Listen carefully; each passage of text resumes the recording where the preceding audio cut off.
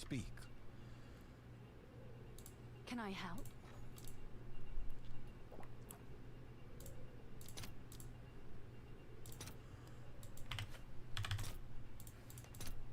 All right. Hey, what's up, Trey? How you doing, man?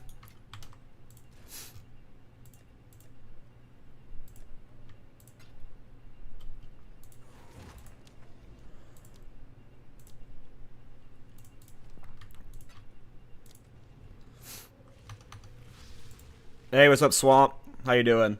Good morning. Nothingness given form. A place that should be. Master girl. Hungry. You are seen. Nothingness approaches. Marked for death. Non-fire. Fast.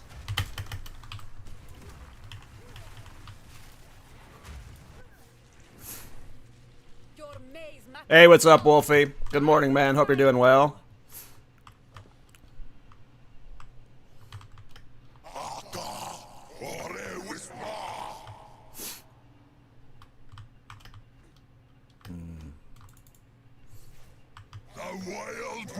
Hey, what's up, League? How you doing, man? Doing good.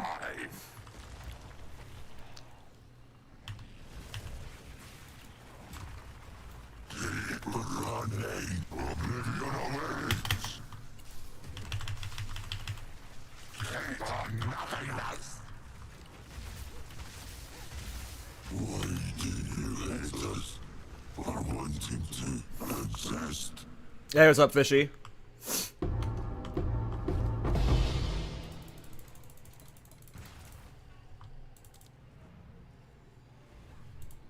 Yeah, the Crown of Eyes Lady Thor is working out. As you can tell, in terms of single target, the damage is looking good. The defenses...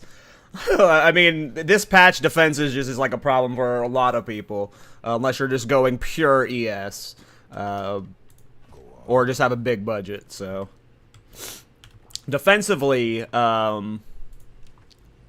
it is a little rippy at times, but in terms of offenses, it's just so much damn fun. This is my first Mjolnir build, and I'm doing 2 Mjolnirs. We're dual wielding the bad boys.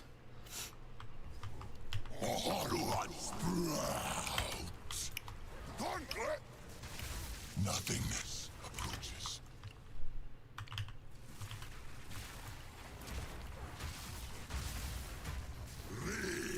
Would you stand still, fool? Oh no, I'm stuck here. I'm gonna die.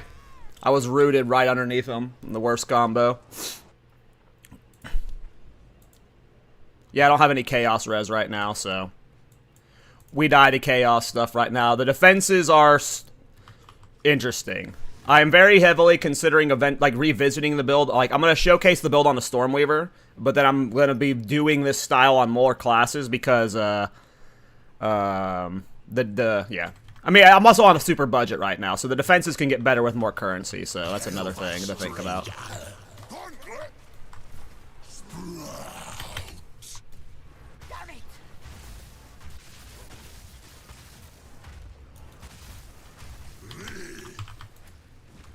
Nothingness approaches. Would you stand still?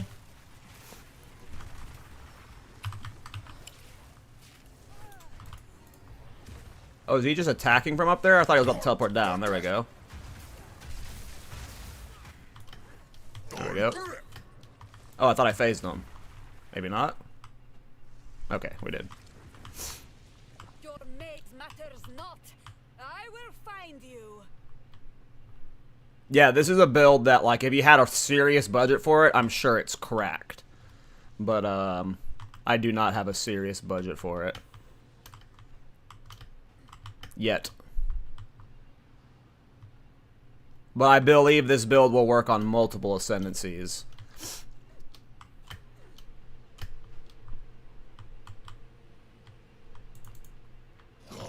Alright, let's see if we can body this guy.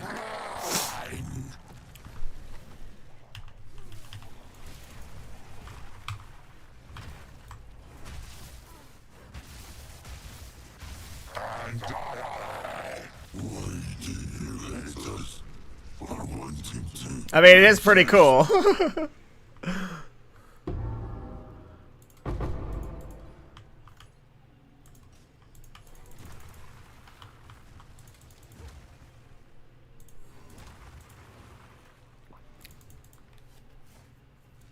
Yeah, it dumpsters map bosses.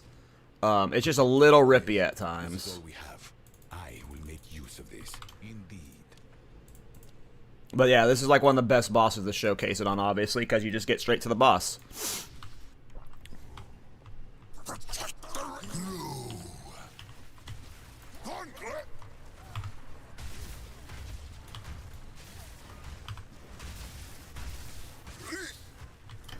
It's really cool, though.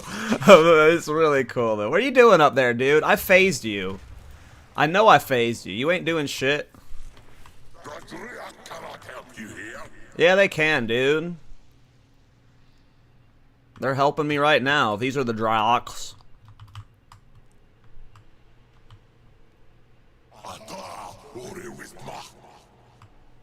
But yeah, Lady Thor.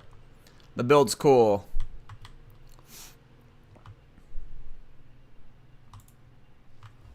Alright, here we go. Why are you over here? Mine.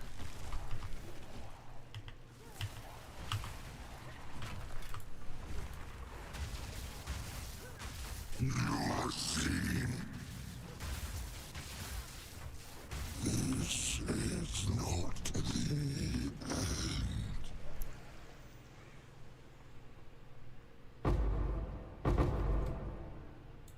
Damn. I got hoed. No good, King of the Mist drops. Alright. Can show some mapping.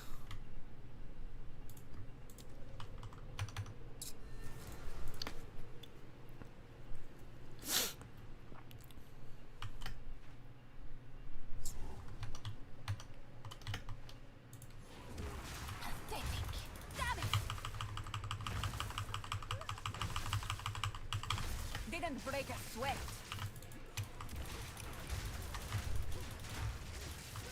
Oh, I don't have my life bar on because I was taking a screenshot. I gotta fix that.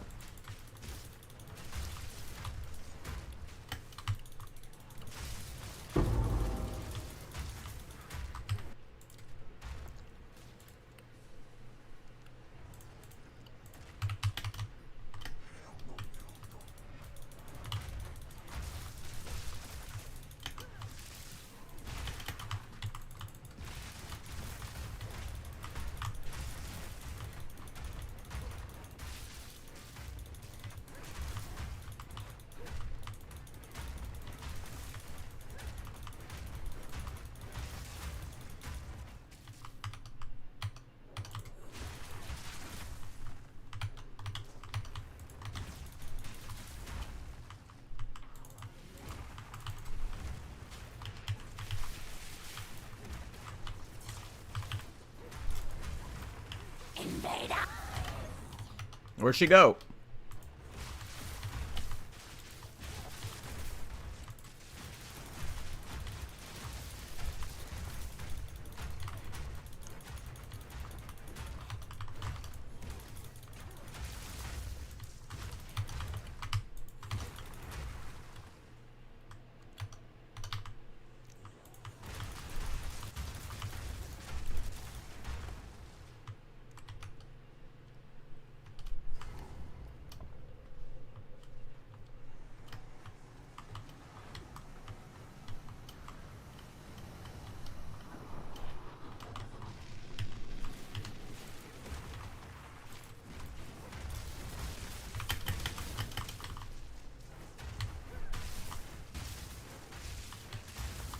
It's hard to get all of my orbs to hit him at once.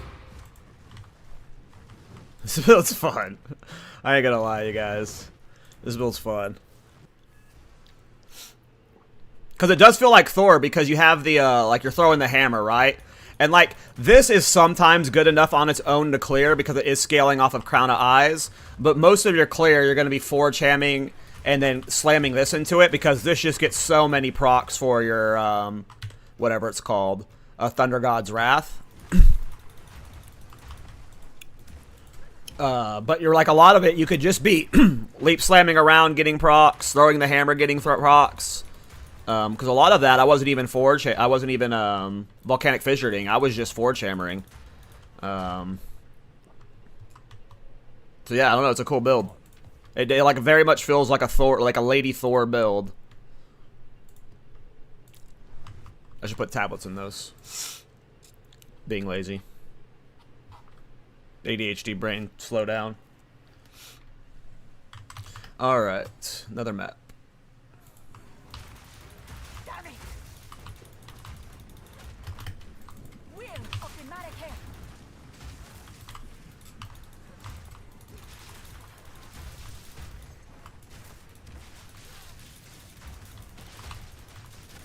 Didn't break a sweat.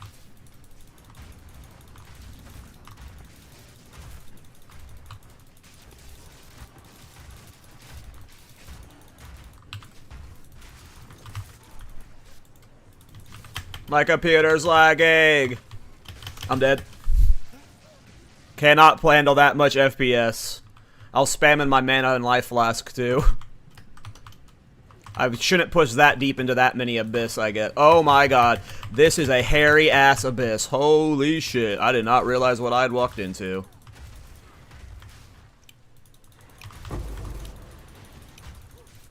I'm dead. Oh my god, the lag is so bad. Get away from it. Oh my god. This is not the build's problem. This is not the build's problem if I die. This is all lag. Holy crap. Or skill. Call it whichever you want. But this is hard to play with this much FPS. Oh fuck.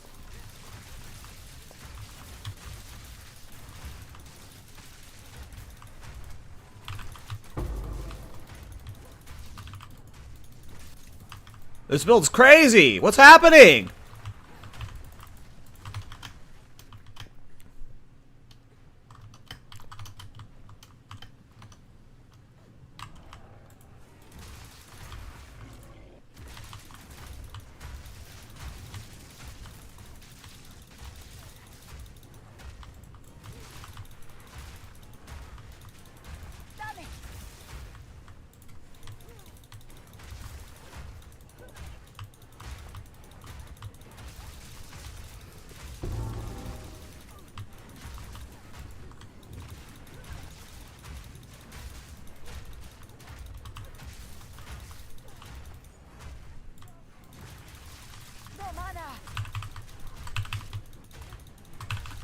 Mana.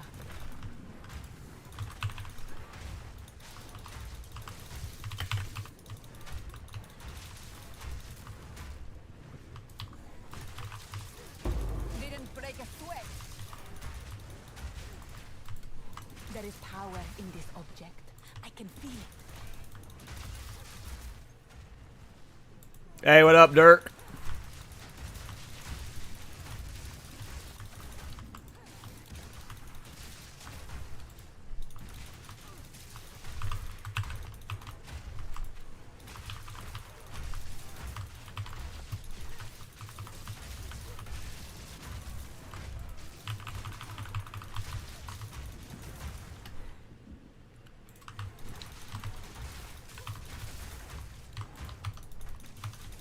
I'm dead. Oof. That was a scary spot. If I didn't get the lightning proc there, I would definitely would have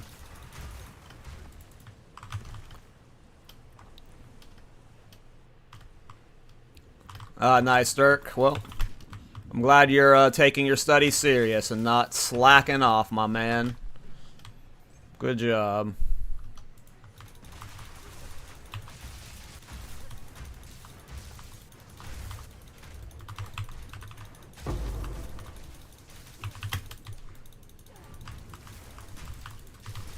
That was kind of cool how the hammer yoinked me to the fucking shrine.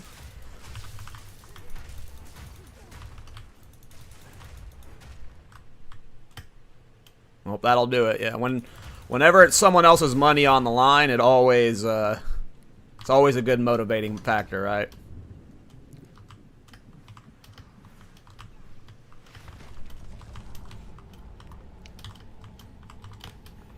Let me teach you. You're so fucked, lady.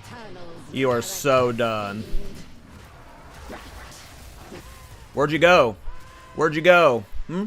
Hmm? You want to teach me something? You want to teach me something, lady? Hmm? Hmm? Hmm? Hmm? Hmm? Where'd you go? Meet the Thunder Goddess.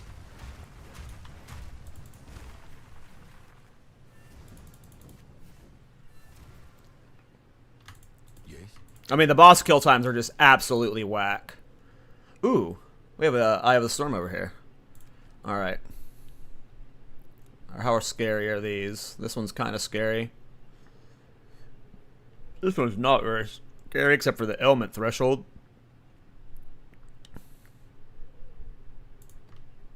Tablets. What do I want to do? Well, apparently in this most recent patch that came out yesterday, they increased the drop rate of tablets, so it's not, from what I understand, it's not near as important. Well, let's put experience tablets in just so I level up faster right now. But it's not near as important to, I don't want to do delirium right now, though, because I'm lagging with this build. Isn't that a shame?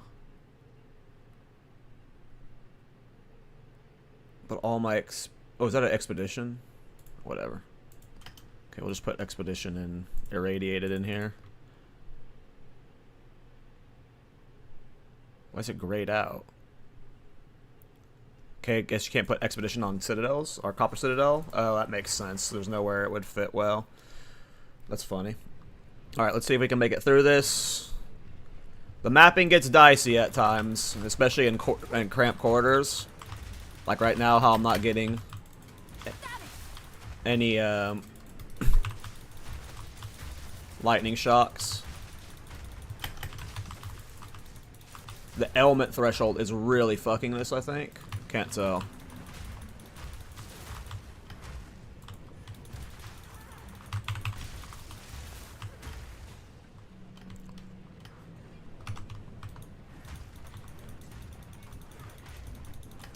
Maybe it's the elemental weakness too.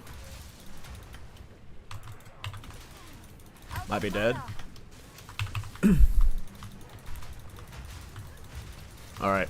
We might have to avoid those map mods going forward. We'll have to see.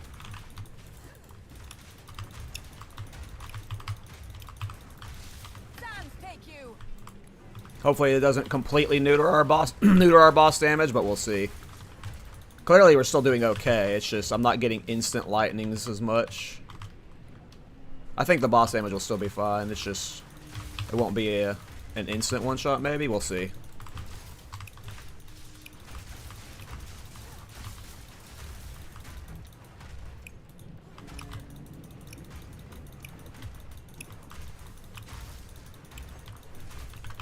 Yeah, it's hard getting procs with only the hammer. I have to use fissure right now with these map mods.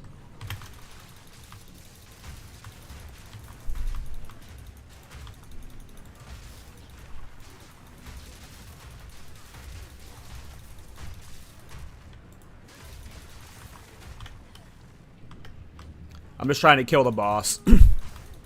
The Citadel fragments are over a divine right now. I'm not worried about farming breach in this map.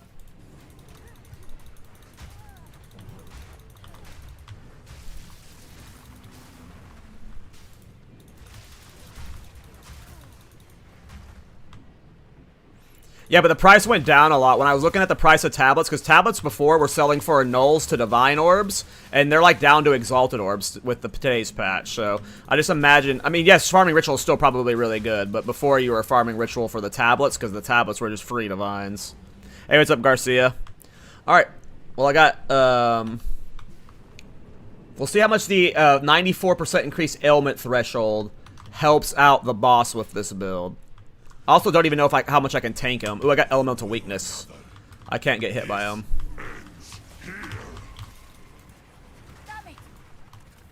Submit. You are finished. I see.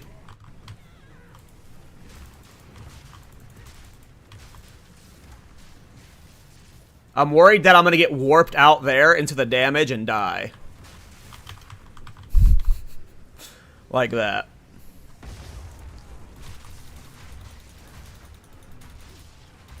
Well, the damage is good, at least. Nothing matters Matters now but the peace. Go. What are you doing? I don't have time for this. Swords! Bends to my will, impede my enemies. Endless hate. Asala. This is not over. Not. What was that, like 3 divine right there? Let's go, boys. Let's go, boys. Citadel farming build. We got a Citadel farming build. We're going to be printing divines today. We're just going to go hunting Citadels. Maybe we'll do some Arbiter attempts, too. Maybe we'll do some Arbiter attempts, too, later.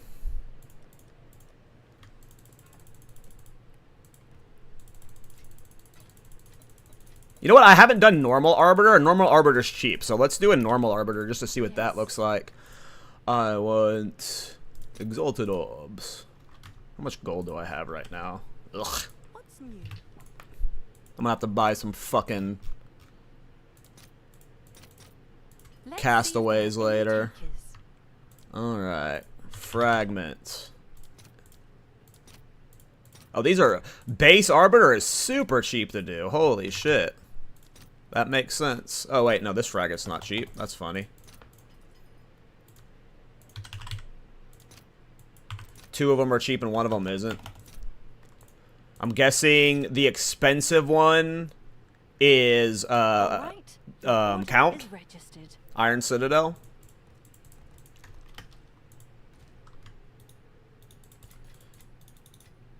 All right, let's go slap base Arbiter. I have not tried base Arbiter. Obviously, he's just gonna get fucking clowned on. Oops.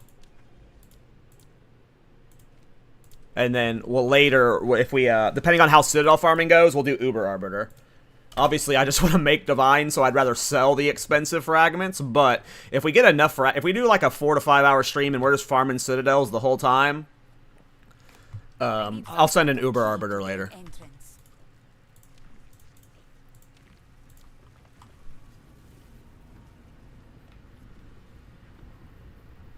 You want to make that build? It's fun build, man. It is fun so far. I am enjoying the hell out of it. I might be playing this for a while. We'll see.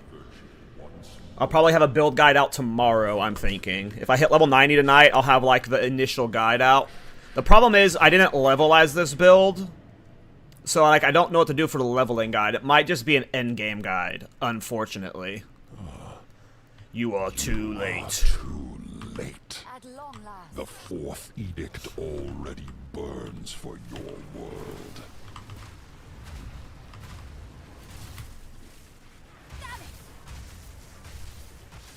Fields of ash and chasms of flame. Oh no! Restore No! Stop spreading!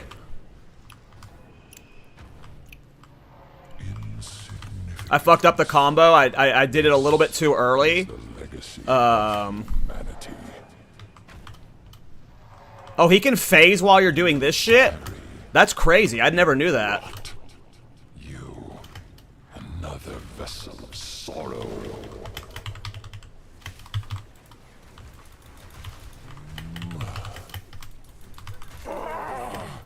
Your duty is over. Yeah, we can definitely handle Uber Arbiter.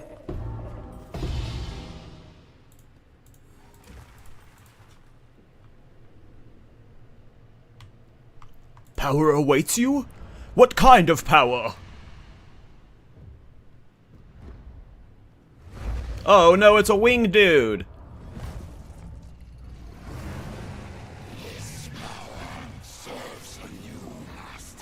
Wait, that was mine! Come back here! Well, that was easy. Alright, so more Citadels then, boys, right? We just Citadel hunt today because I feel like this is a good Citadel mapping build. And Citadel's fragments are selling for multiple divines, so I think we just map them, boys.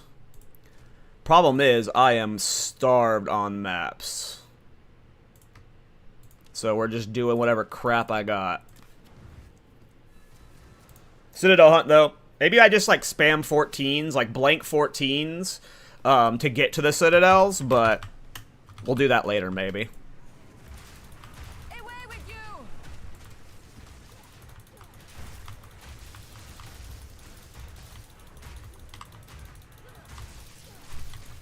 Yeah. I don't have enough juice to not use the hammer. The hammer is just really required for the Giga combo. The ground slam, I mean, the fissures. Over here.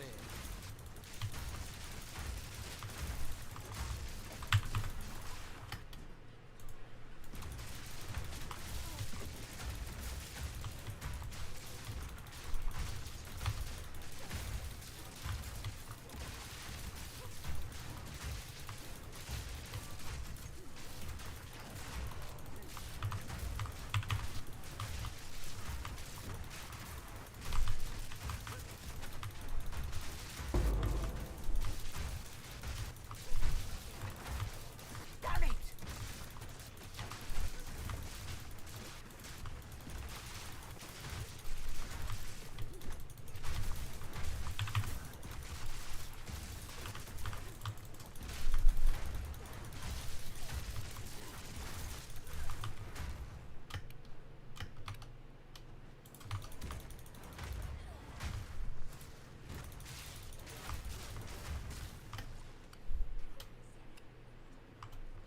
They demand blood. I will give it to them.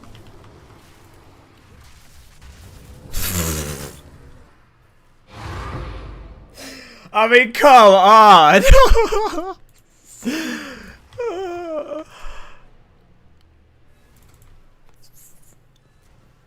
That's some damage, boys. That's some damage.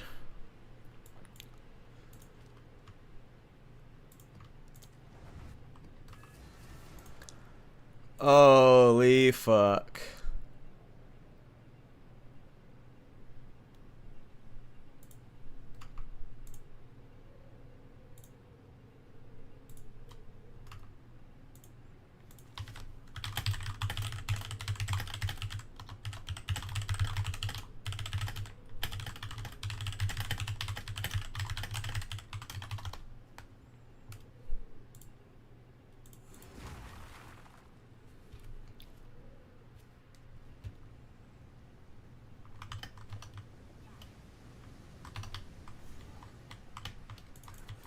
Oh, monkey map? Ooh. I can't believe I lived through that. This build's actually a little bit tankier than I thought. Outside of chaos damage, it's doing okay. We'll have to get chaos res on something at some point. Chaos charm.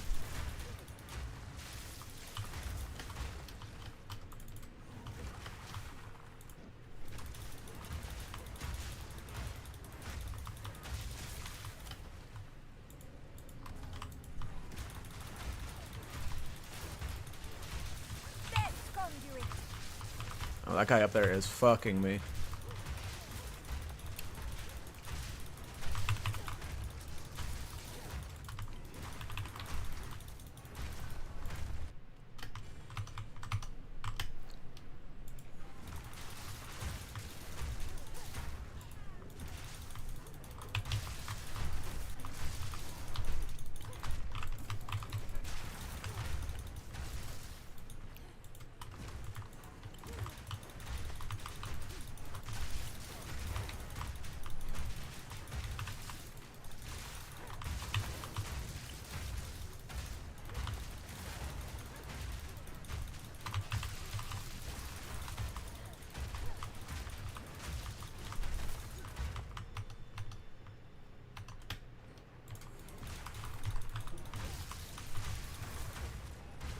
How am I gonna fit Bone Shatter and max speed into this build?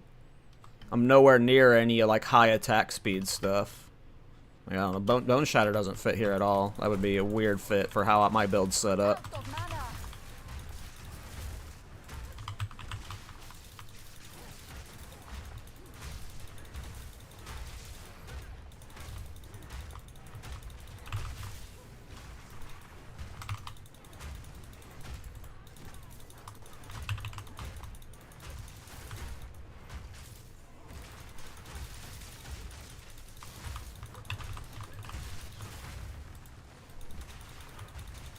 Now, could you do Bone Shatter Mjolnir? Yeah, but not on my Stormweaver setup. That's a very different build.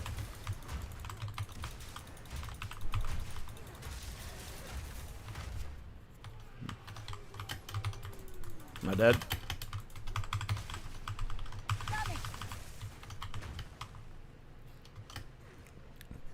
Hello there.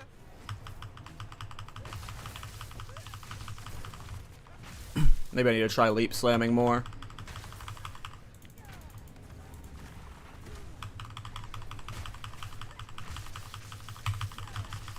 Maybe not. That was just 3 lucky leap slams. Ritual's got good defenses for ailments, I'm guessing, because I don't get many procs here. Am I dead? Ooh, that was close. Flask Bam saved me. I got warped into the tornado, and I just decided to sit in it for a few seconds after I did. Hinakora? No Hinakora yet.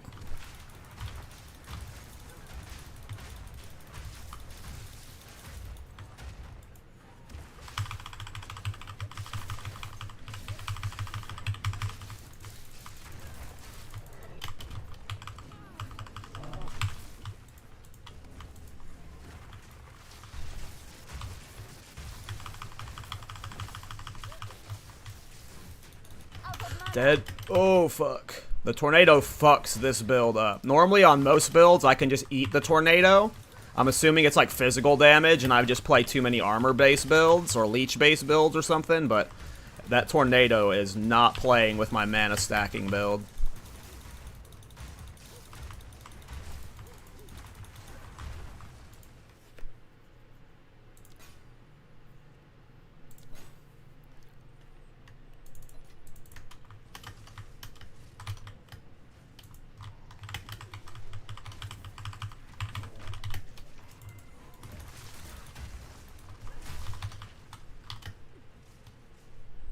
Jesus, this map's long. One of the longer maps out there. Am I dead? I got sprint stun. I'm dead. Woo.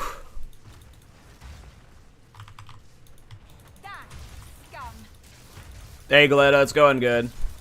I've gotten defenses a lot better. I really only die to Chaos right now. Breach is really hard to do. But otherwise, it's going really good.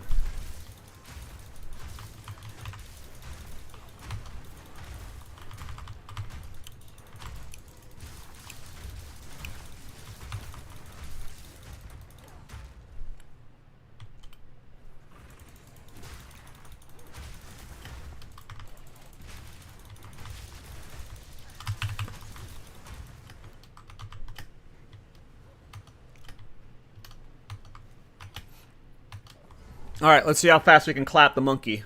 A challenger! Come. Or is he gonna clap us? Catch yourself if you can.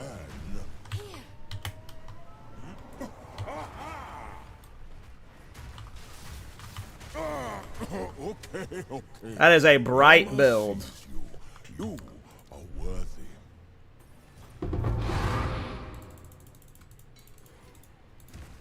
Well, he's one of the harder map bosses, so if he's, you know, doable with 0 chaos res, then I'm sure we're fine.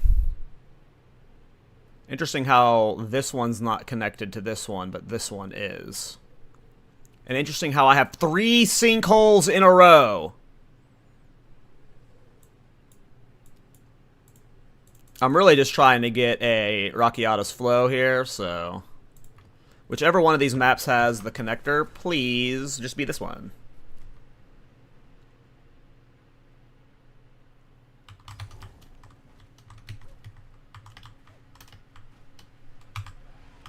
My luck, I'm going to be doing 3 sinkholes in a row. Okay, I shouldn't be leaping in like that.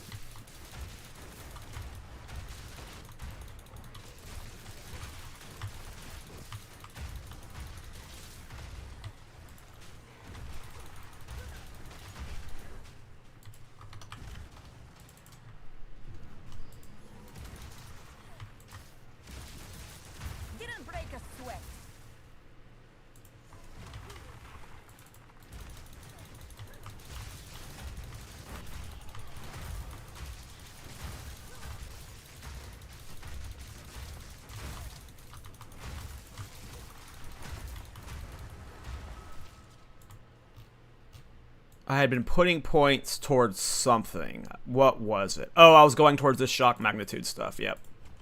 Yep. That was my plan.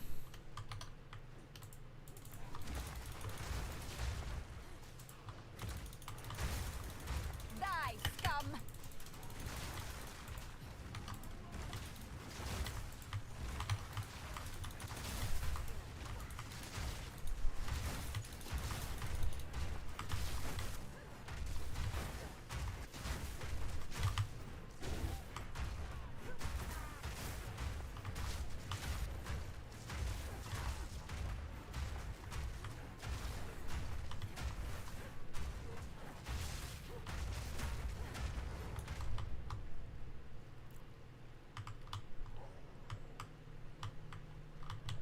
Get down from there. It's time to fight.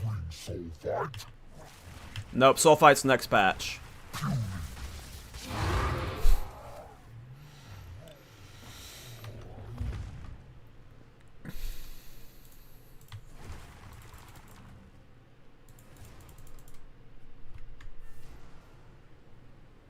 Speak. Of course. So in order to get this Eye of the Storm, I either have to go to this goofball spot way the hell over here, or I have to, like, praise, I have to go through 2 sinkholes. A 3rd sinkhole? Bro, GGG. Why are there so many, like, you should not be able to get the same map touching. Should not be able to get the, technically, I guess they're not touching. Well, this one's touching.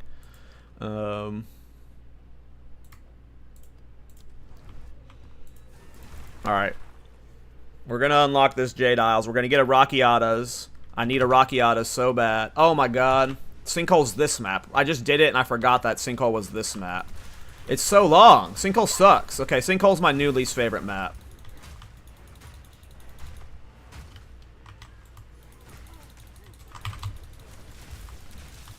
Because, like, the corridors are kind of shitty for my fissures. Like, look how that one fissure literally only hit this, like, little bitty corner right here. Like, it couldn't even stretch around the corner. It's just, least favorite map for sure. For this build and probably all builds.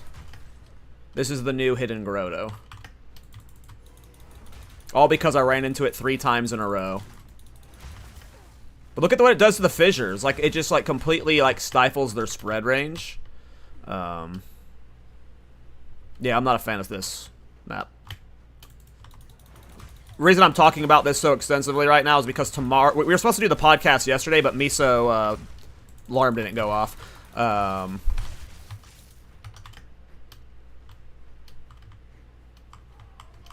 was not meant as shade toward Miso. He had only gotten like 3 hours of sleep. He was waking up early because it was Rabbit's birthday. So, like, Miso just... It's not his fault. We were supposed to have a map discussion, talking about the map changes, and since we haven't... Ooh, that was close. Since we haven't had that discussion yet, you know, I'm just making an extra mental note of how much I hate Sinkhole right now.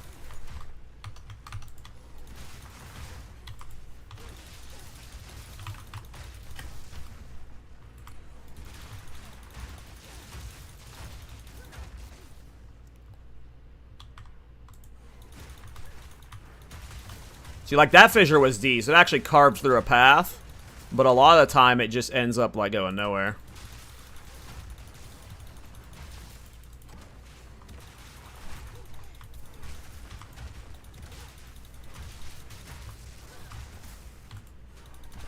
I have rage in something. I don't remember what it is. If you type exclamation point build or guide or something, or ninja... Maybe it's my PoE Ninja. Like, I got my PoE Ninja's linked right now to the stream, so if you type one of those things, it'll link the PoE Ninja, and you can look at what I have in the gems. This map is so long. This is only the halfway point?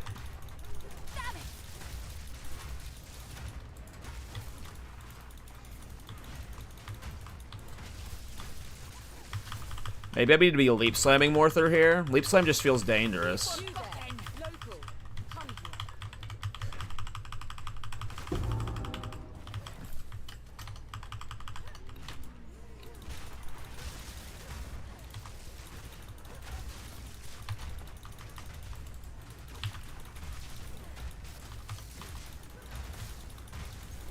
break a sweat.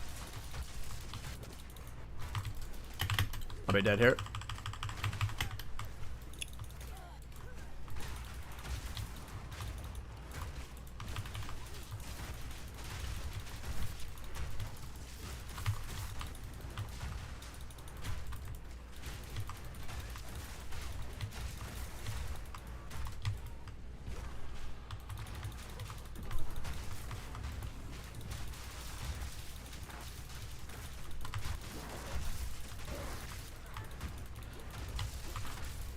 Am I dead?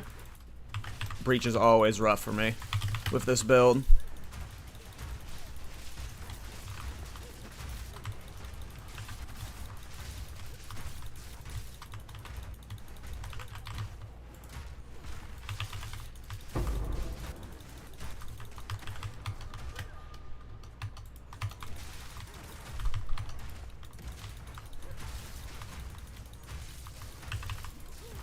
No death.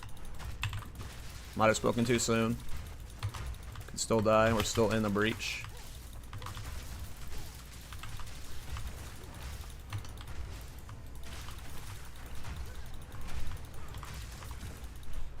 A challenger!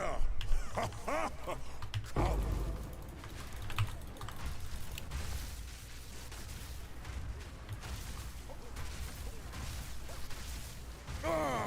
Okay, okay. Yama sees you. Thank you, Yama. A worthy. Thank you, Yama. But we have to do one more scene, Cole. We have to do one more scene, Cole.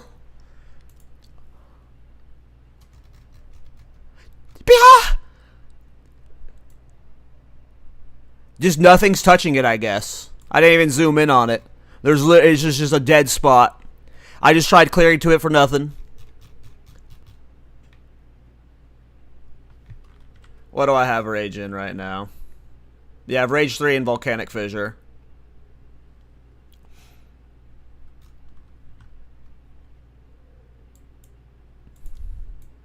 So it's like, I mean, I have to go this way for the Citadel anyways. But I'm sad. Because we know I'm going to clear this one, and it's going to be this one that has the key. Yeah, exactly, Leagued. It's going to be this one that has the key. We're going for the Citadel anyways, but the whole reason I cleared this whole area was to get the Eye of the Storm, so if we don't get it, I'm sad. I'm a sad boy. Where are my alks? Let's alk these. The fuck are alks? Am I blind? Right there.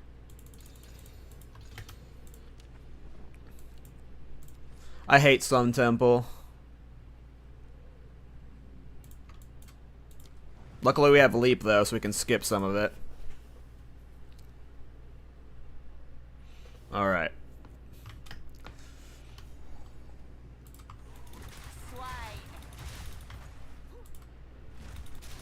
Damn it!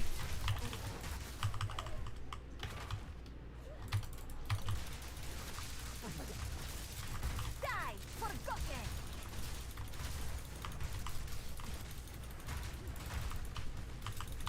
Out of mana! Almost got one shot there.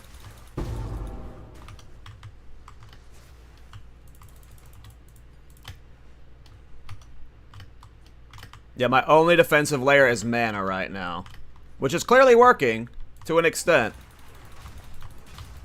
It does get hairy at times, though. Like, it's surprisingly hard for me to get the tier 3 Zets. To clear a path to him, it is scary. Because you have those fast attacking claw boys, and they just fucking plow me. It's rough. Hello there. Hello. How you doing, Rogue? I'm leaving you now.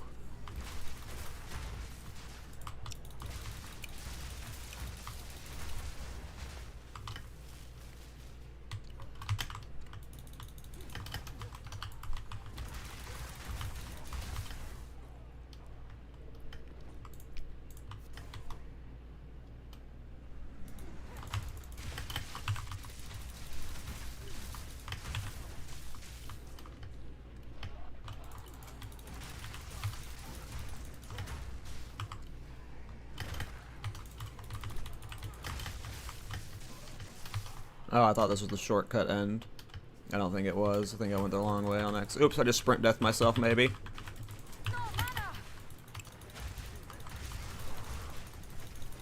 I got charging out of nowhere. Hey, man. What body armor is that? Just a rare armor. I'm using a skin. I think it's called the Paladin set. It was from one of the supporter packs recently, I think. I thought it looked cool for the Thor theme. But kept Crown of Eyes on.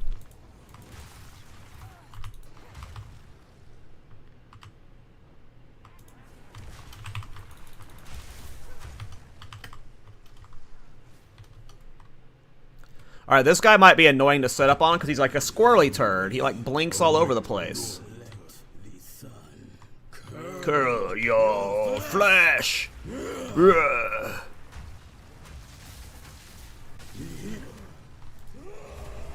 Something about him being a he's a squirrely turd.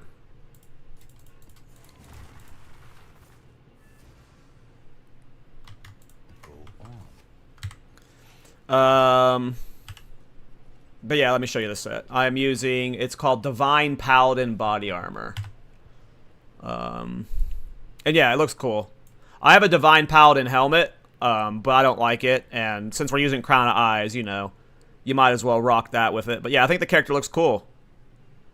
I think it's a cool little skin build setup. Which one's Doriani's prototype? My next purchase is going to be Delia's for Archmage. I'm going to be putting Delia's in Archmage next. That's my next big purchase, I think.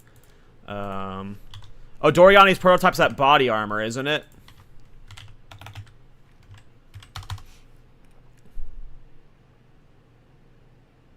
I mean, that would just require a completely different setup.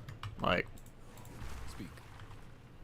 right now I'm doing mana recoup or mana damage taken from mana before life because Stormweaver gets 20% damage taken mana before life, and then I've got a bunch of percentage right here.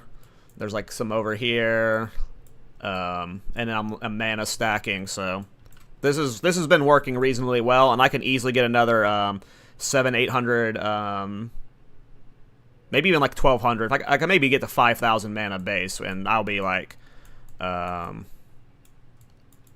yeah. No, I'm pure mana stacking, crit, and then my defensive layer is mana. As you can see, it's working. But no, yeah, I'm full up here. I am full up here.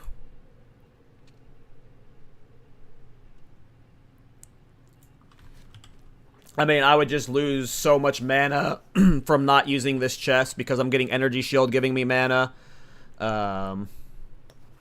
Like, I'm not saying you're wrong, Rambling, but I'm saying I would have to completely rebuild it around Doriani's prototype, and I don't want to do that right now. I'm not saying you're wrong, but, like, I don't just take this off and slot in Doriani's prototype. I would have to completely ditch the mana recoup shit, probably. Like, it would just be a completely different setup. Like, I don't just see me just slotting in, like, a 4-socket Doriani's prototype here. Because I also need, like, the intellect for the in-stacking, and, like, it would just be a very different tree. You know, if you were to do Crown of the Eyes like this on a Gemling or something, if I was playing this half of the tree, I would, like, heavily consider that. Like, if I were to go revisit this on a Gemling or a Tactician, I don't hate this. Like, I don't hate this at all. If I was doing this on a Gemling or a Tactician, this seems really fucking good, right? Like, it seems really fucking good. Like, if you're on anything that's down here, you would rock that. So I was thinking about doing Rapid Assault initially when I was setting up the, just the Crown of the Eyes build. I was like, so what skills could I use that would be fun to scale with Crown of the Eyes? And Rapid Assault was one of the first skills I thought of. But obviously I'm liking the Lady Thor build. But I genuinely think that, like, I'm enjoying the experimentation around Crown of the Eyes so much right now that, like, I'm okay if I spend the next, like, 2 weeks making multiple Crown of the Eyes builds, like one on a Titan, one on a Gemling, one on a Chalupa Monk or something, like different styles, just because like that's what I like doing is build craft, and this is something that's really fun to build around right now. That's awesome, Rambling. That's awesome. Yeah, so right now I've got, like, what's cool is, in Thunder's God's Wrath, because it's only got 2 support, I got 2 lightning orbs in it, right? So one of them is Rakiata's Flow, and the other one is Uhtred's Omen, which is +3 level of supported skills if there's only one other support gem modifying them. So that got my lightning warp to level 33, without even using a Prism of Belief. So that combo right here is just an insane amount of damage right now. Like, Rakiata's Flow, Uhtred's Omen, getting 2 lightning warps to level 33.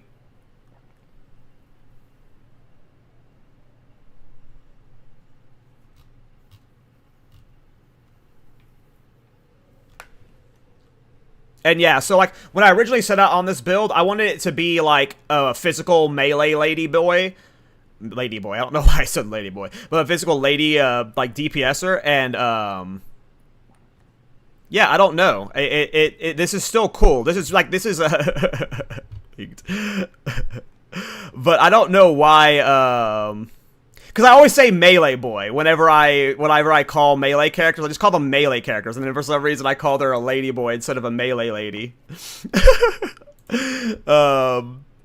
But yeah, I wanted her to be like Stampede and stuff. That was actually a glorious mess up. Yeah, it's pretty funny. That is a funny, that is a funny slip of tongue. But yeah, she's clearly pure lightning damage, and that's cool and all, but I want to do this with other styles. There's so many cool melee skills we might be able to scale. I honestly think you should go quarterstaff with this. I go where I must. Zatch. I honestly think if you were to play this side of the tree with Crown of the Eyes and you played quarterstaff, was it the, what's the ice skill called? Glacial Slam or whatever? Graceful Cat, whatever. You guys are silly. But yeah, I think this would be great with quarterstaff skills. I'm just... Whenever I think of Crown of the Eyes on melee side of this tree, you would still probably play Mjolnir, I feel. But you can... I don't know. This could be scaled so many different ways. Crown of the Eyes is cool. Crown of the Eyes is cool. Alright. Ladyboy Thor, let's go. That will not be the name of this build. Just so we know. Oh, I am getting bodied. Oh, it's 40% of damage is extra chaos damage. Yeah, I'm gonna die on this map for sure. I have no chaos res. I did not read the map mods. We're gonna have to play really safe. I have 0 chaos res.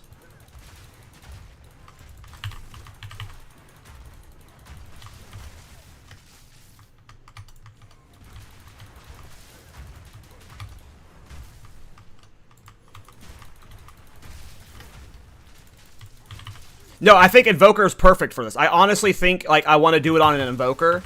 Especially if you, like... Because there's that Spirit, Spirit spell damage, the light thread or whatever. Threaded light, I forget what it's called. That would pair well with it if you weren't doing specifically quarterstaff. Like, you could do a single Mjolnir with that, maybe. Double Mjolnir is cool, though.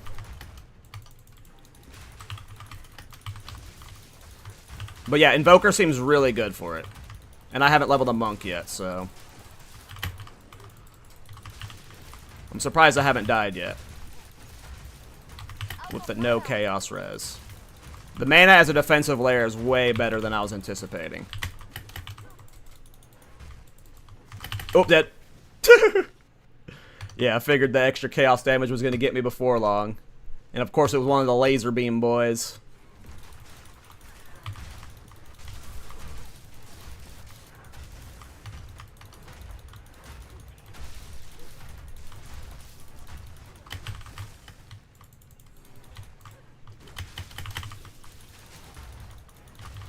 I'll take a look in a sec, League. The problem with not using a rare chest is because we're int stacking, and we need like a lot of int and a lot of strength. So it'd have to have like, if it has int on it, that would help a lot, but I'll have to look at it after the map. But yeah, rare chests are just like, it has a lot of energy shield, which we're converting energy shield to mana. It has int on it, which we need int, which also gets us more mana. And then it has res on it, which, because we're using that mana stacking ring, we're pretty tight on res. And then I'm also like trying to do max mana runes, and like, we're not even like optimized well, right? Like if we look at my gear, I've got fucking res runes in like half of this shit, right? Like, I would love to get a 3-socket Crown of the Eyes with more, with increased mana roll, 3 increased mana rolls, but like, I'm having to run res runes right now. Like, I'm just so unoptimized right now. I'm not even cold cap, 0 chaos cap. It's let me look what it's called. Feathered. Oh, it's a base. It's a base. What's the base? Oh, there's damage taken from mana before life as a base. I did not realize that. I did not realize that. That is a good find. Thank you, Leagued. That is a good find. Yeah, that would probably have to be my next, that would have to be my next, one of my next purchases. Ugh. Barely got out of that in time.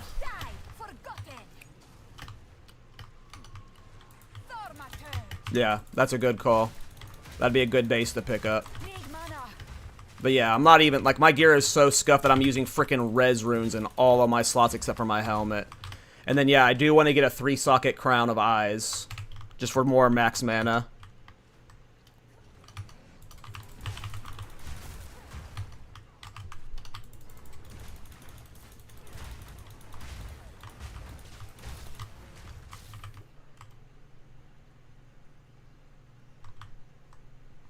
Buy a ring with corruption elemental res. Yeah, I could look for that. Yeah, that's for sure what we could look for. It just depends on if you can get the corruption enchant while also getting a high % increased max mana. Because I bought this one. This one had 27 cold res and then 13% increased maximum mana. So this one just seemed really good.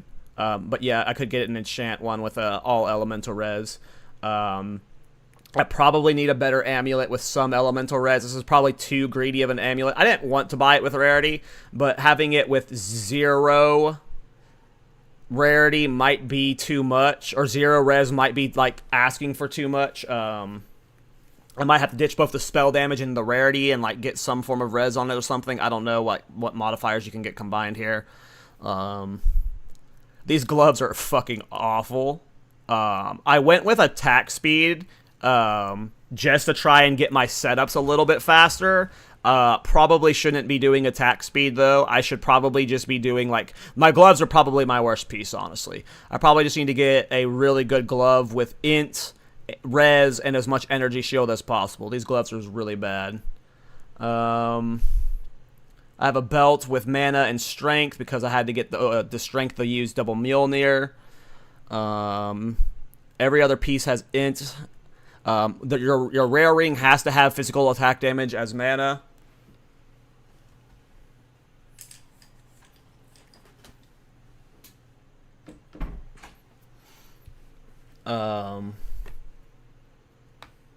In this one, I have gain % of damage as extra damage of elements. In this one, I have 30 spirit because I wanted to run mana remnants. If I had more spirit on the, like, the amulet or the body armor instead, I could run more runes of the sky here for more damage. Obviously, the damage is good, though, so I'm not really worried about the damage, as you can tell. It's really just about getting as much survivability now so I'm not dying. So I need to get my Chaos Res fixed. I just need to get better gear so I'm, like, wearing more runes and stuff. I need to see what my damage taken from mana before life is. Is there a way to see that percentage anywhere? Without doing the 97%. Okay, so I already have way too much, to be honest. Do you think is there a reason to go to 100%? I probably want like a hybrid, right? Like I probably want to be at like closer to 70% maybe. I don't know. I don't actually know. I've never done damage taken from mana before life, but I assume I don't want 100%, right? I probably want to go down a bit, so I can probably re-optimize out of some. I don't know, though. Just something to think about. But yeah, that's where the build's at. That's where the build's at. 60 to 90 for your max mana? Okay. That makes sense. And I do have some, like, recoup stuff, like a damage taken recouped as mana. That helped a lot. Once I was struggling a bit, but once I got the from nothing from this area, and I got adverse growth, that helped a lot. With my defenses. But yeah, I guess I'm a little bit too high on the damage taken from mana before life. 97% just seemed alarming to me, and you guys are confirming that, so. Yeah, there's some optimization we can do there. But yeah, obviously the damage is good. It's just fixing everything else.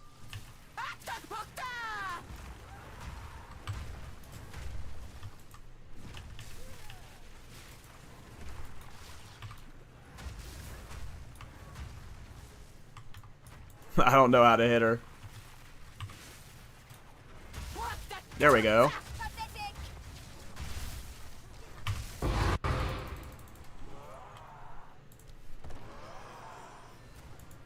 The damage is good.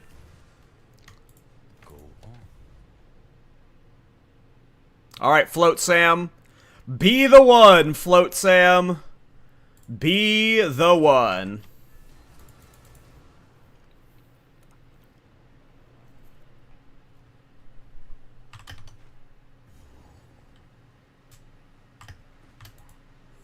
Or we do not get this Jade Isles. Unless there is a tower nearby with a grand project that we can use.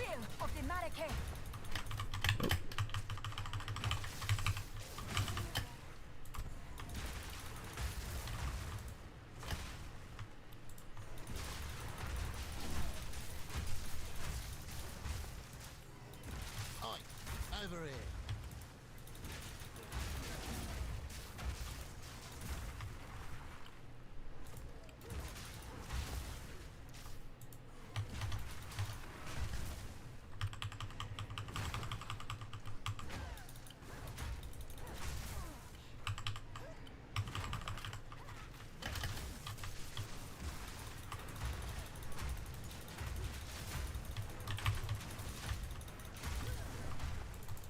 Come forth and fight.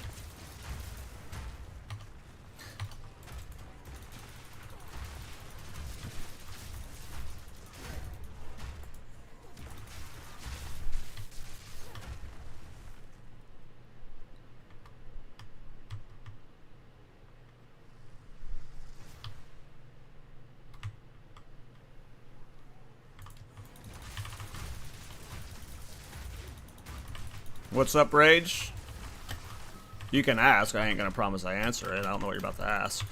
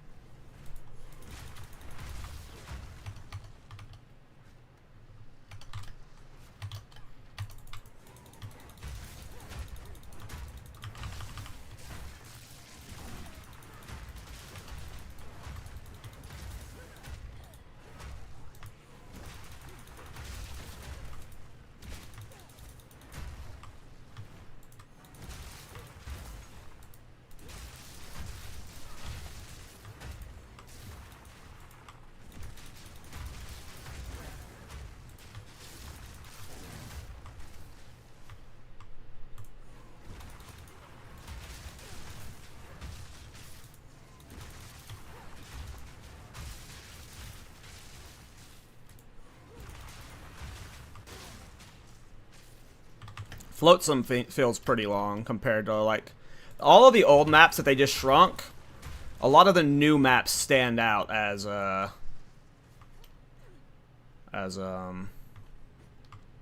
really long in comparison. Outside of, like, Hidden Grotto.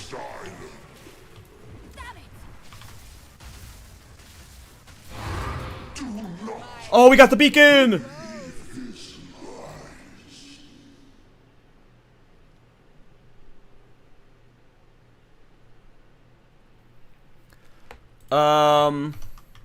I have not watched. When did the video come out, Rage? For the record, whether people want to believe me or not, There was a lot, like, I took down that video for a reason, because I disagree, like, I didn't agree with a lot of what I said. I was in a mood when I made that video. But for the record, whether people want to believe me or not, those PoE players, they're fantastic players. Rutu, Jungroan, all of them. They are incredible build makers. They are incredible build makers, and they know what they're fucking talking about the game. My problem is just how they talked. Was, I guess, one of the things I failed to articulate in that video well. There's a lot of failed in that video, but I don't have, like, I don't think they have bad feedback or don't know what they're talking about in the slightest. So.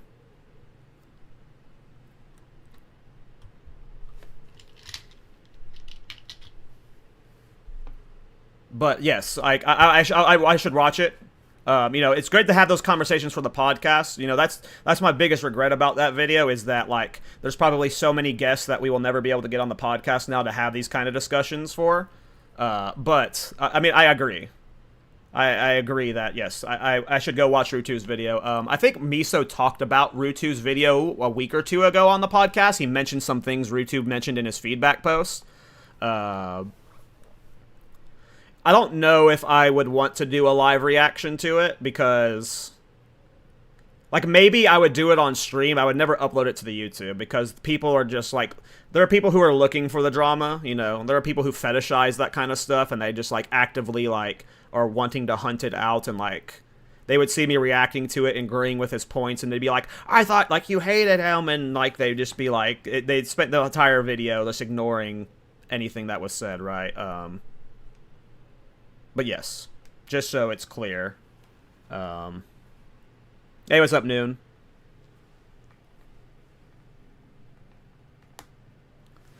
I mean, that's where I'm at with it now, Rage Bro. There was a while where I was thinking about leaving the podcast because specifically I was worried that it would, like, negatively impact Miso and Rabbit long term. They were wonderful friends through the whole thing. They were constantly like, you need to calm down. It's not that bad. Give it time. It'll pass. We support you. We want you on the podcast still. Like, they at no point even, like, at any point were like, it is thinking it was going to be, like, as bridge burny as I made it out to be. I assumed, like, the worst, right? Which makes sense, because I was the one seeing all the nonsense. But, yes. You know, hopefully with time, it just becomes a silly meme. But, yeah. I mean, yeah, Rage Pro. The problem is I don't have mods right now. I need to get a moderator team that, like, can, like, help me handle that kind of stuff. I'm never gonna make a video like that again, obviously. I don't know. Obviously I made that video when I was super emotional and I don't know, I just don't do well with commentary content like that. I need to have my thoughts prepared beforehand. Like live reaction stuff, like my autistic ass just says stupid stuff sometimes without thinking. Alright, let's see if we can handle this Jade Isles. I don't want to do I have Bleed Charm? I do. Maybe get a Rocky Autos Flow.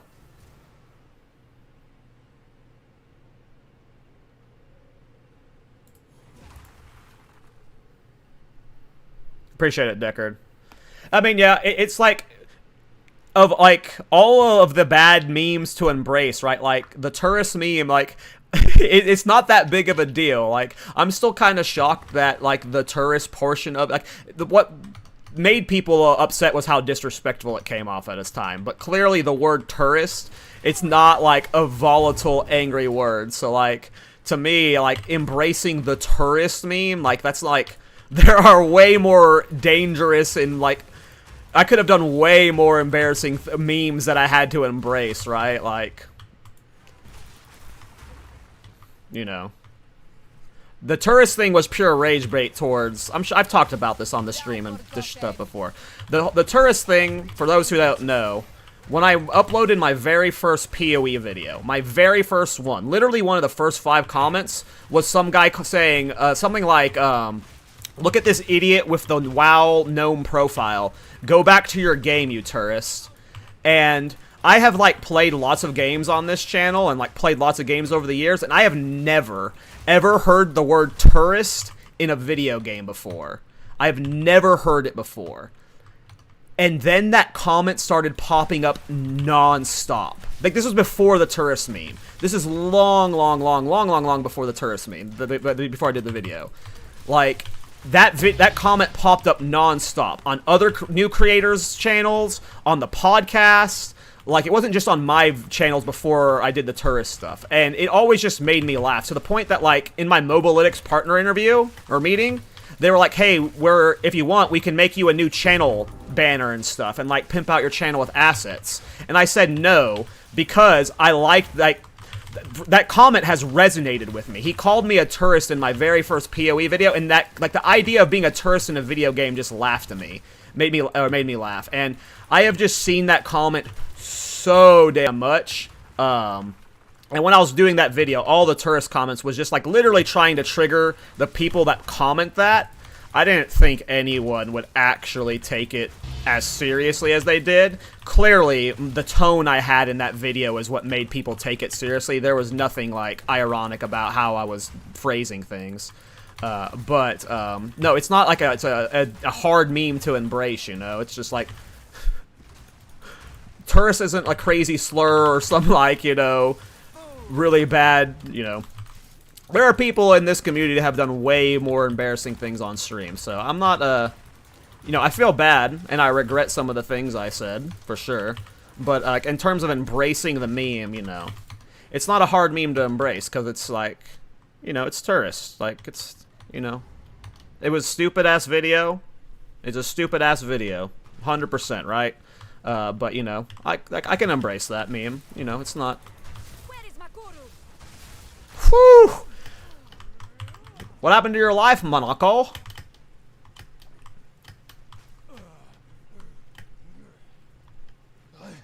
I must be strong. Are you gonna make this a build guide? Yeah, Cable Guy, I am.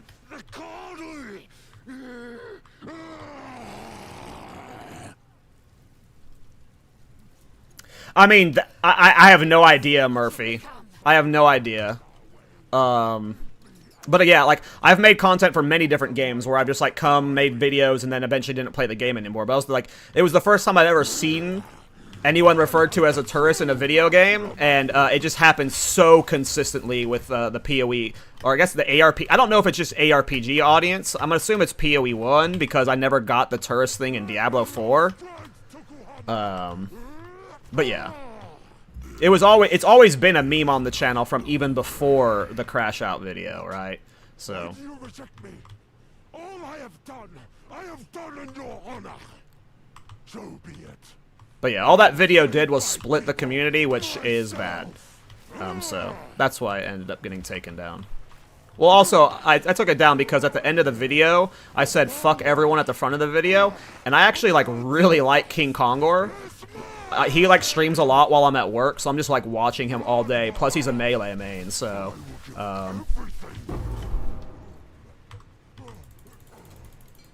what ultimately triggered me taking on the video was when I finally went and rewatched it, because I didn't rewatch it for 2 days after posting it, and I realized what I had said at the end. I was like, no, I don't feel that way. I actually like most of the people at the front of the video. I'm just frustrated with how things have been represented at times. But yeah.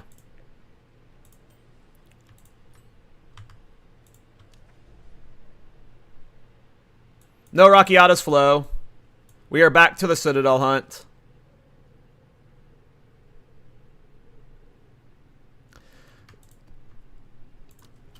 I mean, I'm not disagreeing with you, Rage Pro, but if I say that, then people are going to be saying shit like, Kall is claiming that his crash out is what led to things getting better, and I am not willing to claim that at all. I really wish I would have phrased everything in that video way better.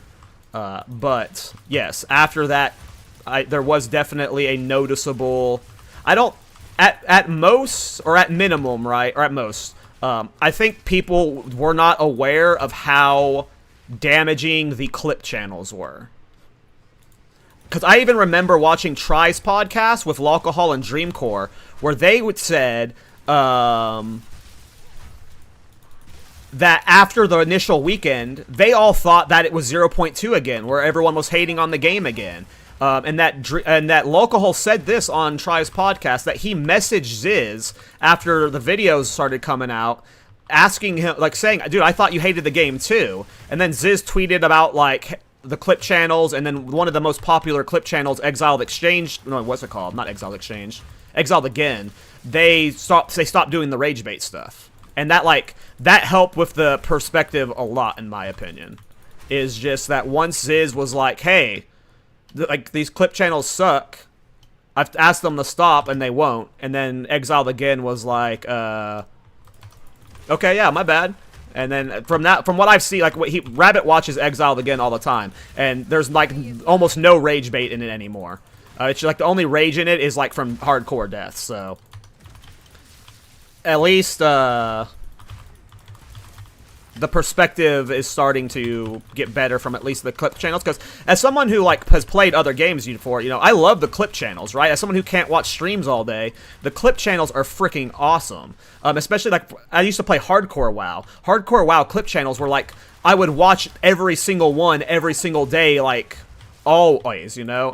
And for, like, when it was this game, you know, all of the clip channels were just so angry, and it just really, like, I'm happy. I'm okay saying, like, I don't like saying I got rage baited. I don't like the term rage bait personally. I think it's a little disingenuous to both sides. Like, saying you, like, to me, if you say you got rage baited or you are rage baiting, you're almost like passing off responsibility for what you're saying or not doing, because, like, it's rage bait, right? I don't like the term.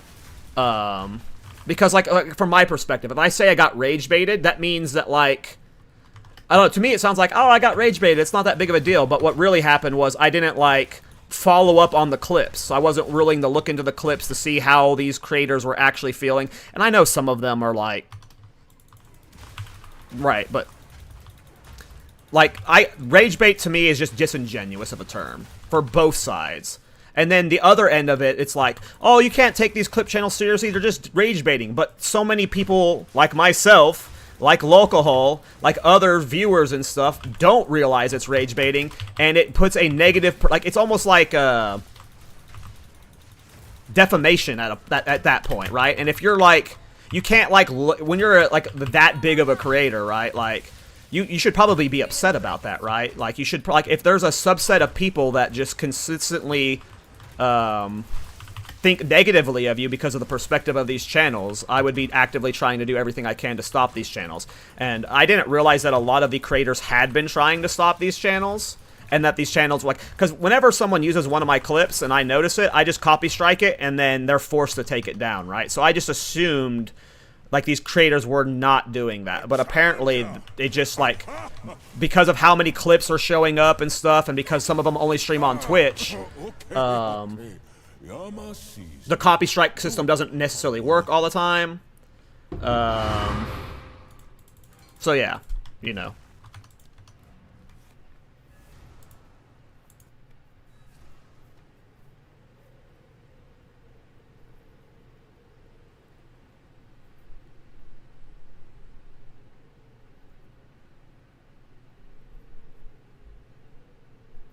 I mean, I don't know if I'm necessarily in a better place right now. Like, I think mentally I'm in a better place, like, as a person. Like, it's gonna sound stupid, but, like, I learned from that crash out. That video will never happen again. I've learned, like, what kind of, things I can handle on the internet. I'm a very sensitive person. A lot of what, like, I'm not saying this as, like, a pity moment or something, but, like,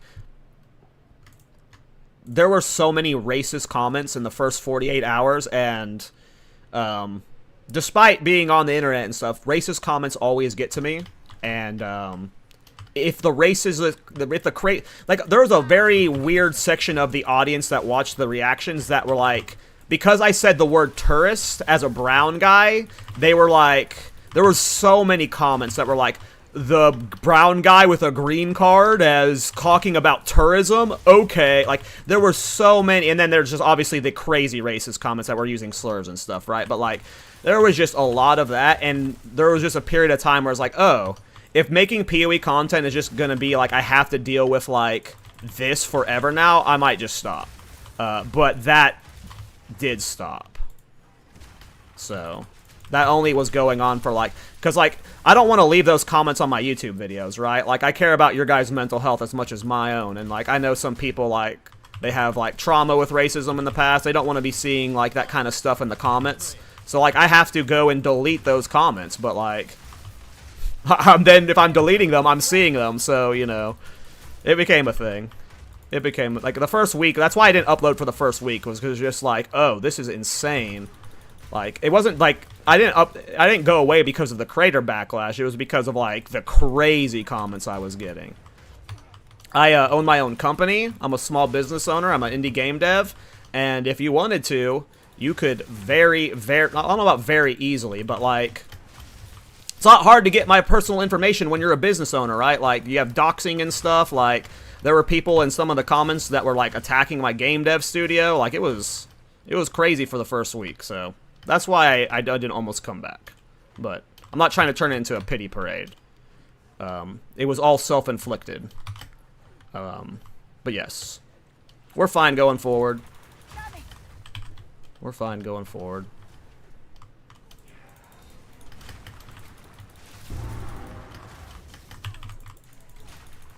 Out of mana.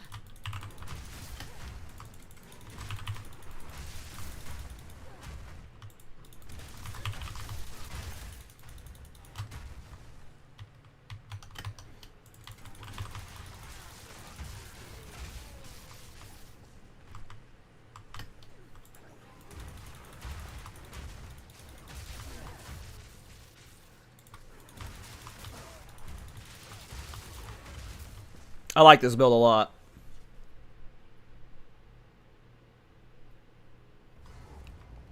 And yeah, like a lot of people wanted an apology video. The reason why I didn't do an apology video is because I hate apology videos. They're just super, like, performative to me. Like, it just seems like you're wanting to just draw back the drama to your channel and get farm views and stuff. I'll show who I am in time and stuff. What is it? You know, I'll win them back if I am, you know, I'm actually, you know, who I believe I am, whatever, you know. Moment of Zen doesn't go this way. Lame. Whatever, I'll just use one of these maps.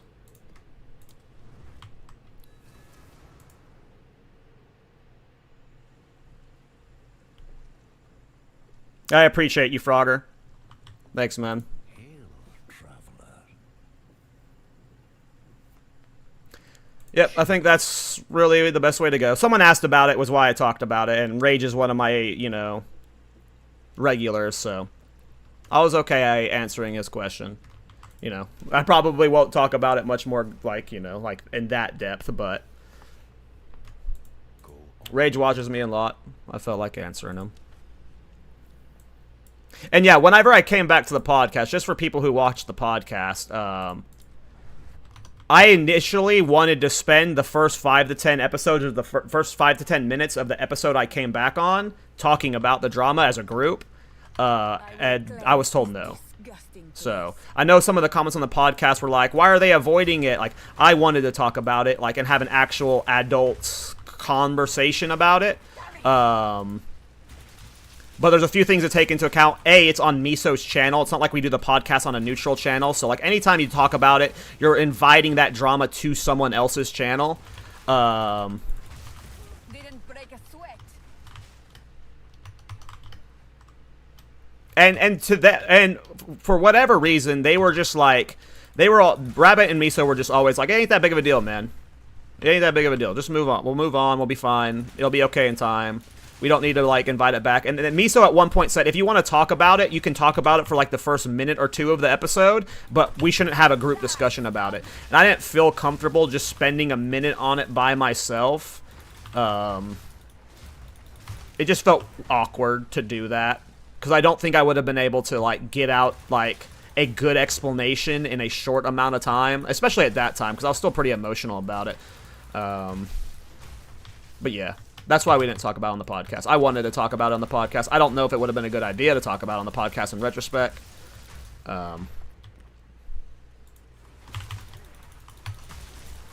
yeah. Yeah, this build's awesome. I absolutely love this build. What's up, Raphael? Yeah, best apologies are like my biggest upset about the video is I come off super gatekeepy, I feel.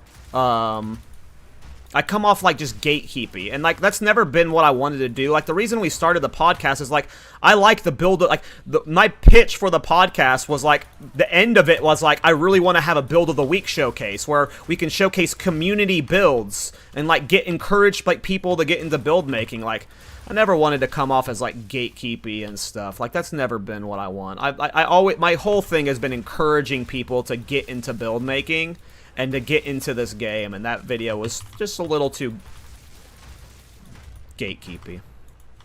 I don't know if gatekeepy is the right word, but it definitely was like, yeah. Whoa, that was crazy lag. Didn't break a sweat. Am I dead? Chaos? Ooh, almost died of chaos there.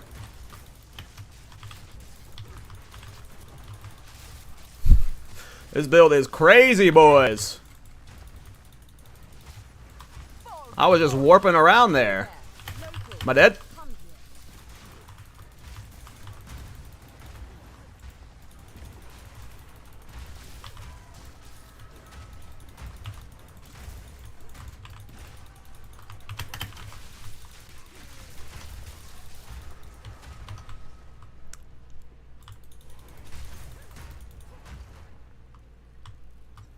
Well, watch this, Raph. You want to see something? If you want to see something, here is something crazy. This boss is about to get Lady Thord.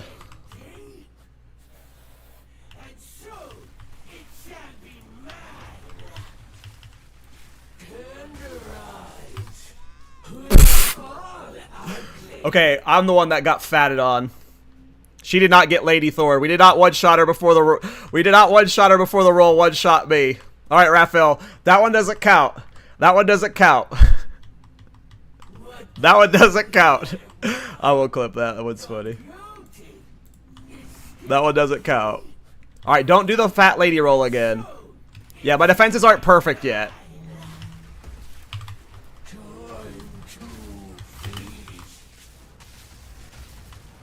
Damage is good, though. Damage is good, too.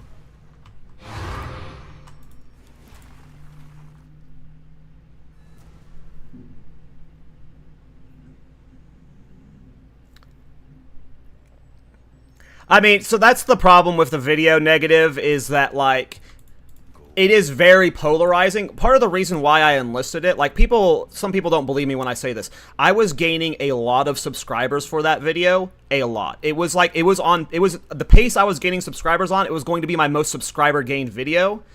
It had like an 80% like ratio when I unlisted it, and then like only people that were viewing it after I unlisted it were the people that wanted to leave rude comments. So it like went down to like a 50% like ratio, but like, I'm not saying this is a positive thing, but like the video was not just like one-sided in hate. It was very polarizing. People saw what I was meaning to say, and some people agreed aggressively with it, unfortunately, with some of what I phrased. But yes, like the air was not good around the game, and if it led to things being slightly better, that's cool. I'm not going to claim that.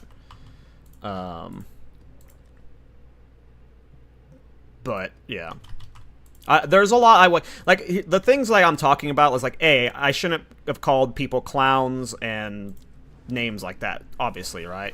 But like there was other dumb shit I said in there. Like at one point I said this isn't a path of building game. Like what am I fucking talking about? Like there's just like weird shit like that I said in it that I was just like just trying to rage bait people with, which was just dumb. Obviously this game's a path of building game. I like there's a meaning to what I meant there. But yeah, there was just some goofball shit I said, of course. So just some goofball shit I've said, of course. I hope this just goes to show I'm not afraid to talk about it. It just depends on who's asking the question, because, like, a lot of that's the people that come in and ask questions about them and I ignore them. It's, like, the way they ask the question. It's clearly they're just, like, fishing for, like, they just want to shit-talk me or something like that, right? Or they're just trying to bait me into saying something stupid. But I'm comfortable having adult conversations about it. Because, yeah, like, again, the deciding factor that made me take it down was whenever I didn't watch it for 2 days. I was really tired when I reacted to it, and I just uploaded it, and then all of my friends were like, no one was really telling me how aggressive I wasn't super aggressive, but, like, how the video really looked. Like, Miso, I think the only thing he said was my Rutu impression was funny, and I was like, oh, I did a Rutu impression? Like, I didn't even remember doing that at that time. And then it wasn't until the day after that I finally went back and watched it. It was after one of the first PoE creators, Snap, I think, watched it, and I didn't watch any of the reactions to the video, just so I had not seen a single reaction, because that's crazy. I'm not gonna watch people watch me for 3 hours. That's fucking crazy. But once I went back and watched it, at the end of the video, I said, fuck everyone at the front of the video. Or, no, I said, I think I said, everyone at the front of the video, go fuck yourself. And that was just, like, I was like, oh my god. That is, like, that is not how I feel in the slightest about any of them. About any of them. But I actually really liked someone like King Kongor, so I was just like, fuck, man, I don't think that about him at all. Like, that's why it ultimately got delisted. It was when I went back and watched it, I was just like, oh my god. That was just so... Like, it can be interpreted as however you want it, right? Like, if you choose to think that I'm being honest or whatever, like, that is completely fair.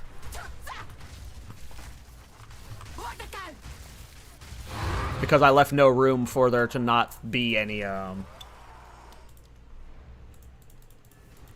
leeway there.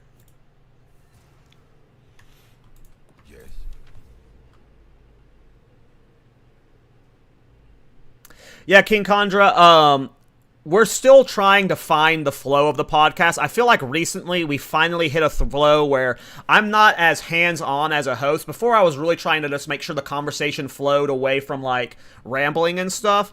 I've, like, learned to lean back, and then both of the three of us have gotten a good dynamic where we can pass back and forth, and, like, we're okay cutting each other off to get, like, little comments in every once in a while, but we're not doing it too much. So I think we fit a really good flow now, and now is when we're going to start experimenting with different formats, because, like, again, the whole point of the podcast was, like, we wanted it to be a build-making podcast, and right now it's more of, like, it's still very build-making focused, but it's more of, like, high-level, like, and almost surface-level build-making stuff. We don't ever actually do, like, breakdowns of mechanics, and, yeah, that's something I'm wanting to add for sure. That is something I am wanting to add for sure. Is, like, just more build makes segments and stuff. Like, in the last few episodes, we've started doing, like, more bro talk. Like, before, it was like we would talk for 5 to 10 minutes, and then we'd go straight into the show notes. But now I'm just letting the conversation, like, we could talk about wherever we want for the first 30 to 40... We did a 60-minute bro talk the other day, where we just, like, talked about random stuff in PoE 2 and whatnot, like... So we're just, like, trying, we're still figuring out the flow, but I think right now, like, the last few episodes have been some of my favorite of the podcast. And, yeah. I want more in-depth build making, discussions. I would love to have, like, build creators come on and, like, we have, like, a discussion about how they made the build and stuff. We're just not quite there yet. We're just not quite there yet.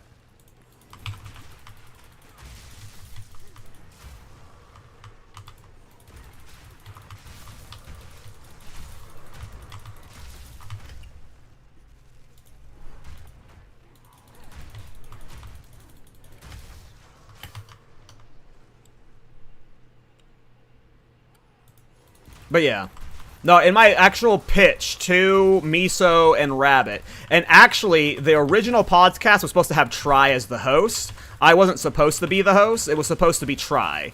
Try was going to do another podcast, because the one he does with Dreamcore Locahole and Sir Gog, he wanted it to, he originally wanted to be more frequent, but they didn't end up wanting to do it or something like that. So he was like considering at the time doing a second podcast, but then he ended up getting like really busy with IRL stuff and other things, and he ended up backing out of it as the host. So I ended up taking over as like a soft host. I think I technically consider all three of us as the hosts of the show. I don't consider any of us like the host. I'm only the host because there needs to be someone that does kind of flow the conversation. Whenever I watch some other podcasts, not specifically PoE podcasts, just podcasts in general, that don't have hosts, like, it just sometimes gets annoying. Miso very likely could have been the host, but we had him be the producer of the show, so he could, like, make sure he's focusing on the Twitch chat and focusing on, like, the overlays and, you know, transitioning scenes. Didn't have to worry about the flow of the conversation while running that. So, but, like, I don't really consider myself, like, the host in that extent, even though that's kind of the role I have kind of played out for myself. But it was really supposed to be us three and Try, and it was supposed to be like Try hosting a build making podcast, like, purely. But in my original pitch to Miso and Rabbit, like,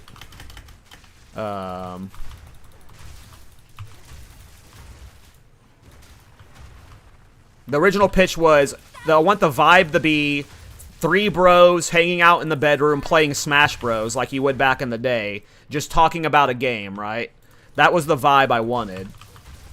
But then I also wanted it to be like encouraging build making, and like my initial pitch for them was like it had the build of the week at the end, like, in it. Like, oops, we died. I was trying to kill that guy and standing on that thing.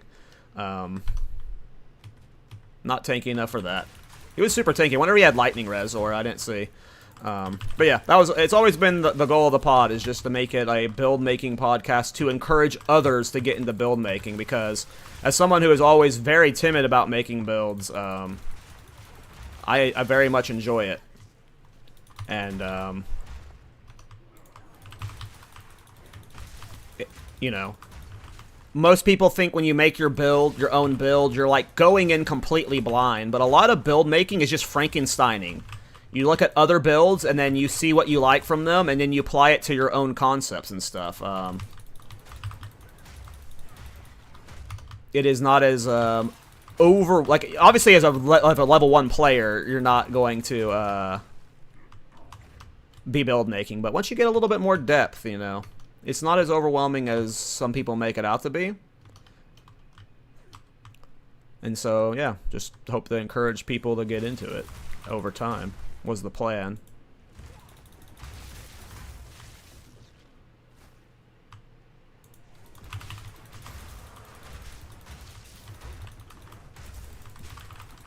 Is it gonna be expensive? Yeah.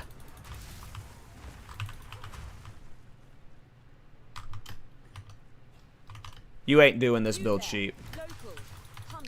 Looking at like a 40 to 70 divine budget, probably. I'm not sure. With my current setup, this is the offensives. Like, it gets better if I get 1,000 more mana. If I get 1,000 more mana, I'm going to be super tanky, but it's expensive because we're using Rakiata's Flow. Rakiata's Flow is, what, 17 divine?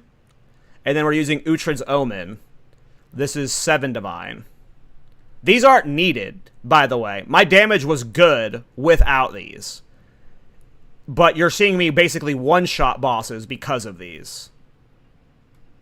Are you playing Mind Over Matter? No. I'm playing only Eldritch Battery.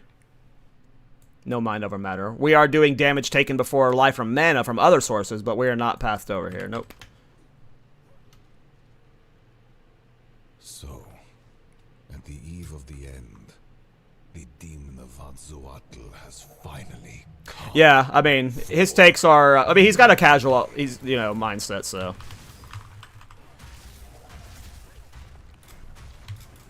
Pathetic. Damn, we didn't one-phase him. I bear the burden for our future. He moved out of my molten ground, so my initial combo didn't. If you can one phase him before he gets this up, you can completely skip this phase. But you have to one phase him before you get to that part. So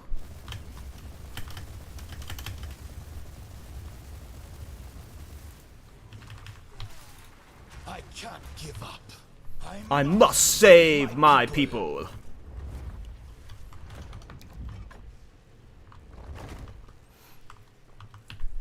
No, I will succeed. Existence is merely energy. I probably could have killed him there, but I got scared seeing the swirl, so I stopped because I didn't want to get flicked into the swirl. Oh, I leveled up. Nice. More shock chance. Well, I mean, that's part of the reason why I like me, Miso, and Rabbit so much. Like, the podcast ended up being way better than I would ever hoped it would be. Because me, Miso, and Rabbit are very different players. Like, sometimes we all agree on the same thing. But there's plenty times where I think Rabbit and Miso are just straight up wrong. And that's awesome, right? Like, we have just completely different playstyles and perspectives, so... We do still have that element. Damn. So much gold for the tertiary fragments to get them into the exalts. Alright, Citadels are easy. Let's do some pinnacle bosses for a moment. Show some pinnacle bosses. I haven't shown a pinnacle boss since the start of the stream. We got some more viewers in here.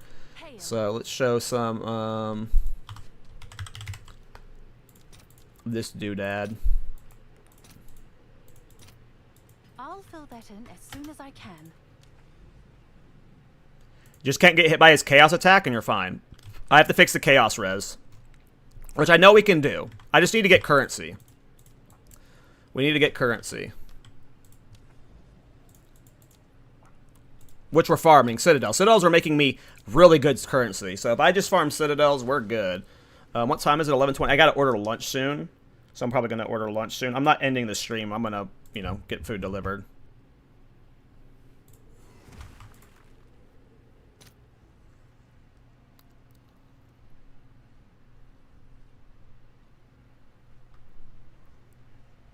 Nothingness given. Yeah, I mean, and there's plenty of times where I have, like, changed my opinion on the podcast.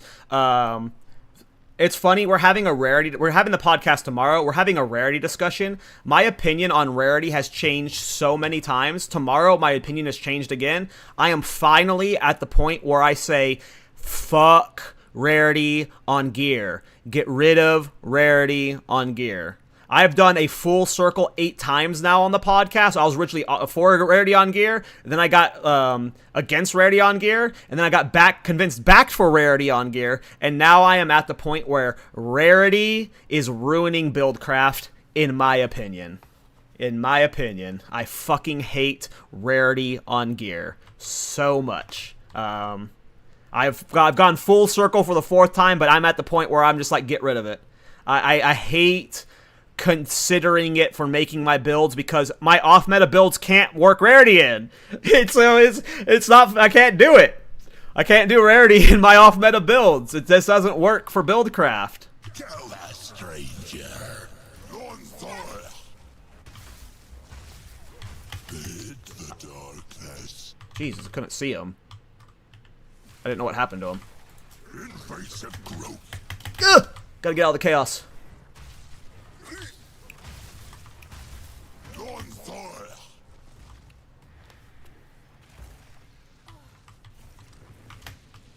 Your maze matters not. I will find you. It's just my brain is at where it's at with Rarity right now. I'm going to talk about it on the podcast, so I don't want to go too heavily into it. But my brain with Rarity right now is like, you can't have Rarity as a stat while also you have to have Elemental Res on as a stat. Like, the combination of the two of them is just, it's too much. For how good Rarity is, it's just, you have to have both if you want an efficient endgame build. Period. It makes a difference, unfortunately. So long as you know me, I will always exist. There is power in this object. I can feel it. It's like, I like so many of my builds when I run no rarity on them, I just feel awful about it. And this patch specifically with how okay, so if Delve is coming out, right, and Delve is going to be so defensive oriented, like I just don't see how rarity is going to work into most builds. Just most builds. Like there's only going to be a handful of builds that can do rarity, and I am I don't know, I think I'm out on rarity on gear. I love rarity being scaled with difficulty of content, but I am finally fully out on rarity on gear. If you make it have less weight, you'd have to make it have... Like, that just turns it into the PoE 1's quantity or whatever, right? Like... Even if it was only 50 rarity, at that point, what's the point, you know? How's the build working out for you? Well, let's show you.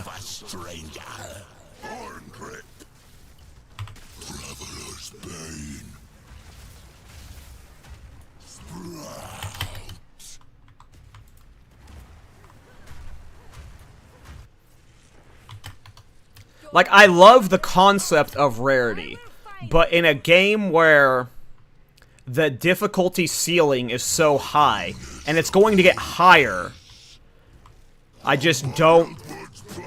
this patch has made me stop enjoying rarity as a build crafter, specifically. As a player, rarity's still fun, getting more loot's still fun, 100%. I'm talking specifically for build craft. I couldn't see what attack he was doing, so I ran away.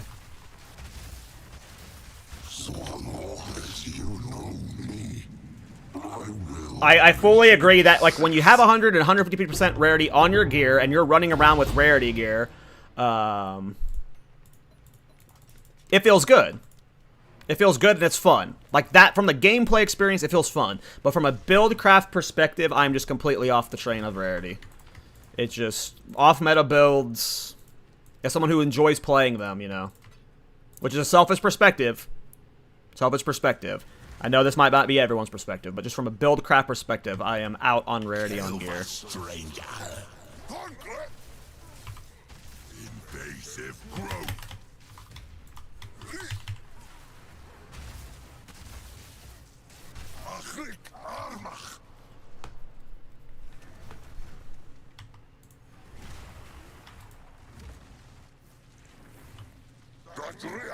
I mean, I just listen to what, like, Dead Rabbit says. There is, like, people have a skewed perspective on diminishing returns and what that actually means. There is no sweet spot for rarity. Get as much rarity as humanly possible that your build can hold. If your build can run 400 rarity, and you're not dying... That one looked cool. We're clipping that one. If your build can hold 450 rarity, and you're not dying, and you're not giving up movement speed, you should run 400, you should run as much rarity as your build can hold. Diminishing returns, it doesn't flatline the gain. Not as bad as people are thinking it does. So, the best breakpoints are 100 and 150, but if your build can be a ritualist with 400% rarity, one-shot all content still, with, you know, 100% move speed, you should do that. You should 100% do that. That's the problem with rarity, is it just makes it to where something like Ritualist Spark becomes one of the just best, and it creates so much inflation, right? When you're talking about 400% rarity on a Ritualist that's Spark, the amount of currency per hour that those characters are farming compared to someone who's even at 100 rarity, the difference in inflation is just awful. But that's just talking about the impact of rarity on the economy. That's not really talking about, like, I'm not really an economist. I don't really, like, you know, I'm not gonna, like, go into that discussion. I'm the wrong person for that. But I'm just talking specifically from a build make perspective. You feel the difference rarity makes dramatically, even going over 150. So, like, you're just constantly having to think about rarity in builds. And then there's just, like, this patch has shown me, especially with how deadly Abyss is and how deadly Delve might be next patch. Not might be. Delve will be deadly next patch when you go deep enough.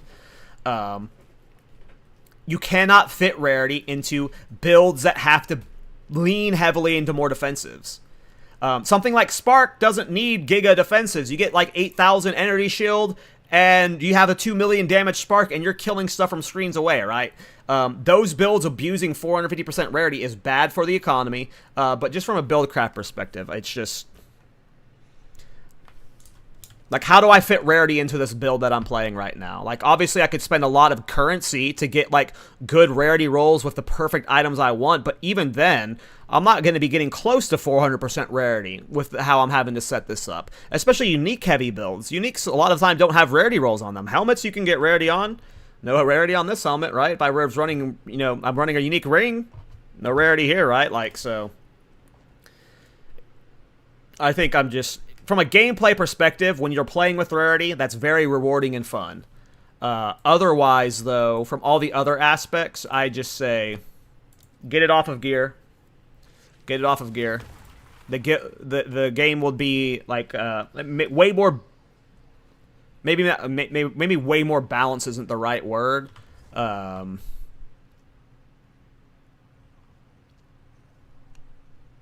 Because then those, like, 3 million spark builds are now just leaning heavier into defenses and stuff, and they widen that gap that way. But in terms of, like,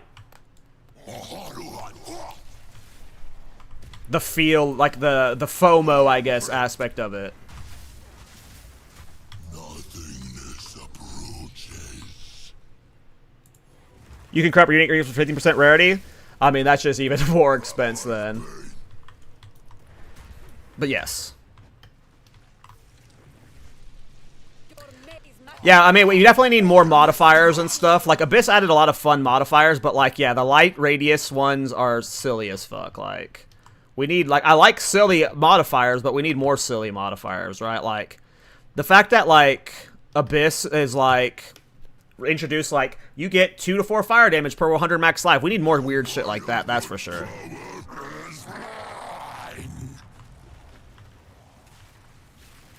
But, like, all your guys' solutions is adding more rarity to the game, but that still makes me force rarity into gear on gear that I can't really force rarity on. Like, if I was to force something into this build, right, I want to force more defenses. Like, if there was more ways to get rarity, I still wouldn't use them, right? You know, more ways to get rarity just makes the builds that abuse rarity even better. It doesn't make my build better, because I would need something that, like, I need my defenses better to fit rarity in, and that's just not going to happen, right? Not with off-meta builds. And maybe that's just the downside of always playing off-meta builds. Again, I'm talking from a selfish, one-sided perspective here. Because I've seen... I love playing with rarity. Like, having a 200% rarity on my Witch Hunter was fucking awesome. I don't know why I just cleared... Oh, I was doing King of the Mist. That's right.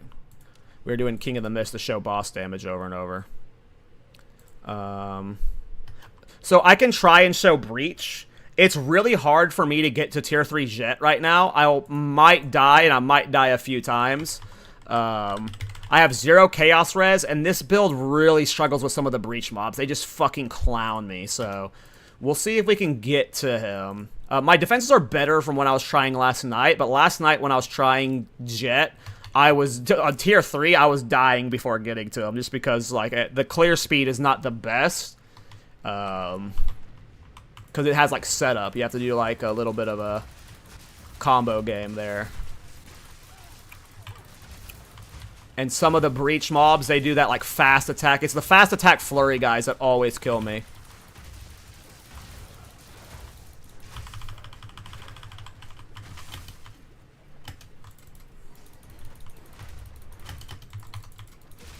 Because we also don't have the best stun threshold with this build.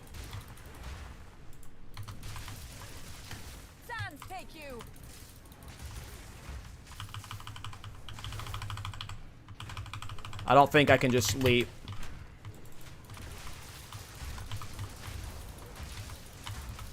I also think I have too much mana before life. We talked about that earlier. And that makes me play a little bit more timid.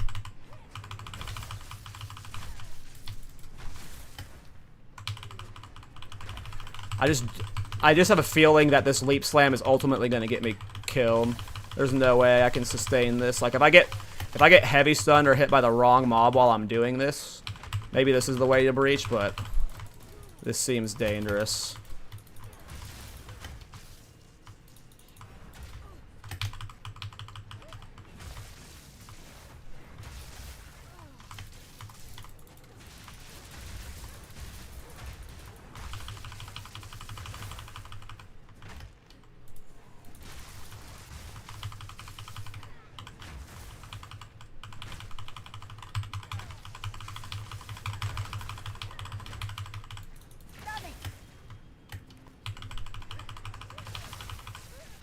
Alright, maybe I've been sleeping on Leap Slam as a clearing utility in Breach.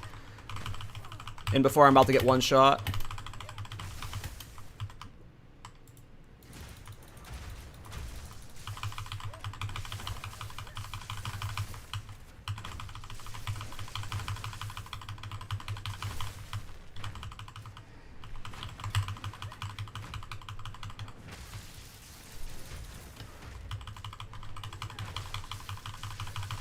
Those boys right there, they always clown on me. See how my mana just got instantly dumpstered on? About to die, don't. Oof. I have to, like, I probably just gotta instantly fissure those guys and take them out because they are too risky. That was just a gray one. Alright. Yep. Obviously, Breach is a little awkward right now with my current defensive setup. Yeah, I mean, also Thorns is just completely different, because Thorns just completely clowns through Breach because they just all instantly die. No Thorns here. Yeah, I played Thorns Chronomancer. I played it last patch. It's probably a lot better this patch. It was okay last patch.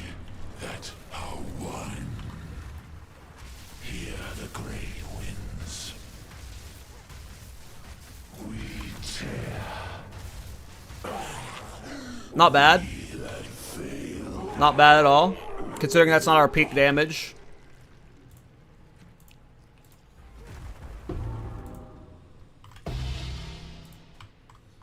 Not bad at all. Yeah, mana stacking I don't like. Mana stacking I don't like. I think mana stacking for Thorns, and in general, is bait by a lot.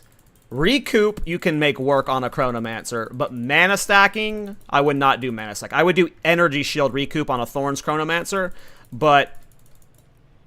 Oh, right, I forgot I got a From Nothing. I don't know if Glancing Blows is worth anything. I don't have my Exile exchanged on. Alright, I need to order lunch real quick, so let me go ahead and order that.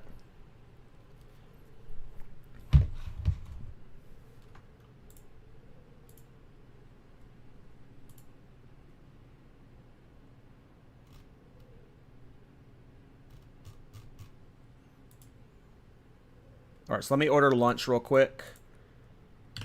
Get myself a sub.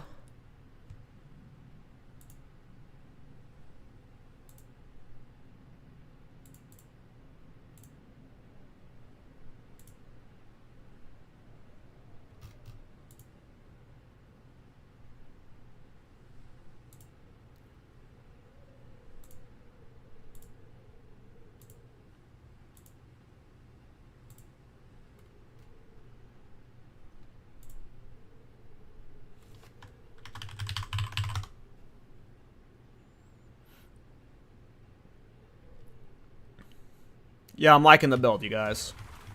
I am liking the build.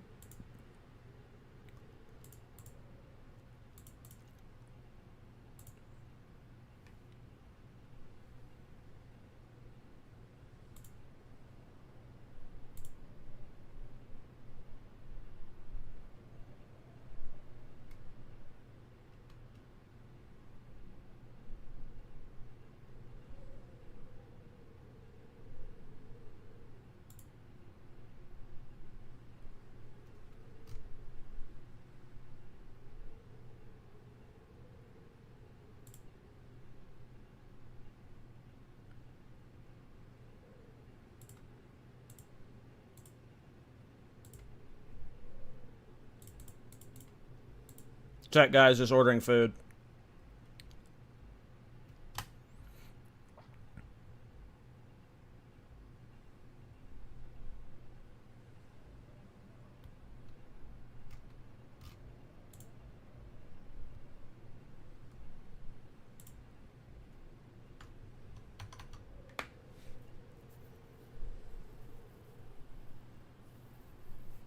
I mean, I don't know which one you're talking about proper. There are many Mjolnir builds out there. I've seen a handful of them. I don't know which one you're talking about. You have to tell me which creator made it. But there are many different Mjolnir builds that I've seen. So, give me a second.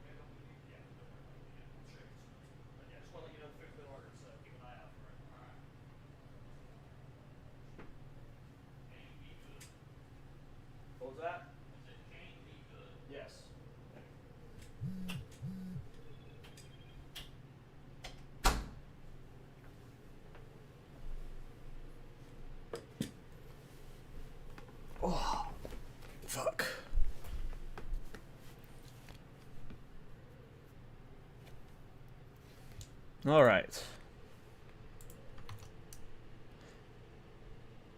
Have you done a Thorns build yet? Many Thorns builds this patch. Let me show you how many Thorns characters I've leveled this fucking patch. We've got... This guy's Arctic Armor. I don't know if you count that as Thorns. We got Thorn Bay, we got Thorn Bro, we got Thorn God, we got Thorn Goddess, we got Thorn King, and we got Thorn Queen. So... Yeah. I played too much... And this is just this is just Rise of the Abyss, so... Yeah.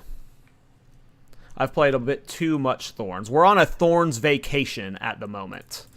We played too much Thorns. We are taking a quick... Oh yeah, I've seen Ulfendar's did he do a Mjolnir build this patch? Yeah, I've seen Ulfendar. I like Ulf. Ulf's a cool creator, man. Seems like a nice guy.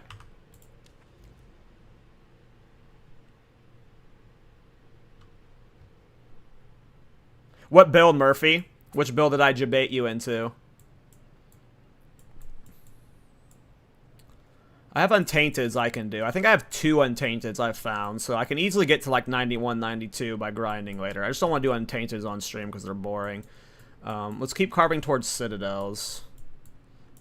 Which way should I go? I thought I saw one over here. I guess not. It's this one here and this one here. This one's annoying to get to. How far away is this one? Like, I can't see. This one's still kind of far.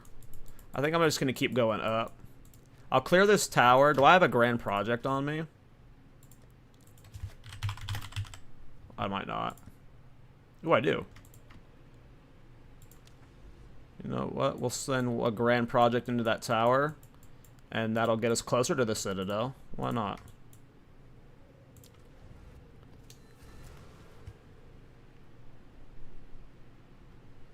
Yeah, I mean, Witch Hunter was my best Thorns build in 0.1. I did the Witch Hunter on the run and gun guy, unfortunately. But yes, Witch Hunter Thorns would, like, so, if they ever get rid of Crown of the Pale King, or a way for us to get rid of it as an item, I will League start Witch Hunter Thorns every time using the Culling Crown. But as long as we need Crown of the Pale King, it's just like, Culling Strike Thorns will always be less cool because we can't use the Culling Strike helmet.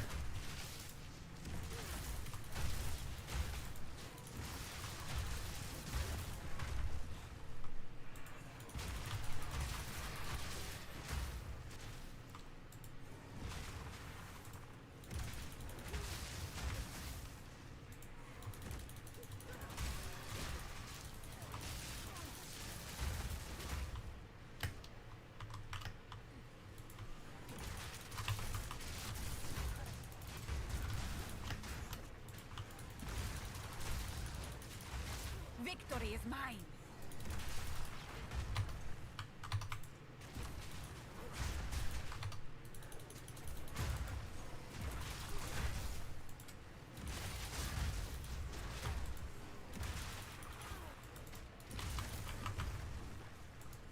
Yeah, I mean, Thorns is still very much a...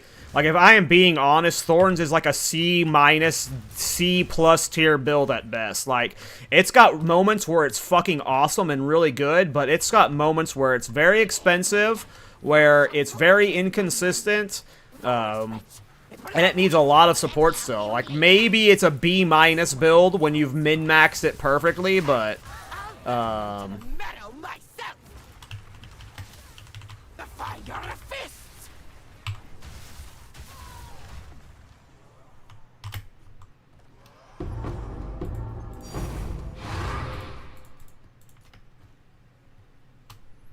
perfect Chaos Orb, hell yeah.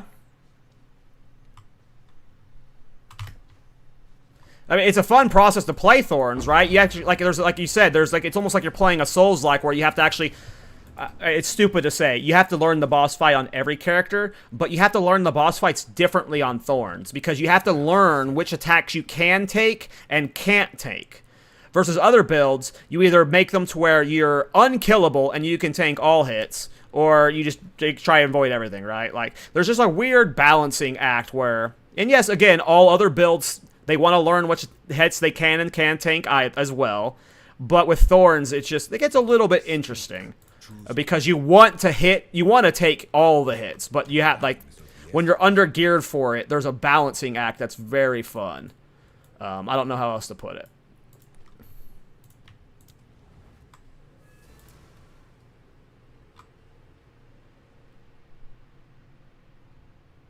Did you make a triple Herald rapid fire build in 0.1? No. I did rapid freeze in 0.2. I had a Herald of Ice rapid fire build in 0.2, but I didn't play rapid fire in 0.1, no. I had a few triple Herald builds, but those were like Wind Dancer and stuff.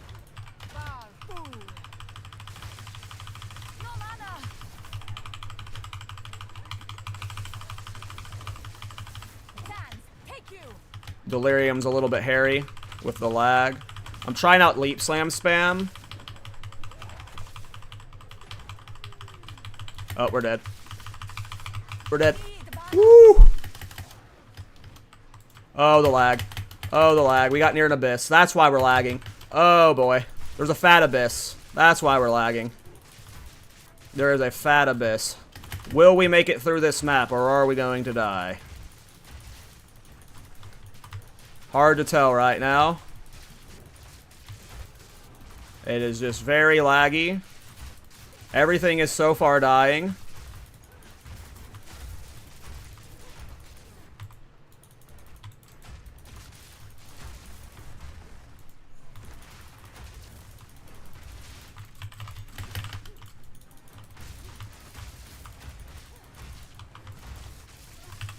Well.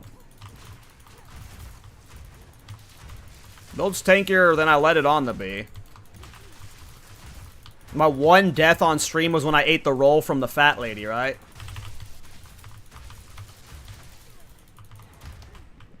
I don't think I've died since then. Can't remember. I might have died one other time. No, I died to King of the Mist once when I ate a Chaos of Strike. That was before the lady. Oh, I'm dead. Whew. Yeah, I need to slightly adjust. I've got too much damage taken from Mana Before Life. I need to pull that back by like 10%, I think. Because sometimes I'm just ooming myself and I'm dying because of it. Alright, let's see how a Delirium boss goes. Fresh meat for the cages. Suffer. He's in a bad spot where I'm not like getting a full surround on him. You want to get like to where you can hit him. Get the fuck away from the wall. Thank you. Trying to show a cool kill. Oh, that hurts. Holy shit. I was stunned. I couldn't roll out of that. I was chain light stunned by that. So yeah, I don't know how to solve. That's one of my problems I have is light stun. I don't know how to solve light stun with Mind Over Matter or Eldritch Battery builds. Like, I just get light stunned all the time.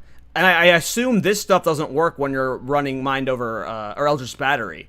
So I don't know how to handle light stun. That's what I'm trying. Like, I don't know what to do there. Because I was chain light stunned there. I couldn't even fucking flask. Alright,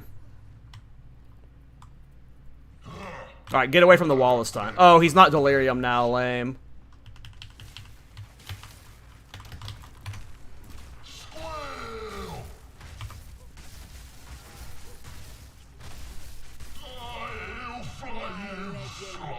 Stone Charm? I have a Stone Charm, but it only works on the first hit there, right? I was chain light stunned by each of those slams. So it would have worked. I guess I would have had to have the charm up for it before then, and it would have had the proc for that, but yeah. Maybe I have to run double Stone Charm. I see some people running double Stone Charm. I get rid of, like, Freeze or Bleed. But obviously that was just, like, I was trying to get a setup for a fight there, right? With increased recharge. I don't know what mine is right now. This gains charge per second, 40% duration. Obviously, you just kill them there instead of goofing, but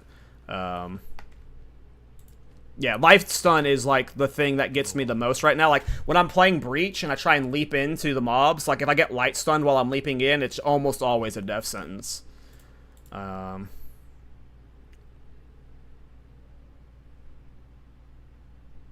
not? We'll risk it for the biscuit.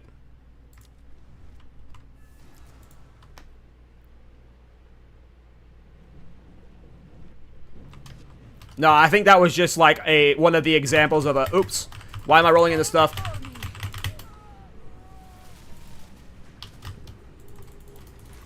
Can't leap slam in on this map. Or just in general. I need to play with the actual Molten Slam style.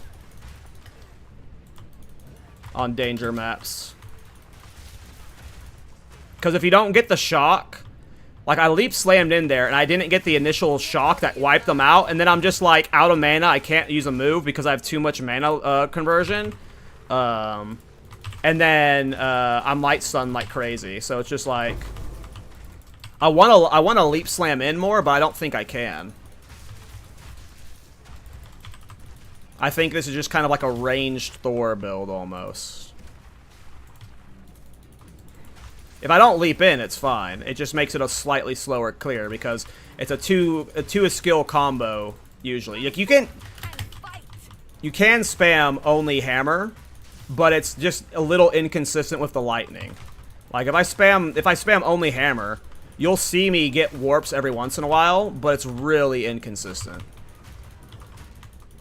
It's better if there's density. I'm just hitting a fucking 2 mobs right now.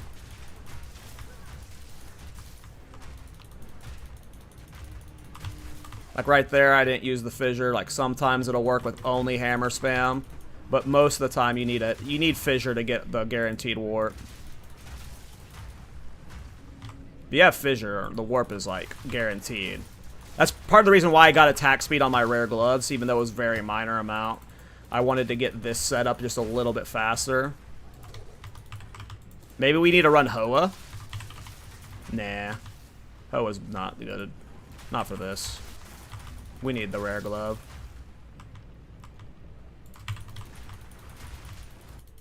Lag?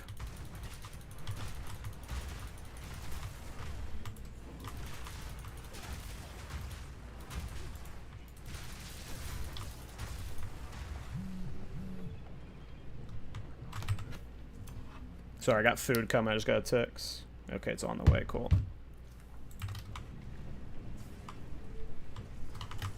So the apiary is dead? What does that mean, intrusive thoughts? Oh, the B build? No, the B build's not dead. It's just, it requires the B build will 100% be showcased at some point. I just have to farm the currency for it, and I'm not in the mood to farm 100 divine just to showcase the build, and then not, like, you know. It will be a thing. I gotta be in the mood to get the currency for it.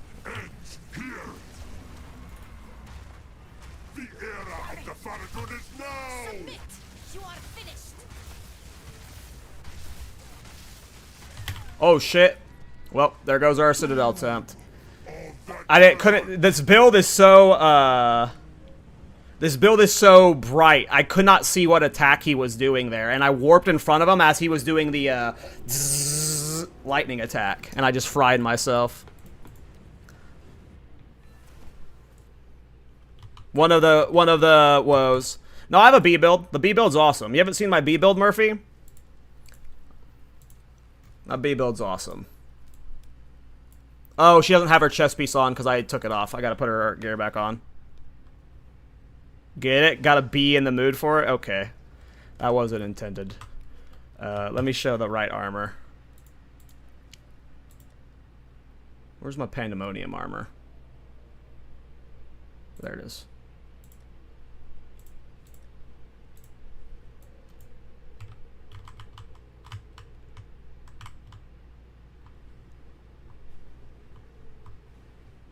Oh, because I said be in a mood? Gotcha. Yeah, I didn't even notice I said that.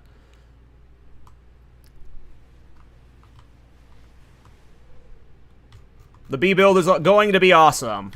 I just need like 20 more Bs. Just 20 more Bs, and then the B build's going to be awesome. It'll evolve from a C tier build to a B tier build.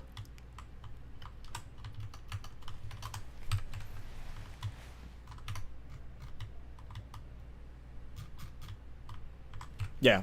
This is like my pet project of the league. This will 100% be finished at some point. It just kind of sucks. So, you know, as you would expect from a B build.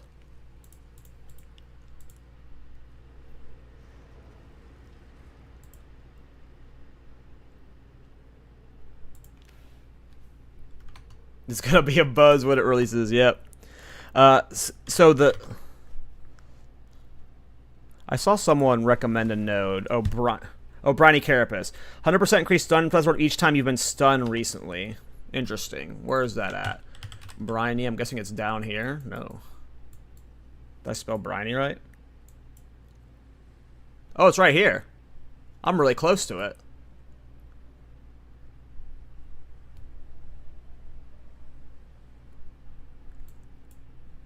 I don't think I can make room for it. I don't know what I would shave off for it.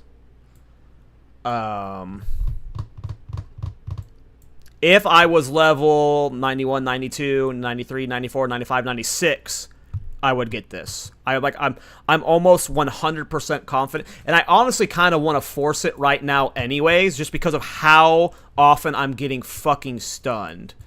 I just don't know what I would give up for it right now. I could get rid of these 2 points for sure, because I'm talking about already having too much percent conversion. So we could save some points right there. Like, I'm talking about how being at 97 feels too much. So we could easily get rid of those 2 for now. That puts us down to 89. Which will get me these 2 points here. More shock magnitude. But I could also ditch the shock magnitude stuff for now since my damage is good. And I think I'm just going to do that. What is it? We'll ditch the shock magnitude for now. And shock magnitude's next. Because our damage is already good, right? The shock magnitude is nice. We want to lean more into it for sure. But let's try and see if Briny Carapace fixes the stuns. Because stuns are what's fucking killing me more than anything right now. So if this actually helps a lot, perfect. And then our next 4 points, so 90, 91, 92, 93, which is a very easy level to achieve, we will have that increased magnitude back. Alright, my food's almost here. I need to AFK a few minutes. I am going to be streaming for another 2 to 3 hours while we level up the build, so be here back in a few minutes.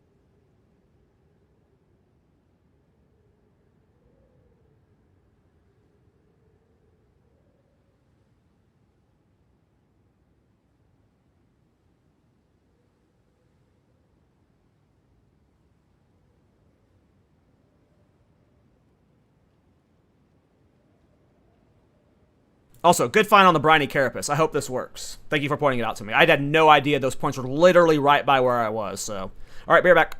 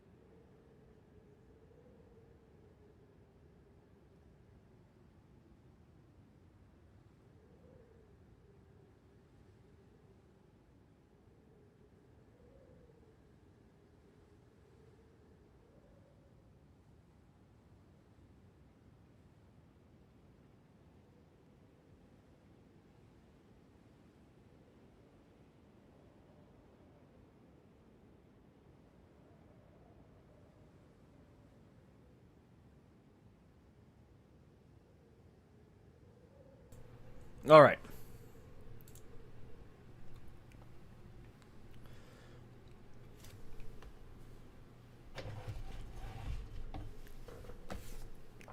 Food will be here soon. Yeah. I hope this feels good.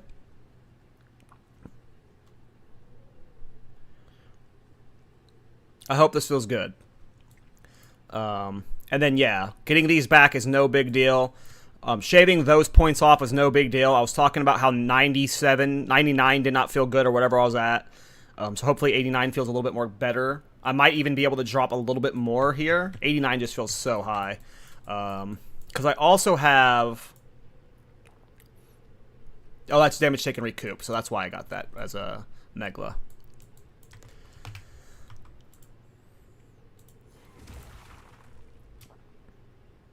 Okay, let's do a breach, because breach is where I get stunned the most, right? So let's just, like... I'm going to be wildly leaping through this breach. My assumption is I'm still going to die, but I just want to see how noticeable this feels.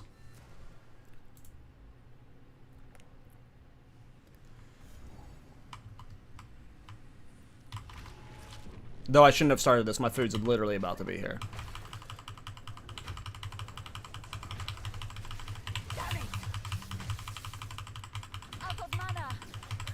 Yeah, those guys always kill me. That was it. That had nothing to do with the stun threshold. First of all, I noticed I wasn't being stunned. But yeah, we just can't leap slam through there. Let's play it more normal. But my food just got delivered, so. You can also remove the 3% recoup. I just took this just because it was also going to be a slight mental, a slight defensive layer. I remember why I took that. At one point, I had more recoup. I was trying to figure out how to solve the defenses, and I did have more recoup. I had slotted in pliable flesh and stuff.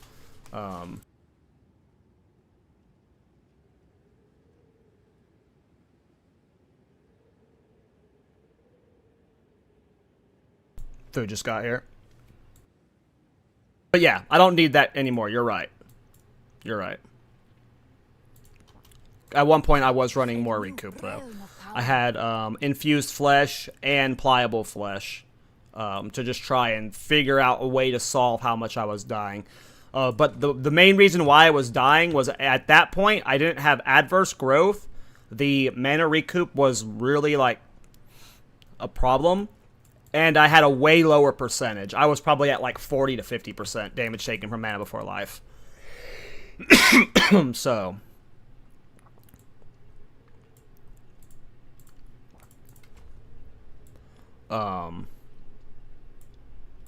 and yeah, I have no idea, like, how, thanks. I have no idea how, important some of this stuff could be, because I'm new to lightning builds. At one point, I was pathing over here. Yeah, I've hurt my leg. I got a cane today to help me walk around. And my dad's helping me out because I can't go down my stairs to get food.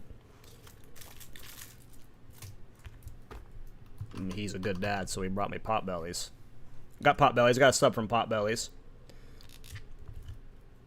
Sub shop. I don't know if you guys have Potbellies near you. It is a sandwich place. It is a sandwich place.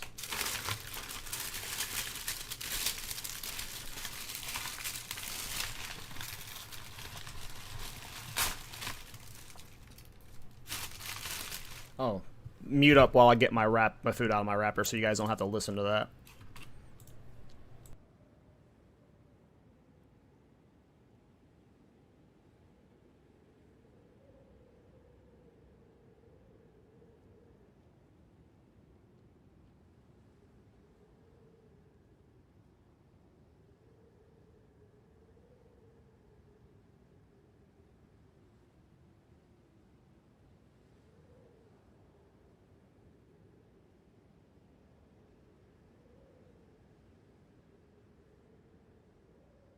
The Potbellies near me, they make a chicken pot pie soup. It's really good. And then I get a half sub with it, which is also really good. I'm going to eat real quick, and then we will... I just don't know if I'm playing Stormweaver side of things. When I was playing this side of the tree, it just didn't feel good. This side of the tree, especially with double Mjolnir, has felt like way better. I feel like if you're playing this side of the tree, you don't play Stormweaver. If you play this side of the tree, you're playing Titan or Infernalist. But this side of the tree, if you're playing Mjolnir, the only way I could fix defensives, like, I was trying so much with energy shield stacking and, like, being over here, and, like, it just wasn't working. Nothing was working. But, like, this is the best I've gotten it. I just don't know what to do differently. Alright, I'm eating.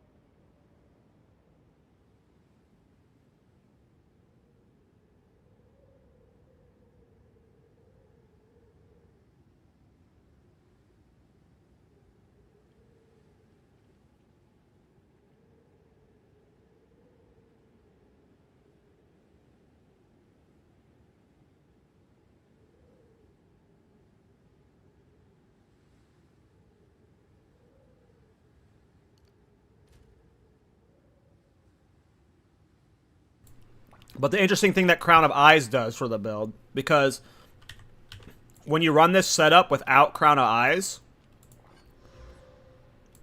well, I can't show you because I lose the stats right now. It's a significant damage loss for these skills, which, when you have that damage loss, I know Crown of Eyes is not giving a lot of spell damage conversion for these guys.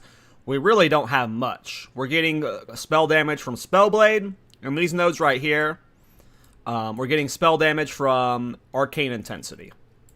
So we're really not scaling their damage by a whole lot, but it's enough that it's getting me procs for Mjolnir.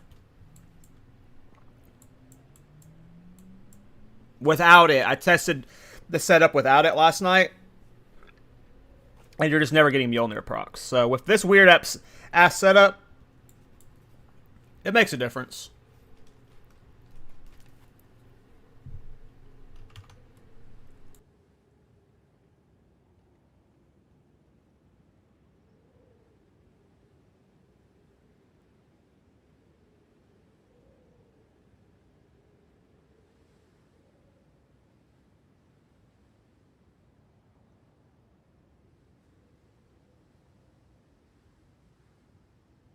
That's how I feel about so many of my builds, Gletta.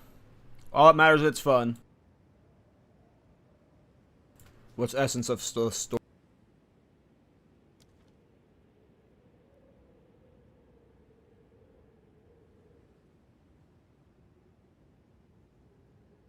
Yeah, I don't know. It's just a little far. I'm pretty capped on points right now.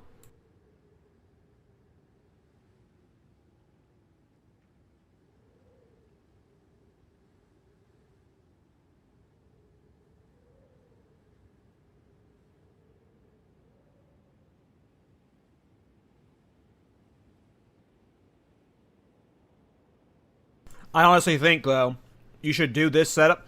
I'm doing it on a Stormweaver because I wanted to play a Stormweaver yesterday. Like, we had many conversations the last few days. I mean, no one plays Stormweaver for a reason, right? Like, it's a very niche class right now. Everything's better than it. If you were to do this on an Invoker, fuck yeah, dude. This would be so much better on not so much better. It'd be better on an Evoker though, right? The double shock is nice, but just do this on an Invoker or an Invoker Monk, right? Invoker, what is it? Yeah, you just do it on a Monk though. I think you just do it on the Monk. Exact same setup. You just do it on a Monk.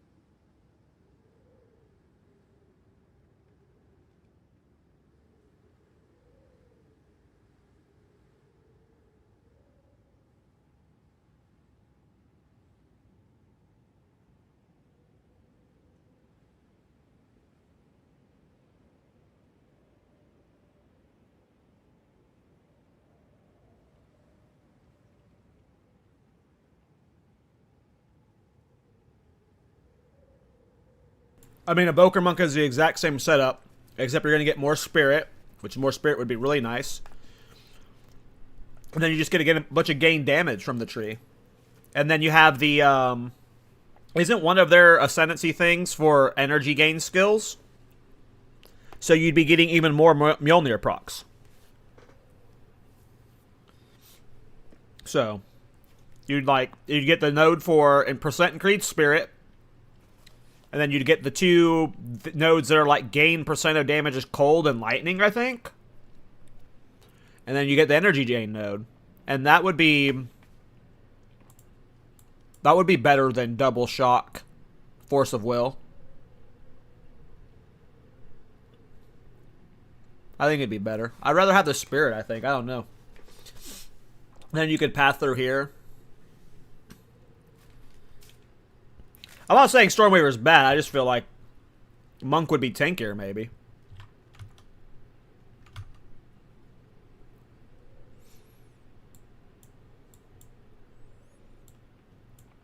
But I don't know. Maybe I'm sleeping on Force of Will because it's 20%, but...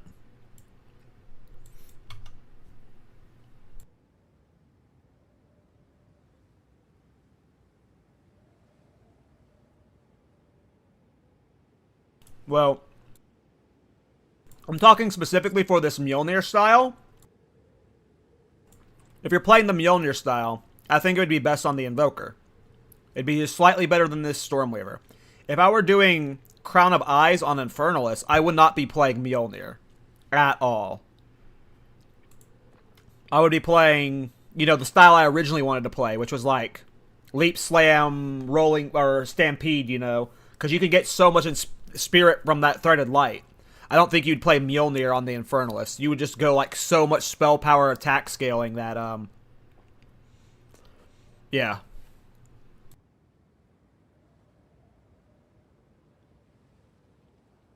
Well, yeah, I'm just also only talking about Endgame. If I took this setup and put it on the Monk as is, I think it would be performing maybe slightly better. I don't know, though. Could be worse. But if I were to play, like, I am probably doing a few Crown of Eye builds over the next few weeks. And the next one's probably going to be changing my Demon Infernalist into the Crown of the Eye build we were originally planning. Maybe even in the build guide I'm about to do, I showcase both. And I just do a Crown of Eyes video.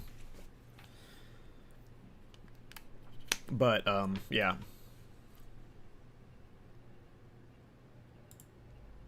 Yeah, for this style, this specific style, like Stormweaver and Monk both seem fine, but if I was on an Infernalist, I don't know if I'd force the double, like, I wouldn't be playing Mjolnir. Like, when I go do this on an Infernalist, we're going to be playing something else.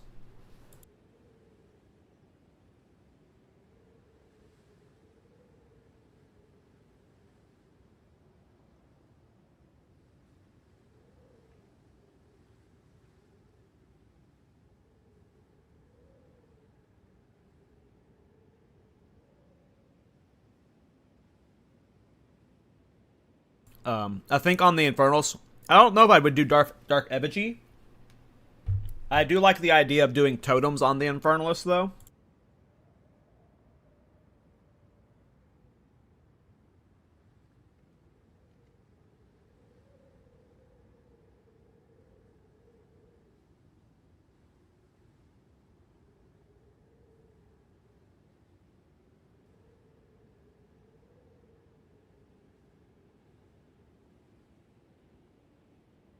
I would just have to look into totems. I've done Dark Effigy totem builds before, though, so I wouldn't want to do one.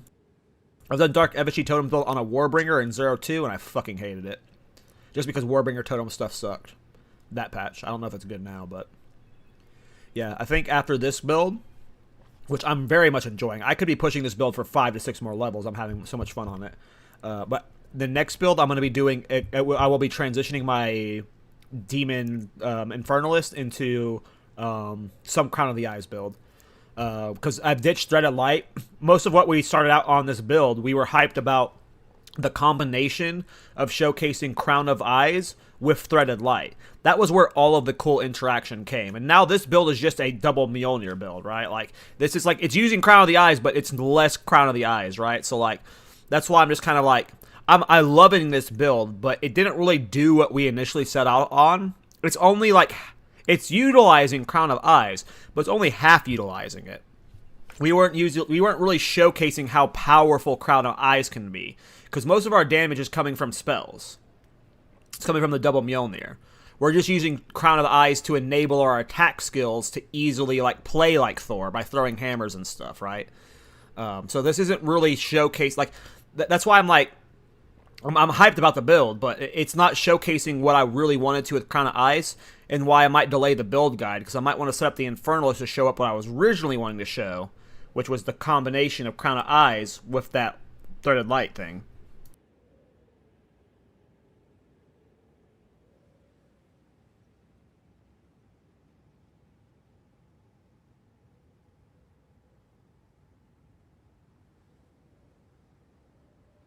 I mean, it's not really a spirit problem. It would just be nice to get more spirit, but because we're doing mana stacking, you really don't have room for, like, Rarity. It goes back to the Rarity rant earlier, but you really just don't have room for anything else. Like, could I get spirit on a chest? Yes, but there's the damage taken before mana base, and then I need res on my base. I need as much energy shield as possible because we're doing Eldritch Battery, and then I need int because we need a bunch of fucking int for the fucking... and we need a bunch of stats in general because we're using Mjolnir. And then if it can roll mana, you want it to roll mana too. So it's just like... we really don't have room for spirit in this current build because we're forcing the double Mjolnir. Which is, again... this build wasn't originally supposed to be a double Mjolnir build. It was supposed to be a Crown of the Eyes build. It's still a Crown of the Eyes build, but... I don't know if I'm being weird being picky about that, but I'm still showcasing the build. I'm still gonna make a guide for it. It's just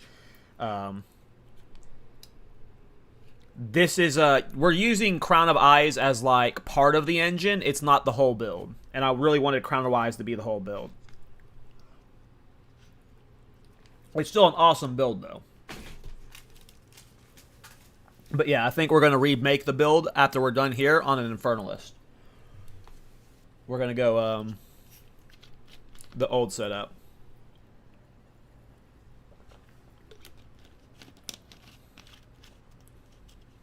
Well, we don't have max energy shield because we're Eldritch Battery. So I don't think anything like that. That's why we have to use something like this. That just gives us flat stun threshold. We just need flat stun threshold because we're running Eldritch Battery. That's why the stuns have been a problem.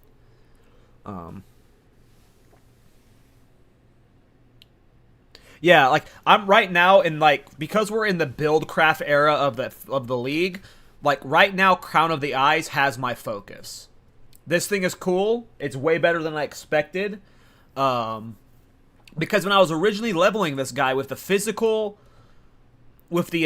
setup, my damage was pretty good. It wasn't great, but it was pretty good. This damage is just whack. That's why we pivoted to this, because we're showcasing something nuts, but... I really want to do a build where Crown of Eyes is being leaned into as hard as possible. Excuse me. I have hiccups. And I think that's going to be on Infernalist. So, this build is going to still be done. And then after this build, we're going to do Crown of the Eyes on an Infernalist. I don't know what skill we'll use yet. Maybe totems, because if we're spirit stacking for Threaded Light, you have this over here, right? So if we're spirit stacking with Threaded Light on an Infernalist, right? Let's say we have like 600 to 800 spirit, you know. We're spamming totems, and that sounds really fun. I just don't want to do Dark Effigy. I know Gleda's doing Dark Effigy. I'm not trying to sway Gleda from doing Dark Effigy. I've just done Dark Effigy in both 0-1 and 0-2. I haven't done any of the other totems ever. But what I'm trying to think of, if we're getting 600 spirit, there's two ways to utilize that. You either invest into, like, Heralds, and you just, like, get a bunch of, like, Vitalities and stuff stacked, which could work. But I feel like if we have a bunch of... If we're spirit stacking...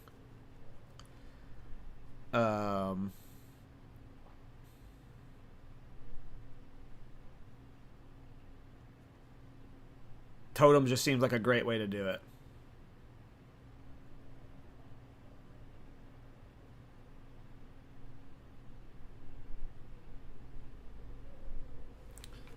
Corbin's build? What? I don't know what Corbin's build is. I mean, no matter what you play, you can still get benefit by using Reapers or COC. What's COC? Cast on crit?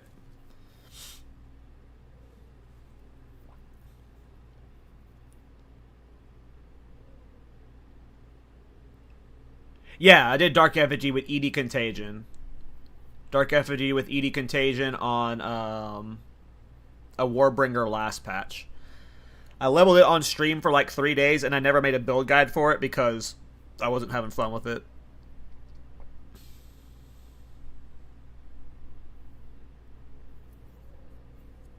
Well, I just don't want to do Dark Effigy again. I'm not saying your build won't be fun. Spear with it sounds cool. Whatever you're doing to get the poison or the chaos dot up, you know, that does sound fun. I've just done Dark Effigy twice now. I don't even know the names of the other totems because I haven't played with them before. I don't know if they'd be any good either. What are all the totems? Oh shit.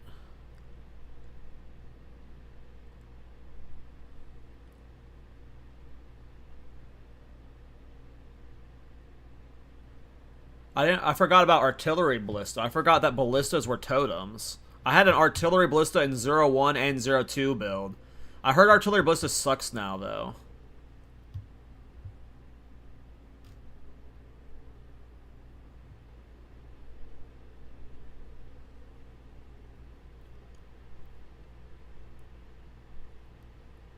I mean, the boss damage, like, this pack, like... If you go watch all of my guides, Ethan, I always said that boss damage was kind of weak, but then in this patch, 031, they made bosses way harder. I've stopped playing it because it's too hard to map on. Like, they added bosses to every single map. It's really just a Sanctum farmer now. Because, like, when you get to, like, tier 16 juice maps, you have to just play grenades, and I don't want to play grenades on them. It sucks.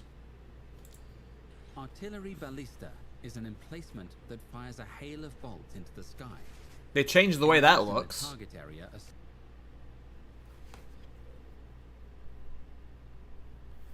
Artillery Ballista. Does this good do? Does this good? Does this do good single target damage? We wouldn't be able to use Threaded Light with this, though. I haven't played any Ballista builds since 0-2, so... Artillery just for pinning. So if I had like 7 of these down with spell damage scaling, it wouldn't kill bosses. Gotcha. Siege Ballista is an emplacement. I don't want to do it with a crossbow, though. Because I would want to use Threaded Light. If I did something with a totem, it would have to be with a mace. What does this do? The Ancestral Warrior Totem will attack for you, using mace skills that you have socketed into it. Because of its power, it requires 3 endurance charges to create an Ancestral Warrior Totem. The ancestral warrior totem will attack for you. Does this get rid of the ancestral totem thing? I'm guessing not. The energy charge thing, or the endurance charge thing? Because that endurance charge problem sounds awful. If I'm trying to get 7 of them out, how am I going to get fucking 21 endurance charges? Is Shockwave Totem, does it scale? The Shockwave Totem scale? If I had 7 Shockwave Totems down, would that be funny? Or is it going to be shit?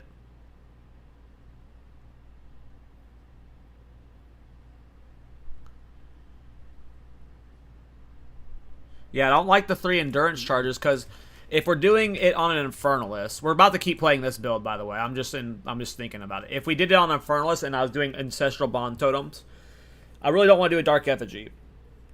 I don't want to do Dark Effigy.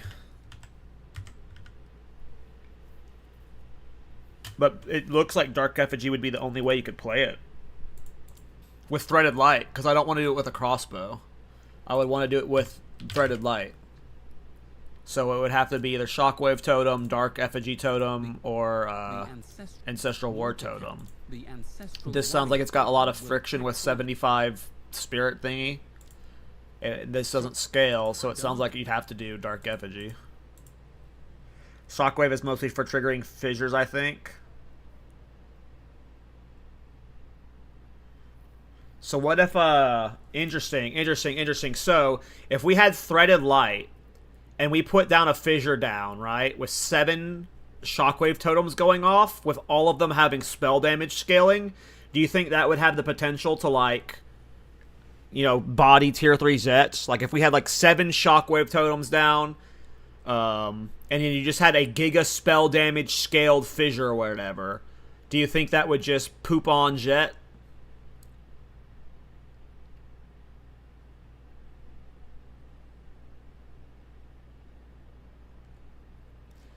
Easily, the regular way it works, so scaling it that way should work. They will all trigger the fissure. Oh, boys! Yeah, boys! I think we know the next build! That sounds fun. That sounds fun. Okay.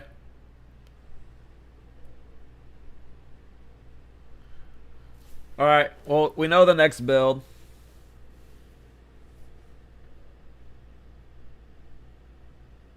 Interesting, Gletta. So, my question would be, for mapping, like, would dropping casual Shockwave Totems with the scaling we're doing off of Threaded Light, like, is a shingle, like, Shockwave Totems themselves able to map well?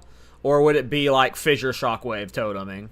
I'm just curious how, like, how bad is a Shockwave Totem's damage? Can it map at all on its own, or are you going to be spamming fissures and stuff? I'm fine spamming fissures, or doing, like, other skills and stuff. You know, maybe we do, whatever it was called, Stampede again, for mapping. I'm just curious how bad Shockwave Totem's damage is versus, like, you know, your average Waystone 15 rare. That sounds fun, though. I think that's definitely the build. I think that's definitely the build.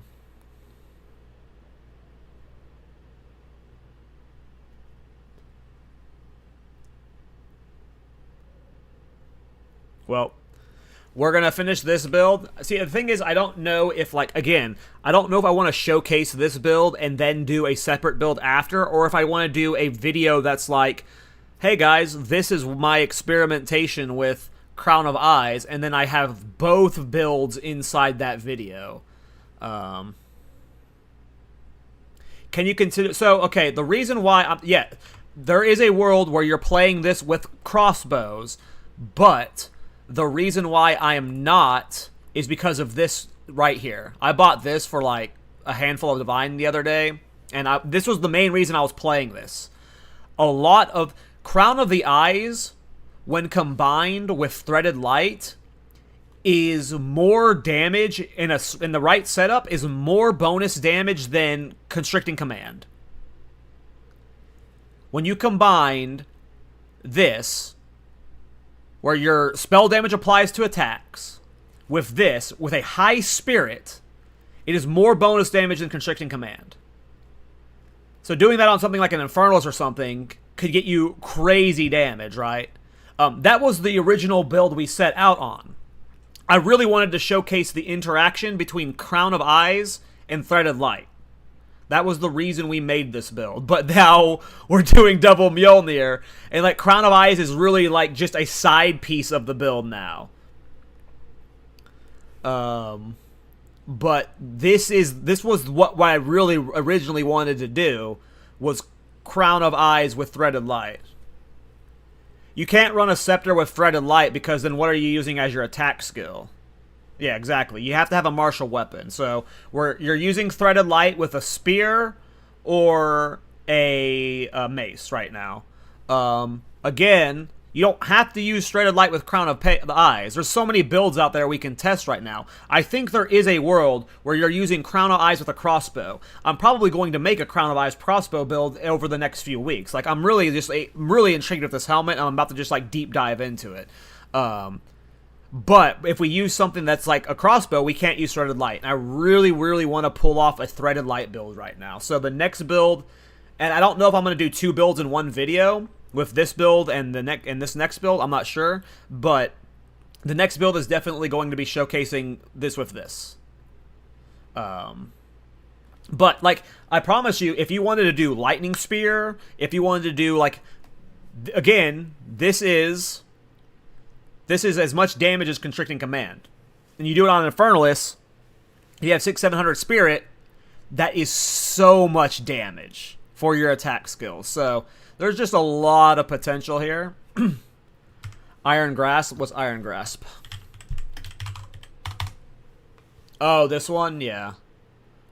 People have been talking about Iron Grasp when we were talking about this yesterday. The biggest concern with Iron Grasp is just like, the only way you're pulling off like... Right now, the only way I think you're pulling off Iron Grasp is with Tech Rod Cheese. And, like, right now, why I'm happy I'm playing this build is I'm not using Tech Rod. Like, Tech Rod Cheese is just so... I was using Tech Rod yesterday for, like, a lot of my leveling, and I sold it. I bought it for, like, whatever Divine, and I sold it. It's too fucking good. It is unfair to use. Yes, I could put it into... Not this build. This build can't use Tech Rod, but, like... If I need it again... for using Iron Grasp later, sure, but I just, yeah, Tech Rod felt too good. I don't imagine it's staying the way it is. There's no way, right? Like, it has to be getting fucking obliterated, right? Like, it is so good. Any attack skill works. So one, keep in mind that there are a lot of attack skills out there that you will probably maybe able to scale better just by playing this side of the tree, right? Like, I'm not saying that, like, playing Ballista Crown of Eyes is going to be that higher DPS, because there's just so much two-hander damage stuff, so much crossbow damage stuff here. But there's just a lot of potential here, as you can see with Crown of Eyes, that we just have to test. So many different interactions, and yeah, this one's really fun. I'm just, again, the original play, when we started leveling this character, it was to do something like this. Threaded Light plus Mjolnir, or something like that. But right now, this build just, on its own, performing best with... It felt like a disservice to the build to... not play double Mjolnir right now, as you guys have seen from its boss damage. And now, but that just makes Crown of Eyes, it's still important for the build, because we are getting a lot of spell damage, and it's what's helping trigger all of our Mjolnir crap.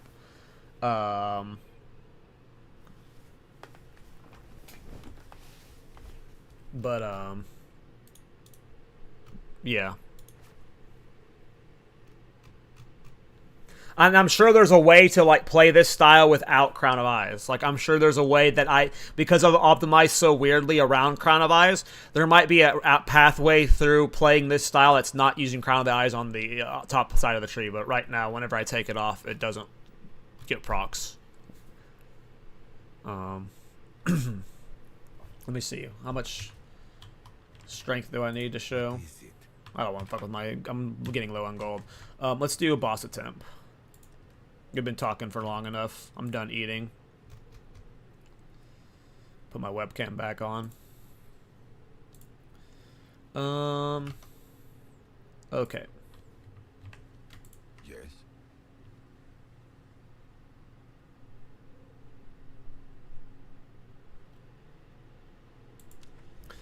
Yeah, it would have to be... Yeah, well, like, you like, the focus, like... That's why I'm really wanting to showcase the build, the Crown of the Eyes, but there's so many different Crown of the Eyes. Like, clearly Crown of the Eyes can fit into a lot of builds if it's working with this setup, so... let's show a boss. Let's show a boss. What's my currency at? Let's show King of the Mist. I've been yapping for a while, and there's probably a bunch of people who haven't seen me kill King of the Mist today, so...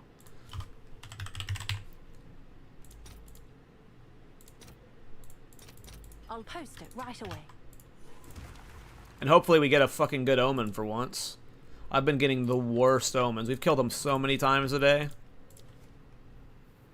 But yeah, there's so many different things to test. Like, the damage scaling is way better than I expected, and you know, it's not necessarily going to be better than playing the way normally, but you know, I like my weird stuff. I like my weird stuff. Okay. I've been yip yapping. I need to remember the combo. It's yeah, okay. Tell us through. Thorngrip. Light the darkness. Where'd he go? So hard to see this build sometimes. You are seen. Thorngrip.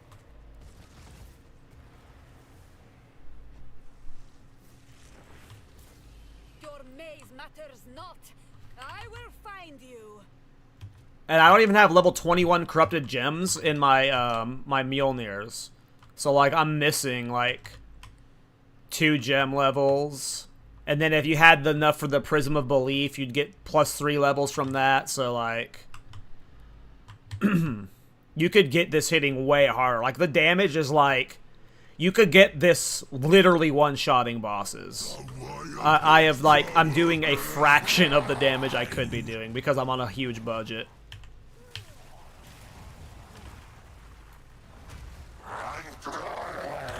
I'm about to like, ooh. I don't have any chaos res, so I gotta dodge the chaos attacks.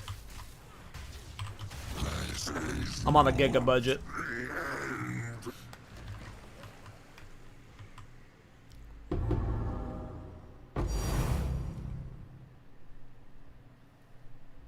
Remember when I just complained about getting bad omens all day? Welp. I need to complain more. That's what I've learned. Is this why people complain when they're on stream all the time? Because shit like this happens? Is this how it works?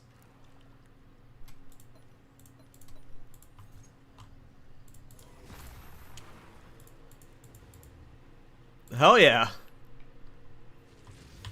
Hail. Let's see what those are worth right now. Whittlings are, what is that, like 3 divine almost? What's the other omen I got? Fuck's the other omen I got? 126 divine? We take those? We take those. Alright, let's kill him again. God, I never get any good loot from this shithead.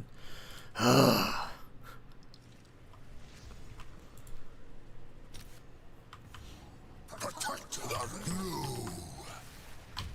Thorngrip. Come here. Would you stand still, bud? Where'd he go? This build is like, I have such bad eyes. This build is so visually disruptive for me that I just like... Oh, he's over here. Jesus. There we go. Got a good burst there. Send me away, fool. Where are you? There you are. Your maze matters not. I I will do find not you. cannot help you here.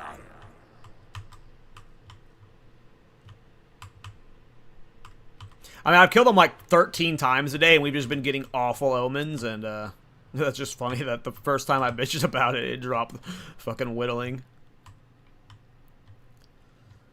Which is nice, because if we're going to want to set the Infernalist in the next couple days, we need some currency soon. Where's this guy at? Oh my god, he's in like the weirdest corner.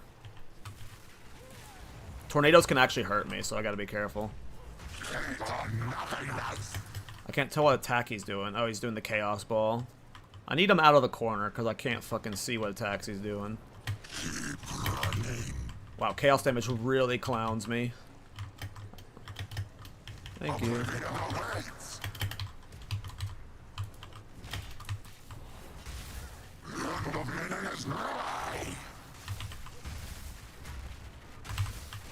Oh! Ran out of mana flask. What loot are we losing out on? Whew. Whew. Whew. We're okay losing out on this. These are L's we take. These are L's we take. Alright, let's do some maps. Citadel farming on this build has been a blast, except for when we fucking blew that one. More Citadels. Which way are we going? I guess we're going this way now. I guess we're going this way now.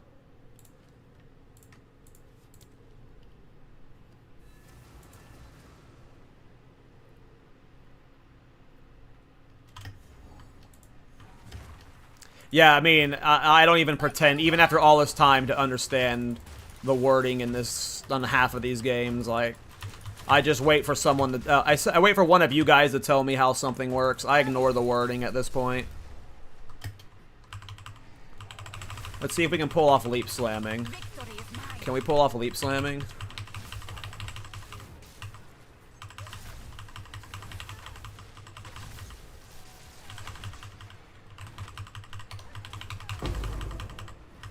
Seems so. In mapping, it seems fine.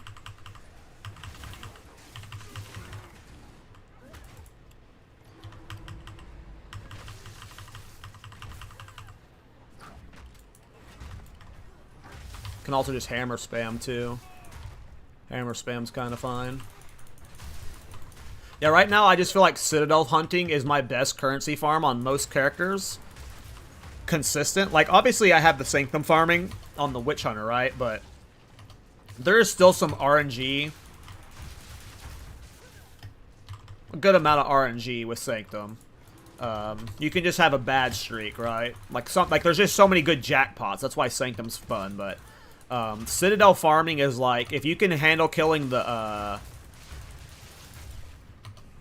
hard ones, like drop the red fragments, those sell for like a divine and a half to 2 divines. I think they're like closer to a divine and a half right now, actually. Probably a divine to a divine and a half right now. 2 divines probably too high at this point. At one point they were 2, but yeah. And this build just does Citadel bosses so well, as long as I'm not being a goofball.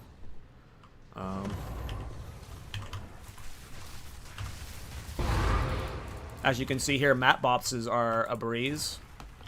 That wasn't a Delirium Juice map boss, but again, I'm missing 5 gem skill levels, so the damage just gets better. I just hate overgrown maps because they lag me so bad. And I can't leap slam on them well. I'll try leap slamming, but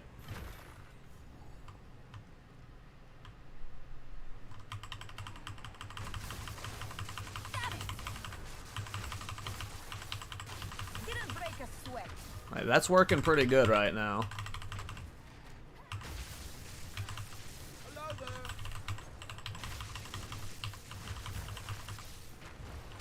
If there's enough density, it works. The problem, okay, so what I'm definitely feeling like the reason this wasn't working as well before is because of all the stuns I was getting, but the stun passes we took definitely helped. I did get stunned right there and we almost died because of it, but the stun passes have made a big difference. This would have been, I would have been dead 100% before I had those stun passes that we just took. Those were a big win. This makes mapping a lot cushier with being able to just leap spam.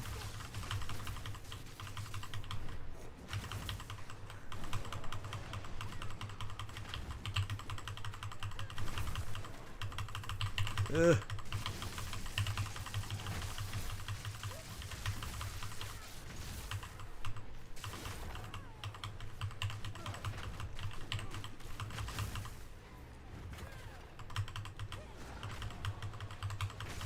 I don't really care about clearing the abysses. I'm really just trying to get to the map boss so we can get to the next Citadel. Death calls.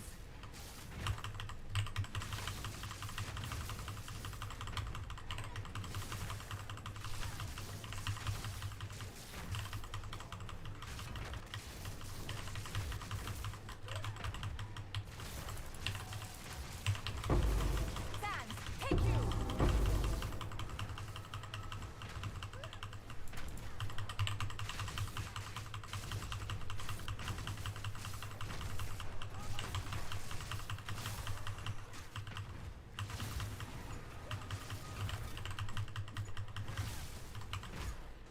This is going better than I thought.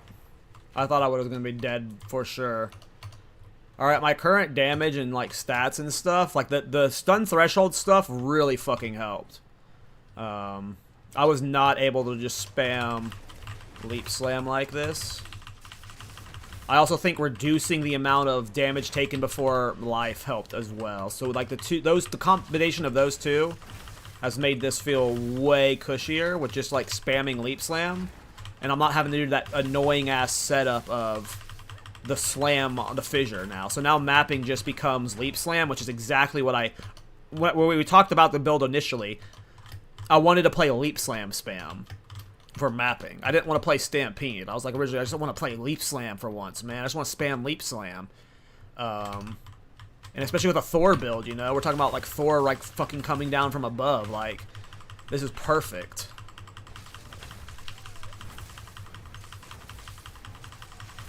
Look how good this is going. Like, this is great. Oh, we're dead? Nope.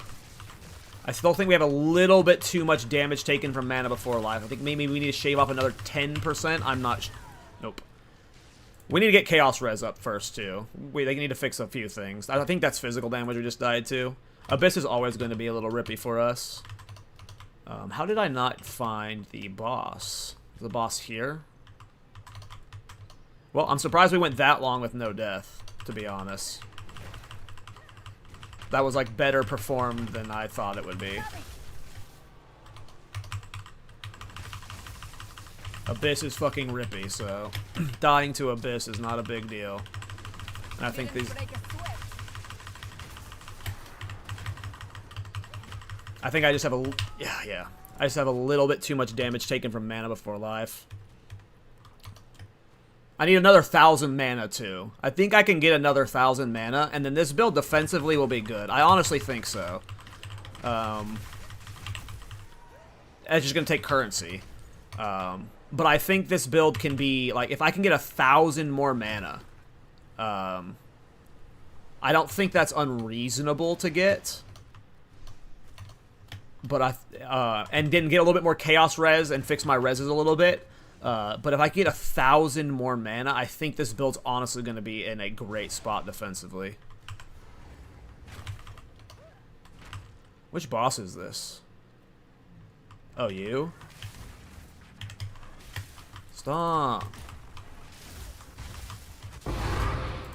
Stop it. Stop it, I'm trying to combo you. Stop it, dude.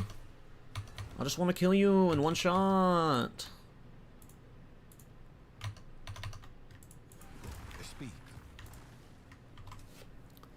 What supports you use on Leap Slam? If you type... Oh, it just got posted in PoE Ninja. Yeah, just look at my PoE Ninja. It's got all the support gems there. Yeah, I knew they were physical. I don't know why I said chaos when I said it. Yeah, physical damage. I mean, yeah, it's just when your damage is... All of my defenses is life and mana.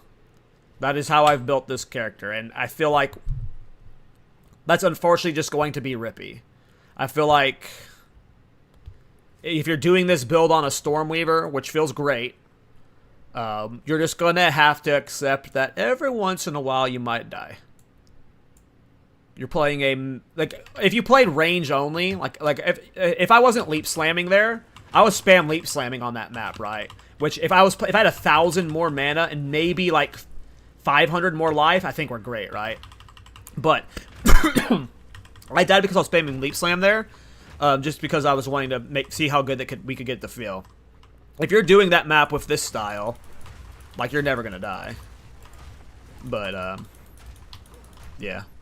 And I haven't really messed with the supports too much and like the hammer throw and stuff. Why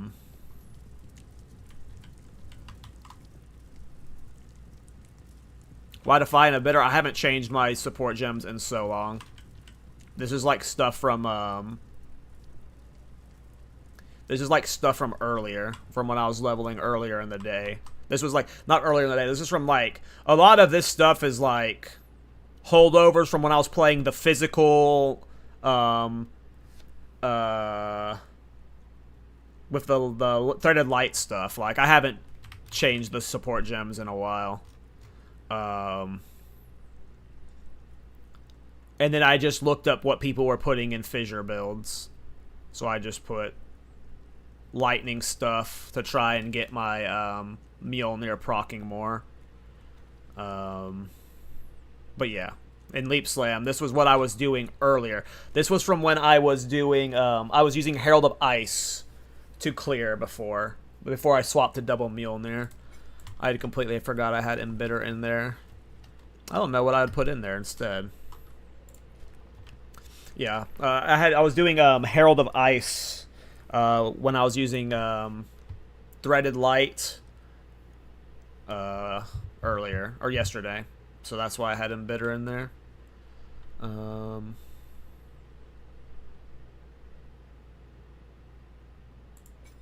yeah, I was just using it as AoE clear for Herald of Ice.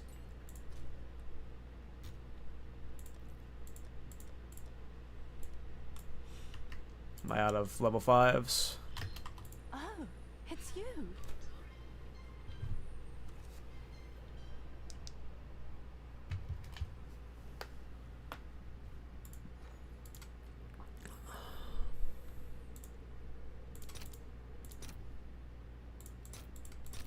All right, your order is registered. Well, I already have the more attack speed in Forge Hammer, so I can't put Rigwald's into both. And I'm using Forge Hammer for bossing. So we're keeping Rigwald's and Forge Hammer for sure. I can definitely put rapid attacks in it though.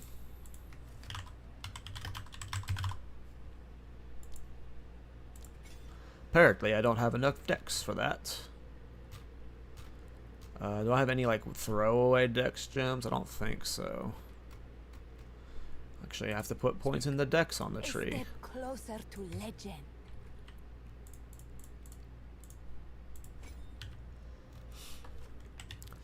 Would Consecrated Ground help with my mana? Because most of my, like, damage is from... I'm not saying life regen doesn't matter, but most of my regen right now is... Like, most of my damage is life or mana, so...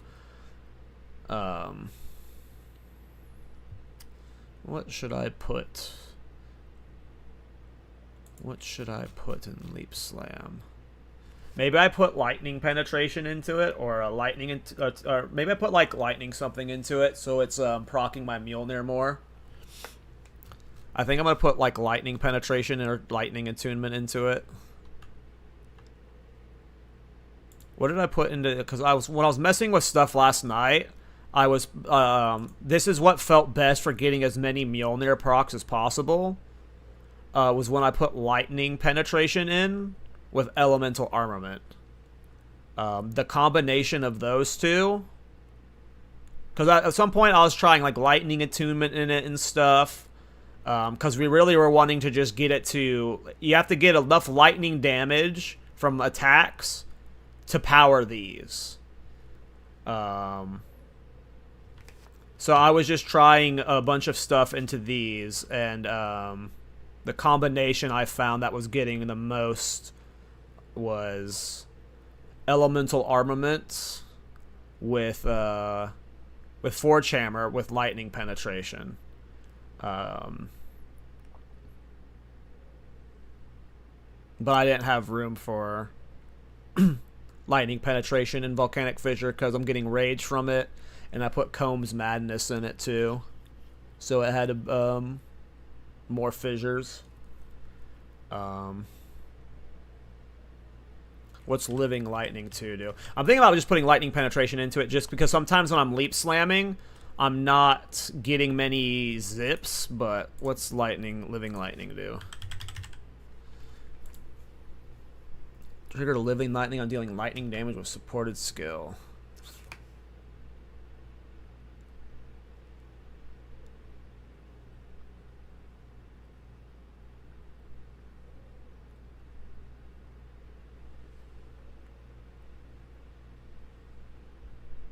What do the minions do? Yo, what is this? Hold.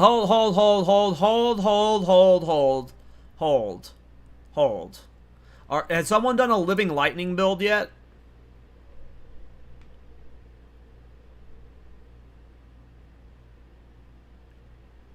This just spawns minions when I do lightning stuff? How does this work? Am I reading this wrong? Is this spawning minions that fight for me? Is this spawning minions that that fight for me? Has someone tried... Have you guys seen a living lightning build? Has someone just tried making a bunch of living lightnings yet? Can you, like, make a build around this? They don't deal much damage. I saw someone try and they ended up pivoting to the swarm thing instead, so the base damage is just low. Gotcha. This looked cool.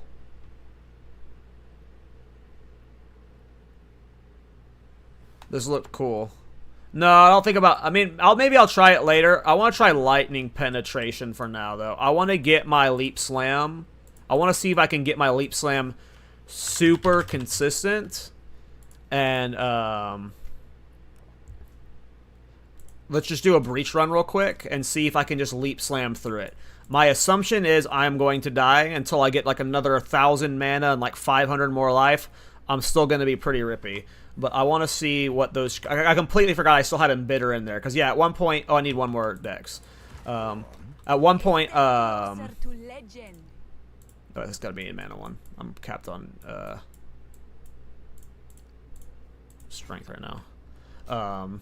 Because, yeah, at one point yesterday I was doing Leap Slam with Herald of Ice before I swapped the double Mjolnir.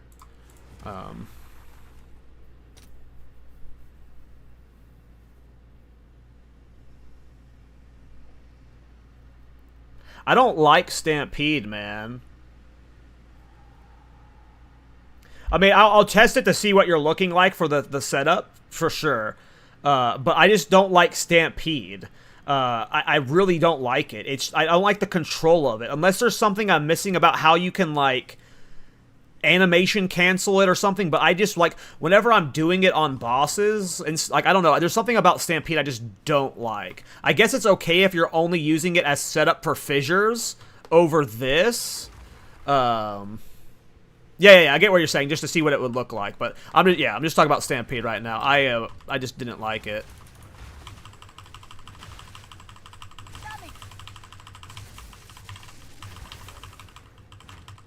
I assume I'm dying doing this, just FYI.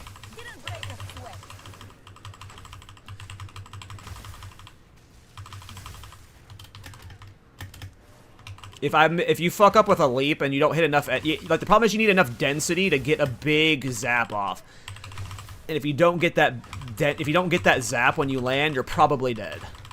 Like there's 2 zaps in a row with no, yeah. You see, like it's just there's inconsistency with like only leap slam spam that you're not getting enough zaps, and I don't know if I need more spell damage from Crown of Eyes to scale their damage higher, so we're getting more lightning damage. I don't know if I need to run lightning attunement in it. We're really not doing much lightning damage. Maybe I need to run lightning attunement. Maybe we need to run lightning attunement. Let's test lightning attunement now that my damage is better. Where did lightning attunement go into? Well, yeah, low on mana kills me. I think I still have too much damage taken from mana before life. We're at 89% of damage taken from mana before life. I need to get this down another 9 to 10%. I might slot out one of these runes because there's two 10% runes. Right now, my only regen is coming from... Like, I have a very little mana regen. It's almost all leech. So, I have to do big physical... I have to do big damage to get mana leech. So, when I don't get my... And I'm doing, Walker of the Wild, which is mana leech recovers based off elemental damage. So, if, like, I'm leap slamming, I'm not getting any mana leech unless I'm getting the lightning zaps going on from, Mjolnir. So,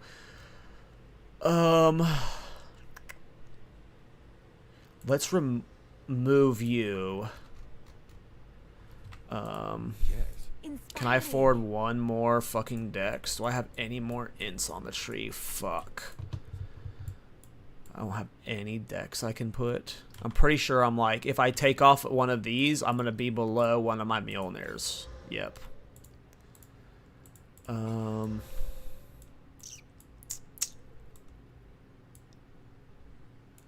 These are all strengths, right? Every single one of them is a strength. Oh, here's ints. I'm blind. Whew. We had an int. We had an int. Okay. Alright. Now let's see what lightning attunement does. Where was my lightning damage at before? So it doubles my lightning damage. So I tried recoup. I was trying recoup before proper. Like at one point, I had the recoup stuff from here. I had the recoup stuff here. I tried recoup stuff here. And I genuinely think of the current setup that I have going, I just need 1,000 more mana and 500 more life. And just... I'm only level 89 right now, so if this was like a corrupted level 21 skill gem, maybe that would like get them proccing it more. I'm also just, I don't have, like, more mana means more spell damage scaling from arcane intensity. Another 1,000 mana is another 30% increased damage for these skills. Like, that'll get them proccing more, so I genuinely just think it's a, like, with my current setup, I am doing it too cheap. If you had another, like, this is, like, maybe, like, because it's got Rakiata's Flow and, Uhtred's Omen, the price of it is overinflated. This right here is 30 Divine. The rest of it is, like, 6 to 7 Divine. All of the Divine went into Rakiata's Flow and Uhtred's Omen. Everything else is really fucking cheap, in comparison.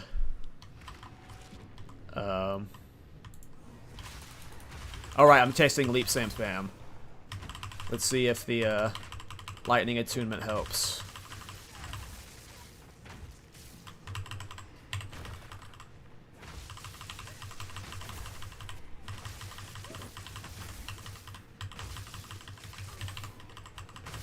It also doesn't help that, like, Breach is light stun prone.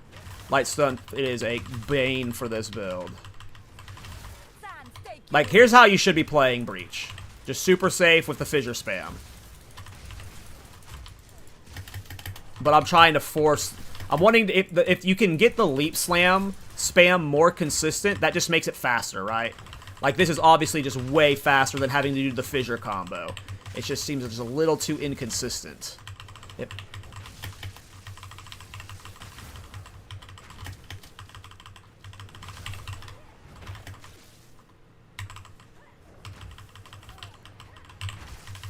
It's always danger when you get light stun like that.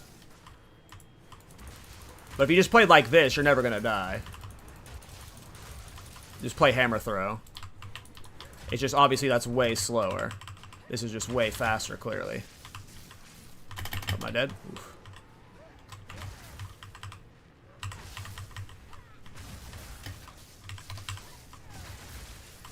Yeah, the tanky boy. Oh, I had elemental resist. Shouldn't matter about Rakiatas. Ugh.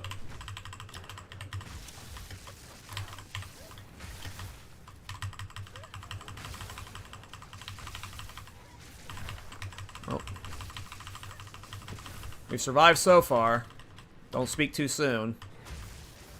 Because even with the leap slam spam, this is like still a reasonably slow clear for the breach. Probably because I'm playing pretty slow because I'm scared. I'm trying not to die.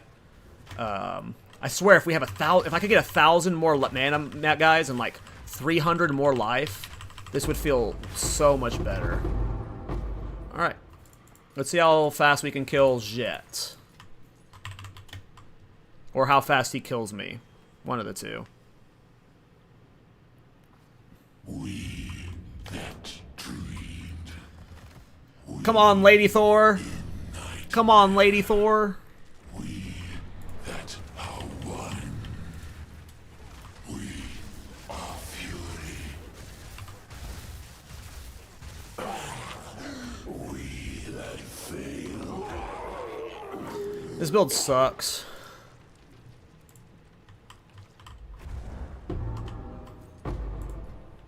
Of luck. This is tier 3, yeah. This is tier 3. That is tier 3, my friend. And again, I'm only level 89, so in terms of, these are only level 19 gems. They could be corrupted to level 21.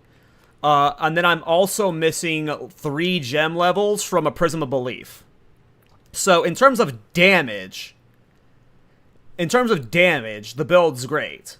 It's just, I can't get enough lightning damage right. I just need 1,000 more mana, because 1,000 more mana is 30% more damage. If we could get to 5,000 mana, I'd feel way better.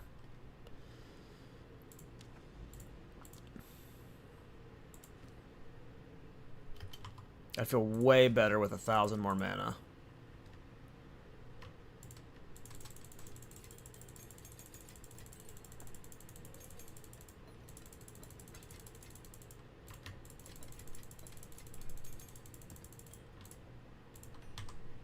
Hail.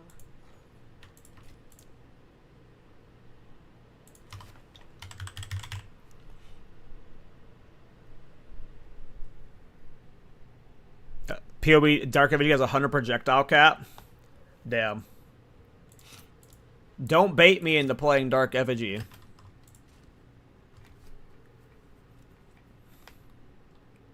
But I'm probably doing Shockwave Totem. I mean, who knows how many builds I'm going to do with Crown of Eyes over the next week or so. I need... Oh, I forgot I got that perfect Chaos Orb. Let's get some Exalted Orbs. I have a few things that are worth something. I got the perfect Chaos. Ooh, those are worth 1,400 Exalts. That's a lot of fucking gold, though. I don't want that much gold to spend right now. They're both... I fucking got, like, so many Divines right now. Let's go. I want, like... way less Exalts than that. Oh, we've almost got enough for a tier... we can risk an Uber Arbiter. Should we risk an Uber Arbiter? Fucking throw away, what is this, like? An Uber Arbiter attempt is what, like 4 to 5 Divines? I don't think I have good enough damage. No, we shouldn't do Uber Arbiter until I'm level 93. At level 93 is whenever I'll have these points, or what is it, 92? 90, 91, 92. 92 is when I'll have these points for the increased shock magnitude. So at 92, we could send an Uber Arbiter attempt, but I don't think we're ready for that. I would want at least 90 for the better lightning warps, because yeah, we would want to like guarantee the one shot on Uber Arbiter if I'm gonna waste 5 Divines doing them. But I want currency. I want to do a couple King of the Mist attempts. I need some Exalted Orbs. I just don't want to spend fucking... I don't want to spend 200,000 gold. Dude, so on the podcast tomorrow, we're having a discussion about gold, and I'm going to fucking rant like crazy. Gold is so insane. I am going through millions of gold. Like I wouldn't be surprised if I've gone through 100 million gold this league. And I'm not even halfway through it. I'm buying 5 to 10 Castaway maps a day. Off a stream, I go and buy... I have to spend 10 Divines buying Castaway maps. Like, Guys, I'm spending 10 divine daily on castaway maps. How is that okay? And look how gold starved I am. And most of it's coming from passive tree. Most of it's coming from the passive tree. Like, I understand if they need the gold cost for this stuff to prevent price fixing and shit or whatever, right? Like, I'm not complaining about this costing 200,000 gold, but this costing 200,000 gold means when I want to go make my Infernalist into whatever build I'm wanting to do next, the Totem build or whatever, I need 600,000 gold for that. It's a lot, you know? I use at least 1 million per day. Yes, dude, at least 1 million per day on the passive tree. At least. It's crazy. It's crazy. Give me that. I'll fill that in as soon as I can. Give me that. What's new? It probably was better to, like, maybe convert them to annuls and then annul them to exalts or whatever, but that's not how my brain works. We waste gold in currency here. Alright, let's get, Let's see if there are any takers. let's get another whittling. How's that sound?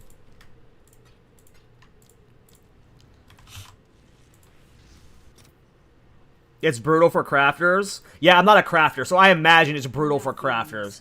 Yeah, that's actually that's a good point, Proper, that it is actually brutal for crafters, and that's probably why castaways are so expensive. It's because build crafters make them, and, like, you know, rare crafters need them and stuff. Like, especially, yeah, going to the vendor, like, sometimes I go to buy an item, and it costs, like, 64,000 gold, and I can't afford it. And it's like, oh shit, now what do I do? Do I have stuff I can vendor? Nope, I gotta go buy a castaway, and then I have to refine the item I just searched in the game and stuff. The gold is a real problem about it, and yeah, I'm glad we're talking about it on the podcast. The ritual. Gauntlet. Keep running. I couldn't tell what he was doing, yeah. I was worried he was doing his slam, so I got out of there. I can't eat his chaos attack.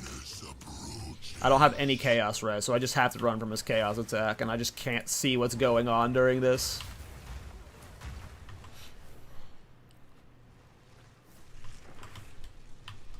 I'm excited for doing this with the shockwave totem. I'm curious if you think it'll actually be good, Gleda. No, I am, like, just visualizing what you're talking about with Dark Effigy. That's going to be better, but the reason I like the shockwave totem is like you can do it from a distance. Like, I don't have to be on top of the boss for this Thor Mjolnir spam shit. And if you go look at my PoE Ninja, you can see how much damage my lightning warp's doing. It's got pretty good DPS. Where the fuck am I going? The wisp! I've lost the wisp! Uh-oh. Uh-oh. This way? This way? We're good. This way more? Cannot help you here. They're really not helping me much. My dumbass had to find my way here. Where are you at? Mine.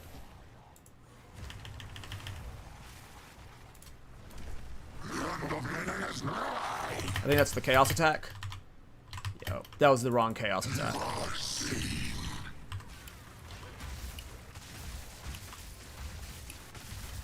It just makes me nervous because I can't see what he's casting because of all the lights. Like, I need to get my when I'm level 90, I'll have the plus 21 skill gem, and I think I'll one-shot most bosses, but until then, it's just like I get nervous because I don't know if he's doing the Chaos Strike or not because it's just so visually, like, crazy.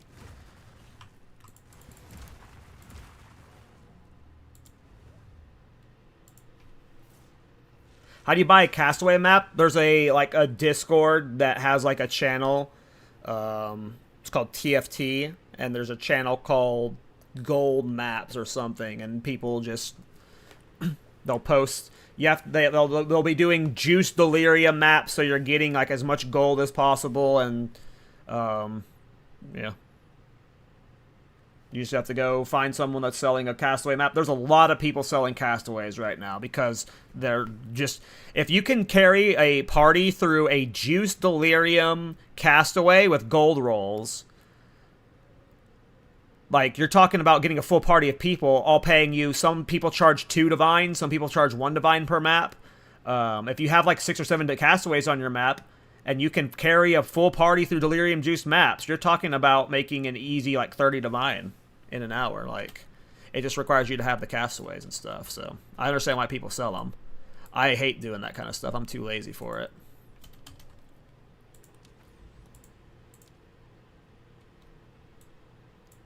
Yes, you have to carry them if you want to sell it. Yes. Because no one's going to buy, like, a weak Castaway. They're going to want to spend divines for, like, hard Castaways.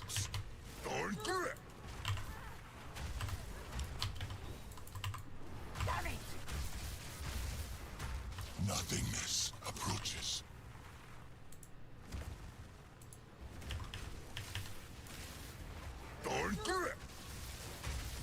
Traveler's bane. Invasive growth. You've been phased, sir. Let me go on the walk.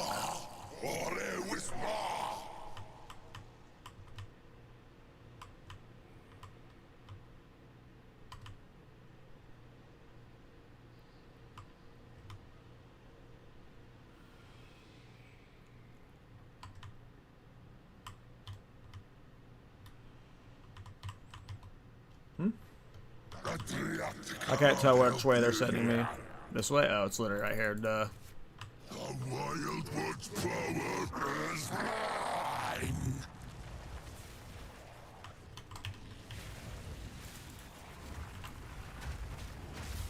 Slogan. Why do you hate us for wanting to exist? I need to do that every time.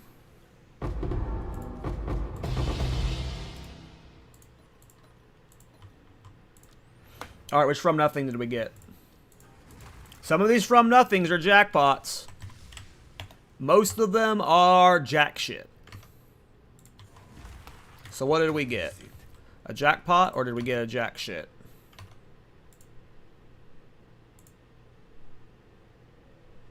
Pretty sure Glancing Blow sucks. Yeah. We got Poo Stew.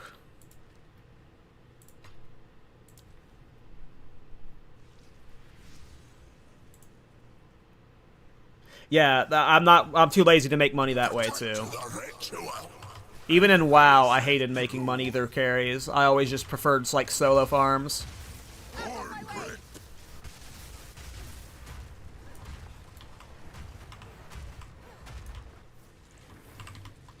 Your maze matters not.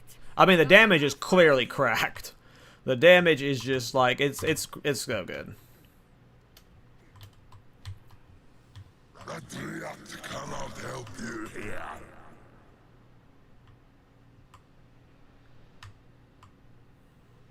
Rarity cannot help you here. They can. They're helping me now. This fucking guy. This fucking guy. How far do I need to go, game? This is the longest maze yet. The Wildwood's power Is mine.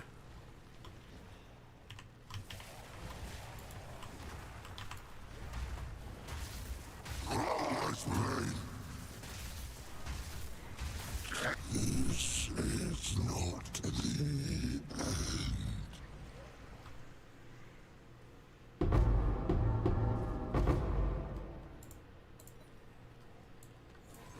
Dueling wands are the good ones, right? Dueling wands are the ones people want with Spellslinger. I think that's correct. I don't know if that one's any good. I doubt.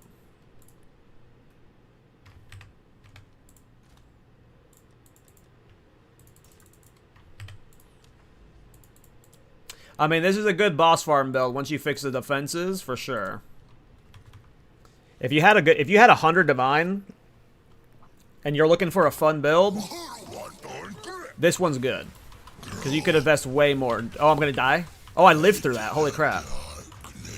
I ate that chaos attack and it didn't kill me for once.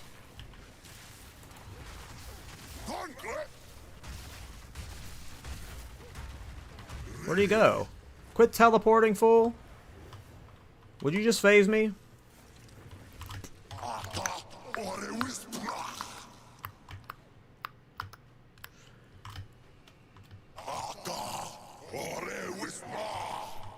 Aka. Ora ripa. Wildwood's power is mine.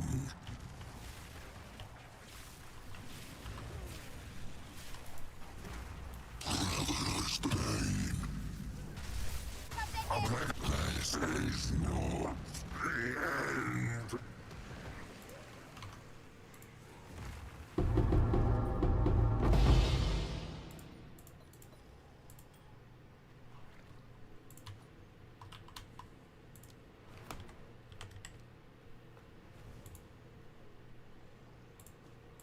I mean, I love bossing builds, so, like, sometimes I dismantle a build and I sell their stuff to play something else. I might just keep this around as a bosser once it's done.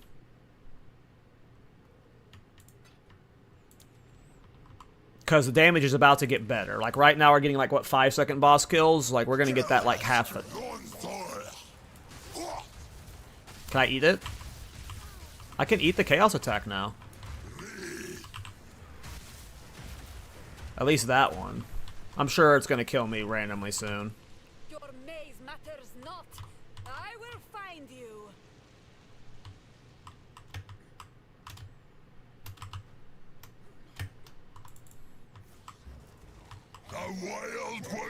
Man, you are in the worst possible spot. I can't warp around them here.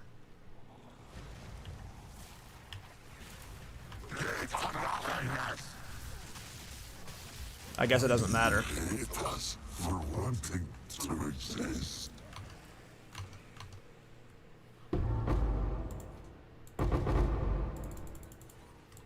Yeah, this is usually what happens when I farm King of the Mist.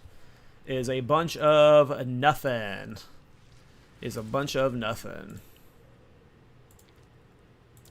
Alright, this is our last King of the Mist.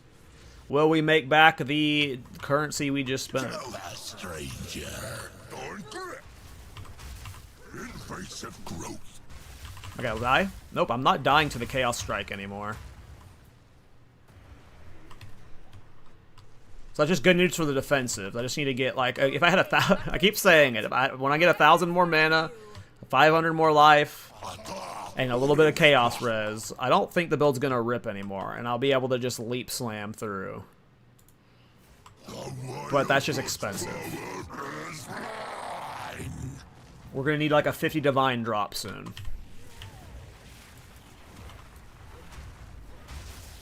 Why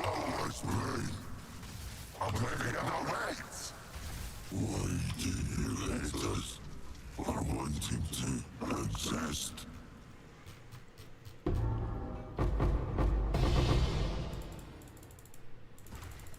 Well, we did not make back that currency. What was that? 6 kills in a row? I think we did 900 worth. I think that was the last one. I think I bought 950 of them. Well, we didn't make back that currency. That's alright. That is alright. Yes? How expensive are Orloff splinters? I should probably get a clip of killing him at least. Ooh, they're so expensive. Oh. Oh. To kill this guy once, you gotta spend a divine and a half?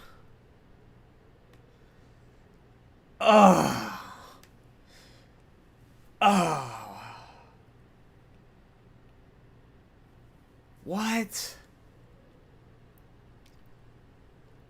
I don't know why they're so expensive. I forget what he drops that people are after. 1 tier 3 attempt is a divine and a half. Nah, I'm good. I'm good. I am good.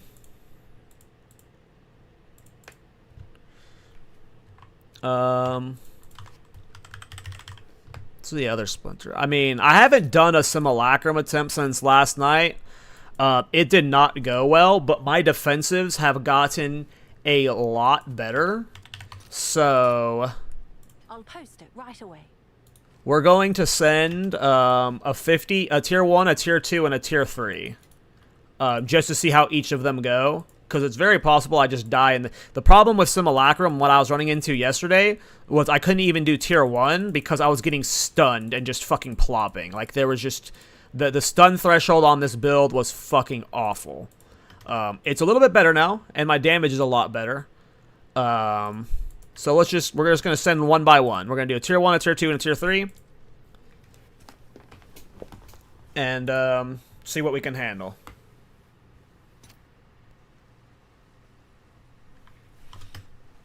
Remember this fragment stood against so many It's like a player remembers poor lives, twisted in the test. Damn it!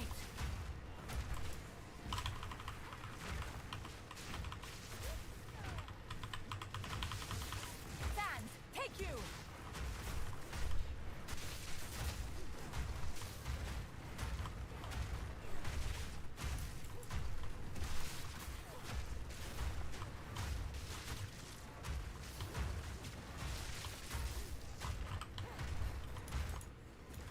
I bet those stun threshold passives, though. I bet they solve a lot of our problems. Who was it that recommended that? Was that you, Safari? I don't know if you're still around. I'm pretty sure it was Safari that recommended it. Maybe it wasn't Safari. I think it was, though. Whoever recommended the stun passives, they have helped a lot with the build. I did not realize there were just flat stun threshold passives that, like, right there on our path that were... Yeah, the stun one. Yeah, it was you, Safari.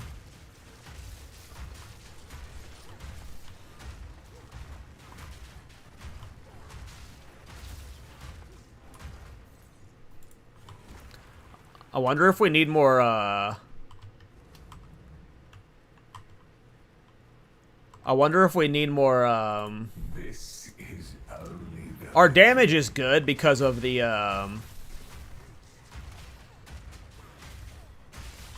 Crown of Eyes, but we're not really getting many Mjolnir procs, and I wonder it's because it's Delirium and they're, like, lightning resistance.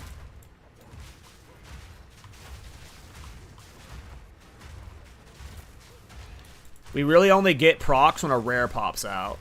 Like, anytime you see a proc, most of the time, it's either just from passively killing small minions one by one, or it's because we hit a rare. I mean, it's doing good. We're clearing it, but this is only tier 1, right? So...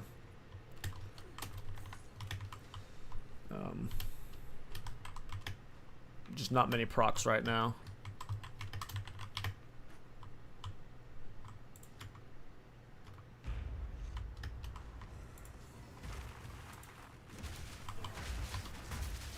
There we go. Maybe we just needed more density. Oh no, now we stopped getting them. I'm sure density helps a lot with it.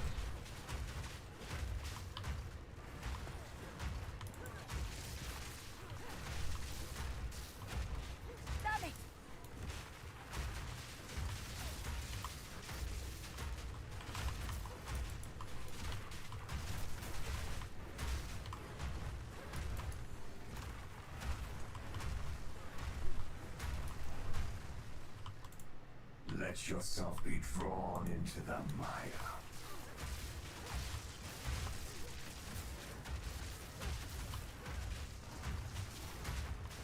Yeah, this build's sick. I'm just so excited to do the Infernalist version too. I hope the Shockwave Totems is cool. Like, I just imagine, like, this... He got fucking evaporated. I didn't even see him show up, and he just got popped. I'm just excited to see, like, just a fissure that cakes the screen, hopefully, and then, you just have Shockwave Totems everywhere for Delirium. It sounds fun. Are we done here? Okay, we're done here. Alright, I think we'll skip straight to Tier 3 after this one, if the Tier 1 ends well. We might just still do one by one for the science. It doesn't it competes with the run and gun build for sure, just in the opposite way. The run and gun build was move speed, clear speed, and this is like boss speed. This doesn't have the best clear speed. If I can fix the defensives and we can leap slam everywhere, it'll have a better clear speed, but the run and gun is just like zoom, zoom, zoom.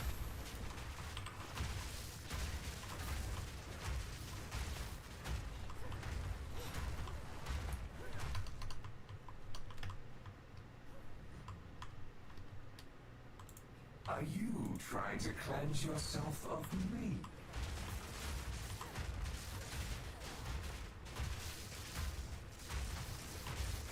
Sands take you.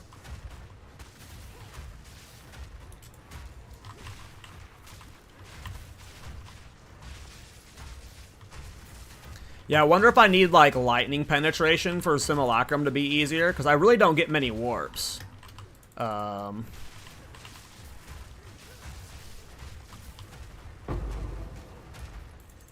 It's only when a rare boss pops out that we get warps. And I'm not going to be able to just leap slam spam in Simulacrum. I'm kind of required to fissure spam. Because, like, yeah.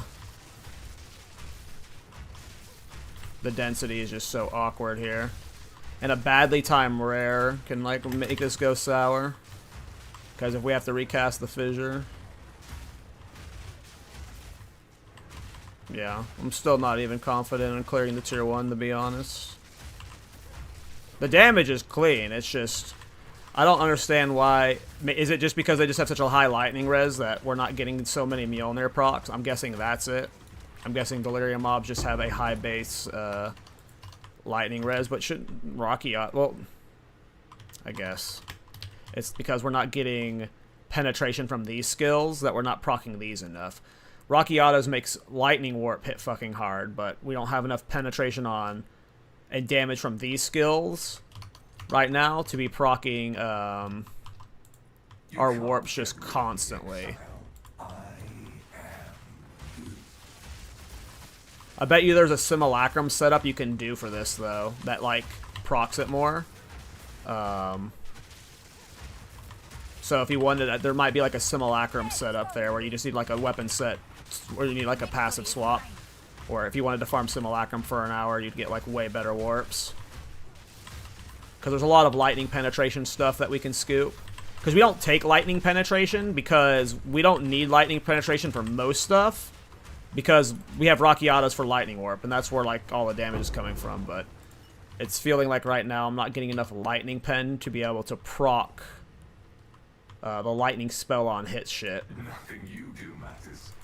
The dream will end, and the dreamer will pass. I got a really awkward fissure here. Because as you can see, my fissures are, like, not doing the best damage. Shit only gets cleared when I get the lightning warp out.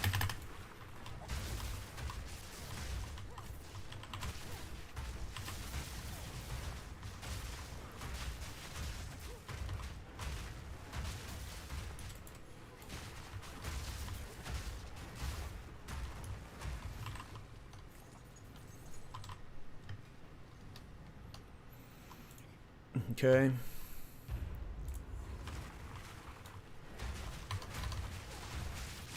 That's crazy how I'm not getting any procs with that much density.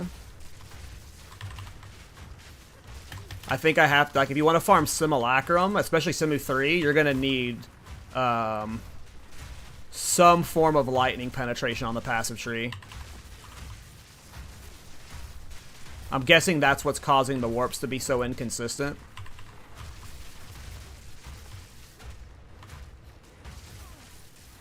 I'm not sure, though.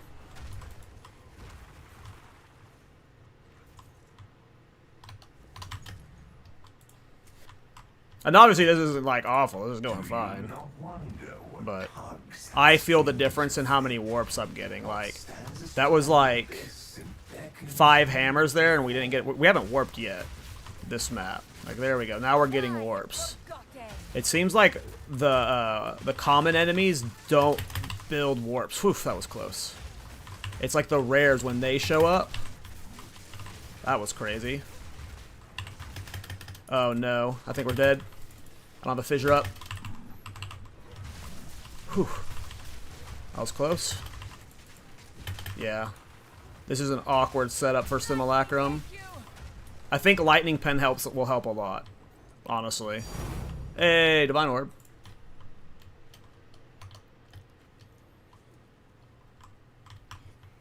Alright, we made it to wave 13.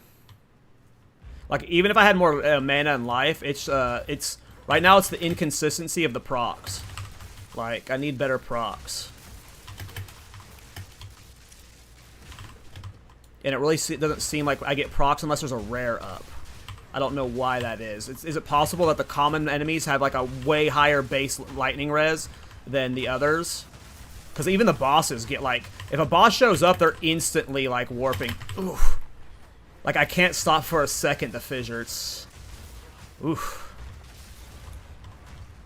Oof, that's scary.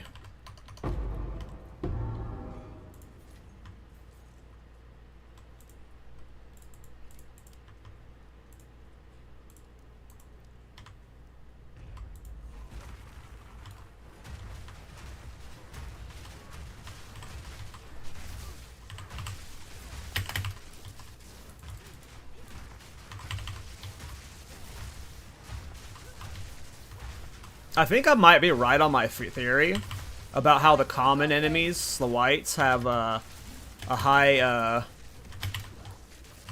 base res or something. Because anytime a boss or a rare shows up, like the warp's instantly happening. I'm getting my full damage. It's just versus these types of mobs that I'm not getting my full damage. So I'm just really curious if that's what it is. Maybe just the common enemies just have a high base elemental or lightning resistance or something, or you're just like a resistance to building energy.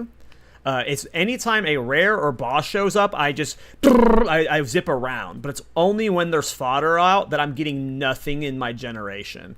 So that's where the difficulty of this is coming from, is that all of my damage comes from the warps, and that's only happening versus the rares and bosses. Versus in mapping, you're getting plenty of juice elsewhere. You will fall, Exile. Damn it!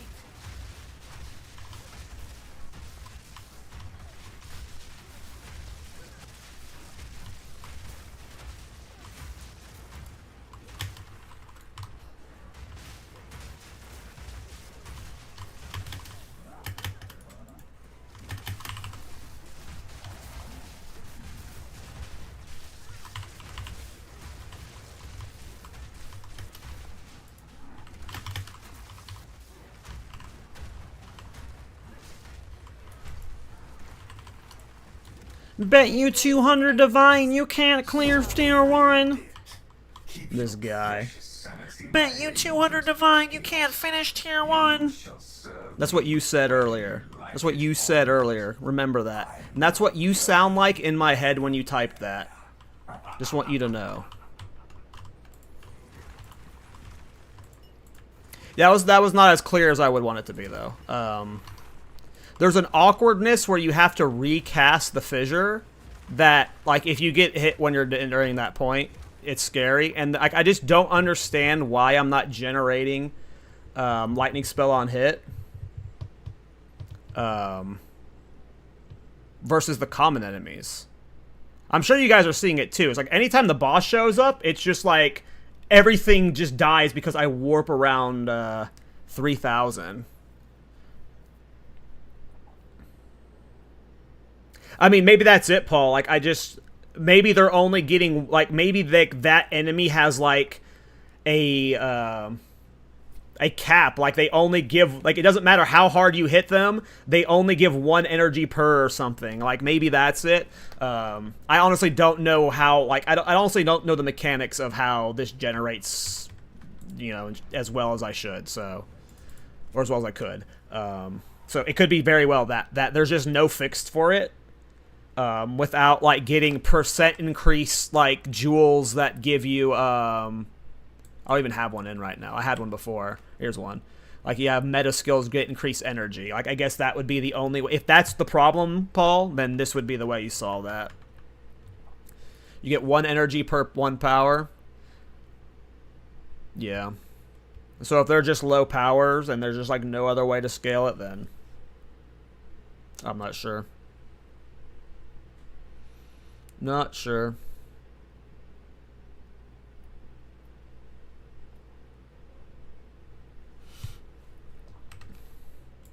Alright, let's do tier 2. I assume this is the one we're going to fall at. But hey, we're going to give it our best. Again, I keep saying the 1,000 mana, 500 extra life, but once I have that, I feel like tier 3 would be possible.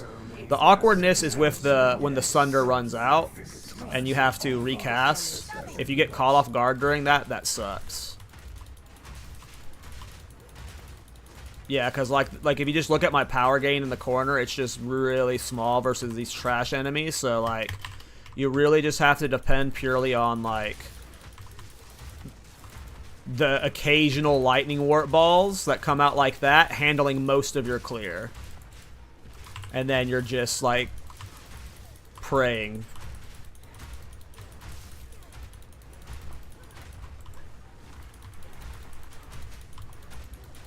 You have to increase your crit chance. I mean, I've gotten it as high as I can. Like, maybe I need, like... Maybe I need to put inevitable crit into them. But, like, because of how, like, I think they're pretty low crit chances. Like, these skills just have such low crit chances that, like ambush and stuff in them, they're only going to be critting. They're at 12% right now, right? Like, because I'm using, like, Mjolnir's base crit chance is 5%. It's just, like, even with all the crit I have, that's scaling, Lightning Warp right now. Like, I'm sure my Lightning crit chance is way higher. I don't know if you can see it right now. 30%, so it's not even that great. Not sure.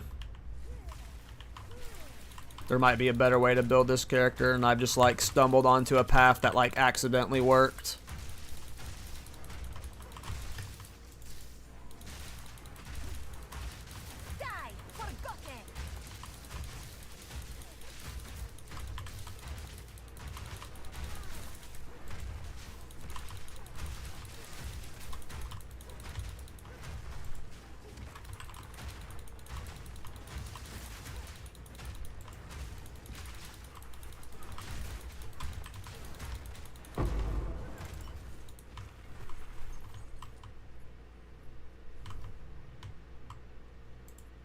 Delirium mobs always have problem with procs. Gotcha. I've only just started using energy, like these kind of builds, like this patch, and I didn't do Delirium on the last one I did. It was my Infernalist, and Delirium wouldn't have been good in it. So I didn't even try. We moved on from that build quick.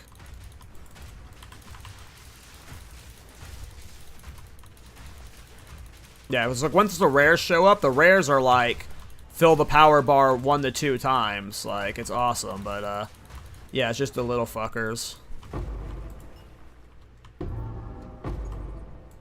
There's our runes for weapon crit chance. Gotcha. Maybe I'd have to do that. Right now, I've got Spirit and Sequels for more damage for Lightning Warp. But we might be able to swap out of that. Because if crit helps a lot for gaining power, then of course we should do that.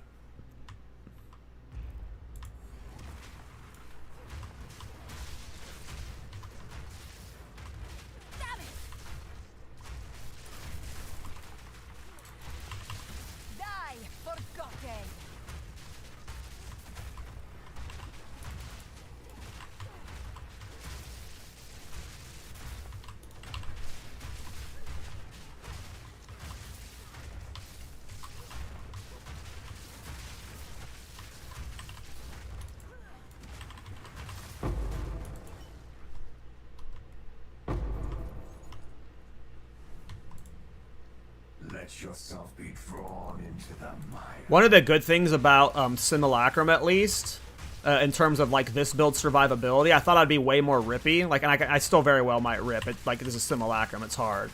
But because of like how concentrated it is, and because I'm using mana remnants, like I'm actually like doing pretty okay. Like I heal pretty. Like, I'm sitting at, like, 5,000 mana at many points during this, you know? It's only when shit gets hairy that I get really low. So So, in terms of defensives, it's doing better than I was expecting. Always the reduced recovery and mana drain guys are going to be a death sentence, of course, but despite the proc rate being worse than I was wanting it to, which it's still fine, Crown of the Eyes is helping with that.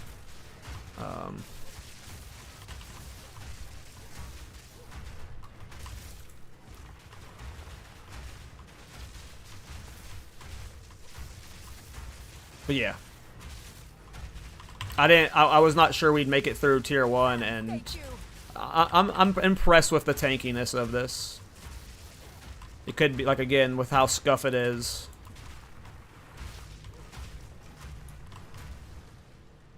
We're not abusing any tech rod cheese.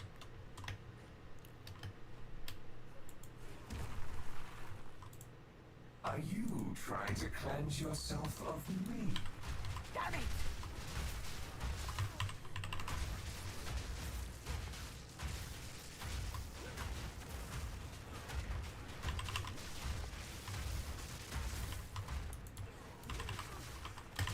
Oof. That proc happened at the right time. It's crazy. You just throw the hammer at the bosses and it just like instantly warps you to them and they die. Like, you don't even need a fissure on the bosses to like warp to them. You just hammer them and it procs enough energy that you just... Hey! That's back-to-back Divine Orbs. Maybe we should be farming Simulacrum more.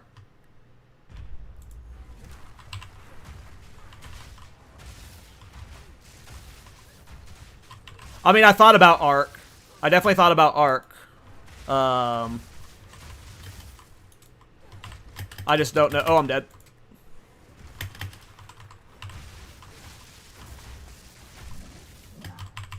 We dead? Nope. Whew.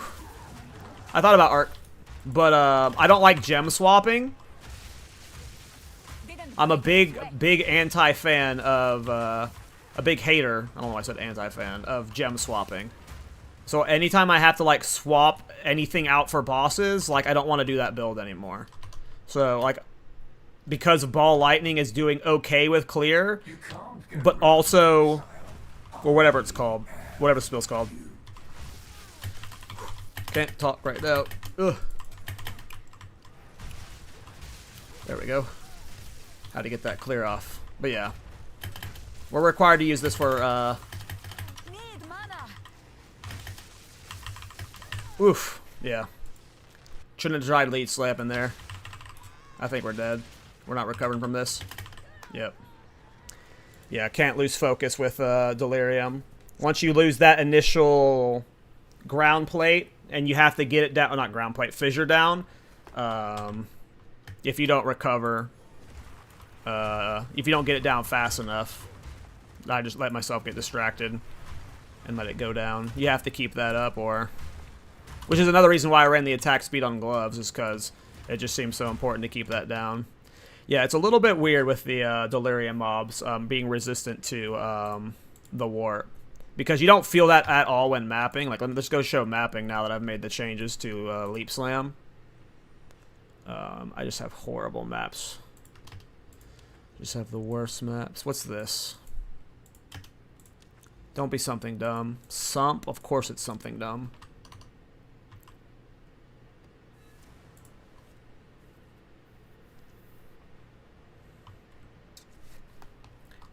But yeah, I thought about Arc. The original plan, Safari, was this to be like, again, it was supposed to be a Lady Thor, and I was hoping Arc would be the clear, with Leap Slam being the main boss damage. Yeah, it's still so hard to use only Leap Slam. I think you're better off, like, almost spamming just Hammer than Leap Slam. You just, like, walk spamming Hammer, and you just wait for the Hammer to get procs on its own. Like, obviously, you just... If you want the best clear, you fissure then Hammer, but I'm trying to, like, find a fast clear without having to fissure right now. Ugh. Yeah, I just can't only use Hammer. I can't only use Hammer. I don't know what to do to fix that. I think that's just like a problem with like the style of this build that I'm doing. It would be awesome if like you could get the lightning procs only doing this, right? That would be the ideal scenario for me. If you were just doing this, and then you were like flickering to the enemies, right? That's what everyone wants from the build, I feel. I just don't know if I'm doing that, able to do that with this Crown of the Eyes setup. Like, I feel like you might be able to achieve what I'm wanting with this on a different Ascendancy. I just don't know about it with the Crown of the Eyes setup.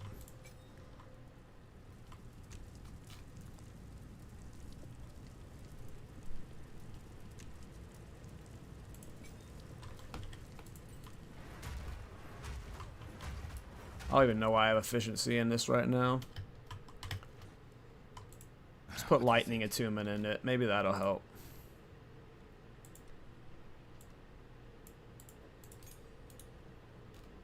I don't think it will, though.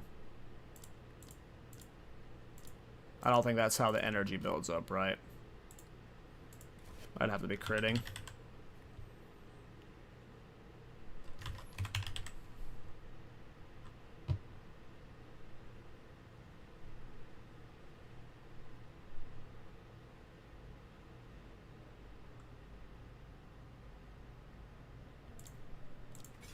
We could try it with ambush. I'm just out of maps. Choose what you need, see what you can achieve with And I'm out of gold almost. Indeed.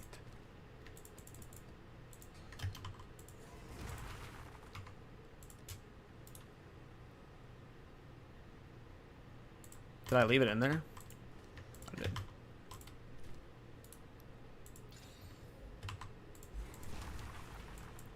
Alright. I fucking hate Sump. Alright, let's see if this helps with the hammer. I don't know if it would. We'll see if the crits help more.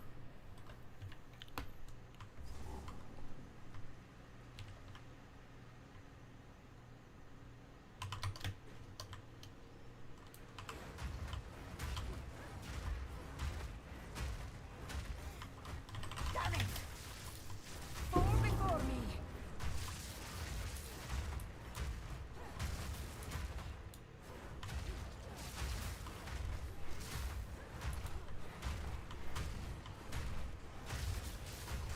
It's just not enough energy gain on its own most of the time. That's why I want, like, Leap Slam to be, like, the main mapping tool. But it Victory is just... mine.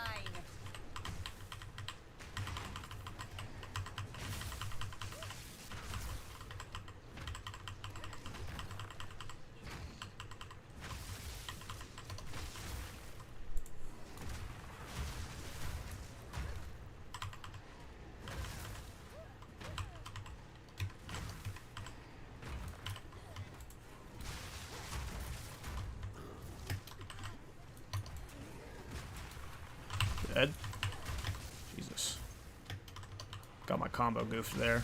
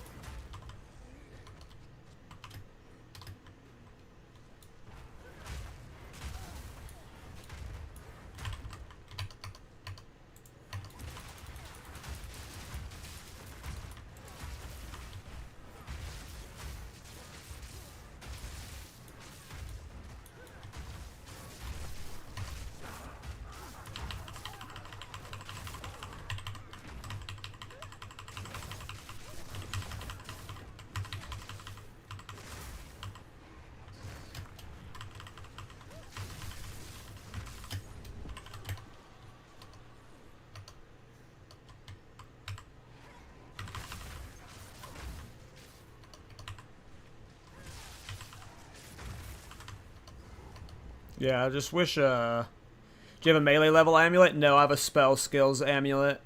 Because most of my damage is coming from lightning warp right now. Yeah, we're doing a weird build, you know.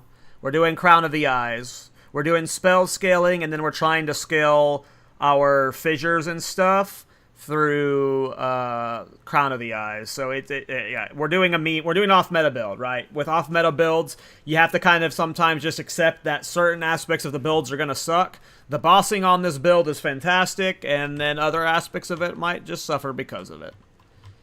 But it's fun to play. But yeah.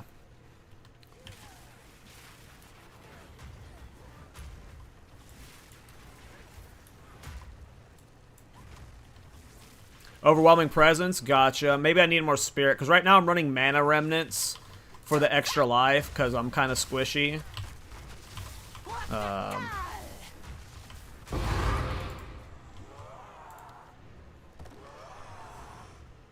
But if I find a way to get 30 more Spirit, which, like, you know, maybe I get a Crown of Eyes with a Spirit enchant, or, you know, I can get Spirit on an Amulet or Body Armor later. For Overwhelming Presence. I didn't know Overwhelming Presence was an energy boost. That does sound helpful, because yeah, I need an energy boost right now. I feel like that's what would help my mapping the most right now, is just an energy boost. Trenches.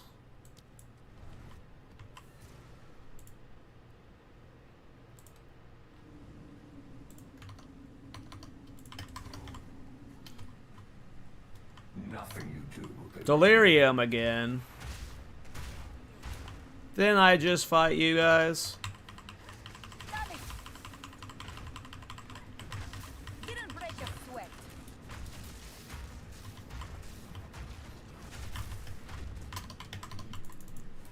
Like, I feel like I just have to accept that I'm gonna have to play fissure spam. Maybe if we force to add Stampede again. But I just, yeah, right now I'm trying to force not having to spam fissure. I think Overwhelming Presence would definitely help, especially during Delirium.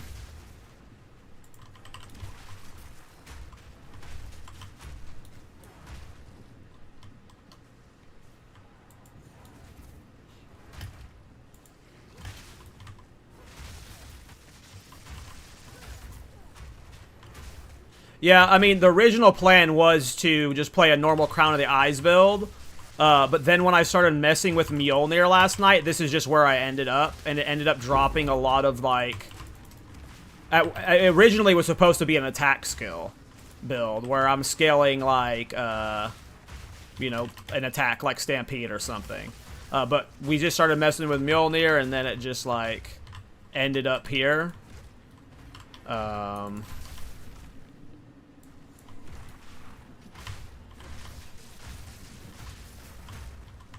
So, you know, it's still a cool enough build that I'm willing to showcase it, but it didn't showcase what I wanted to showcase about Crown of Eyes, so there's still more I want to show off about the item.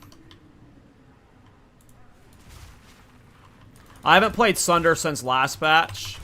I know it got reworked. I just don't know how. I think it's like faster now or something, but does like way less damage or something. Oof.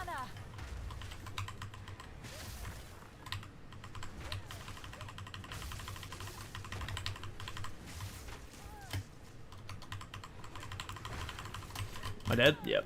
Okay. Can't leap slam spam.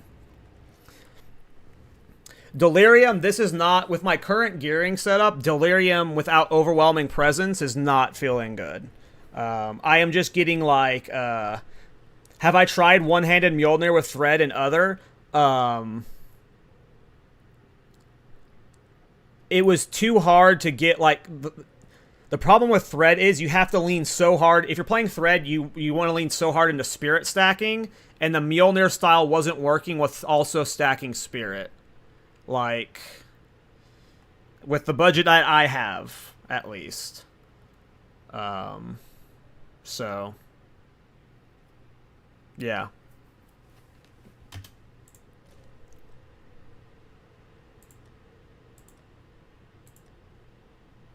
Delirium we're not ready for.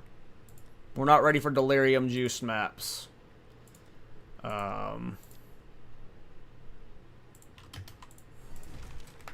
We just don't get enough procs on them. That's the problem. We just, like, we depend... All of our damage is coming from Mjolnir procs, and we're not getting them on Delirium maps. Like here, I'm gonna get procs like crazy, like. Die forgotten. Oof. Mana. Those chaos. I need chaos res. I need my chaos res. Ugh. I hate build crafting when I'm on a budget, but I don't want to go farm currency. Why is this game so damn expensive?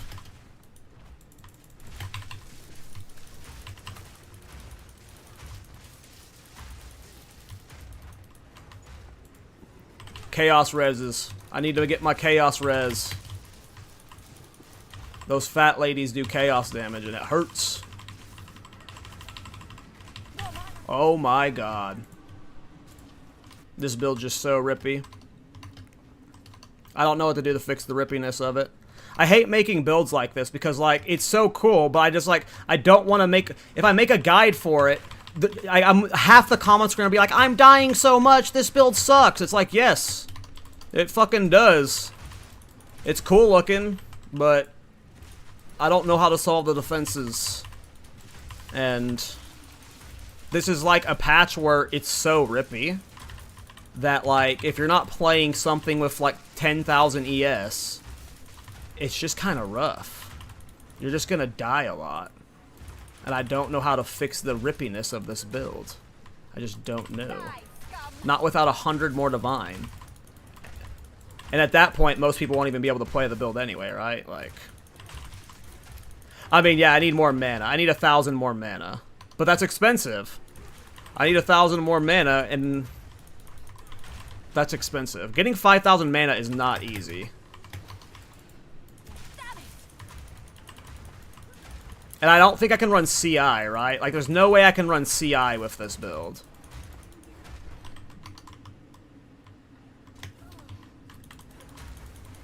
I don't know, maybe I just play too many Thorns builds, and I'm, like, just used to having, like, defenses be a part of builds. Maybe there is just a subset of the audience that just loves glass cannon builds, and it's okay to post glass cannon builds, but I always get nervous posting glass cannon builds. I always get nervous posting glass cannon builds.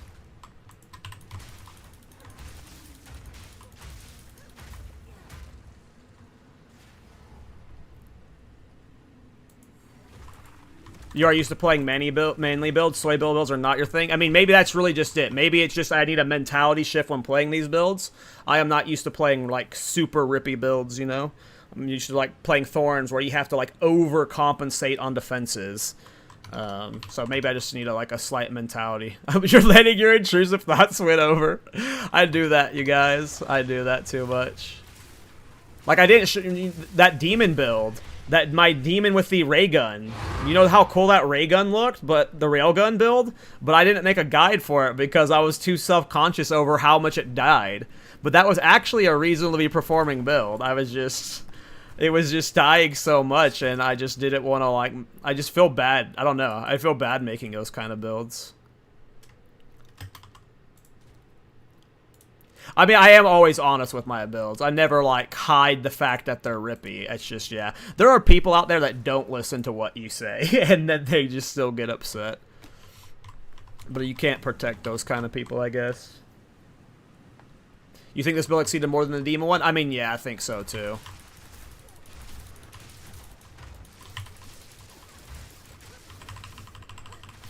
And I think if you played this build with a serious budget, it would be great.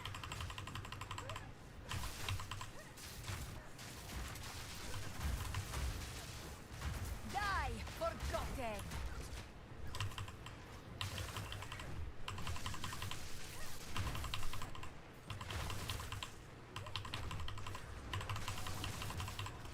I'm just doing it on, like, a half-assed budget. Not a half-assed budget. I'm using Rockiata's Flow. There's nothing half-assed about that. But the gear itself is very cheap. So if you had, like, 100 divine, like, in your rare gear, I imagine you'd be a fucking beef boy.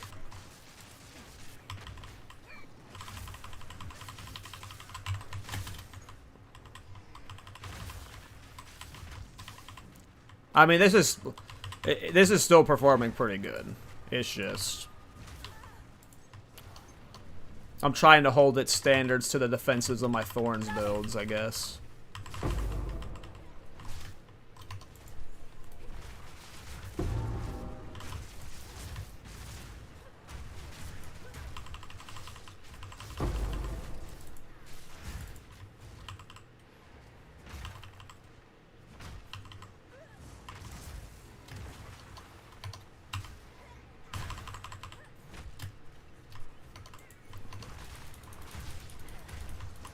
Maybe try Sunder. I mean, maybe I should. There's a lot of interactions I haven't tested. I literally have tested these skills here for the Mjolnir setup. Literally just these skills. So, I have not tested. Earlier, Gleda told me to try out Stampede, and yeah, I have not tried out Sunder, so. There is a lot more to test.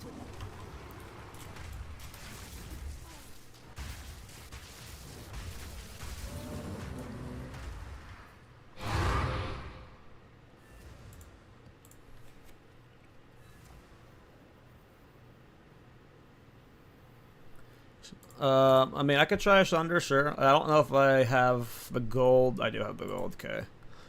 Do I have a 19 skill gem? I do. Okay, let's see what Sunder looks like. Currency. I'll test for y'all, fine. I'll test. All right, your order is registered. I'll test. I'll test. Alright. I mean, what would I put in it? Just the same stuff I've got in Volcanic Fissure, probably? I have no idea how you supposed to build Sunder right now. Probably Magnified Area, at least. Because right now what makes Volcanic Fissure so good is because it's like, it takes up so much space. Like, look at that. Like, I'm not even in a wide open area. Let's try if I can find a big area. Like, right here. Like, this takes up so much area. Like, how are you gonna, like... Sunder can't cake this much area, can it?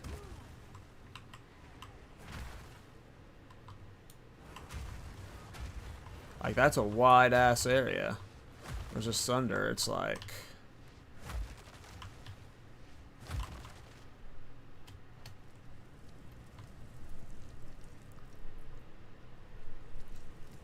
I only have one Breach Ring because the other ring is a Dream Fragments for % increased max mana. It is possible I ditch this because you can get like 4%, 5% less max mana on a Breach Ring. I just assumed that if I wanted to get as much max mana as possible, I would need to use a Dream Fragments. Because when I searched by rings and then maximum mana, this was the highest way I could see % increased max mana, so... Yes, you could get way better... You could probably optimize around 2 Breach Rings. I don't know if... Yeah. This was cheap. This was cheap.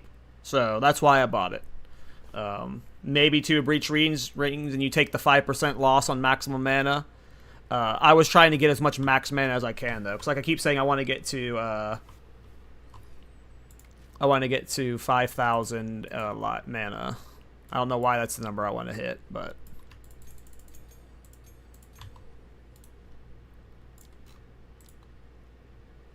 Reflect Ring? What Reflect Ring?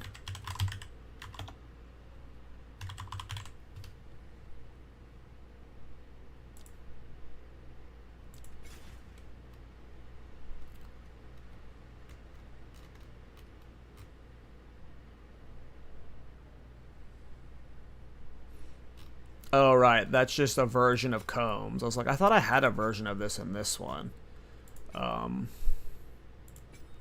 I'm just going to swap all this over just to see what that feels like for now.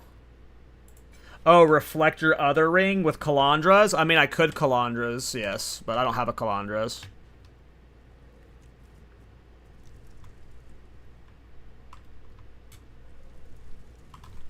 Well, the test would not, like, I wouldn't just be able to buy that 50 Exalt Breach Ring and just test what I want to test, because I'd have to, like, re-itemize around that Breach Ring and stuff, because a lot of these items were purchased around this ring. So, like, again, right now I just need to get, like, a bunch of Divine and then just rebuild all of this. And I ideally want a 3-socket Crown of Eyes, but those are expensive.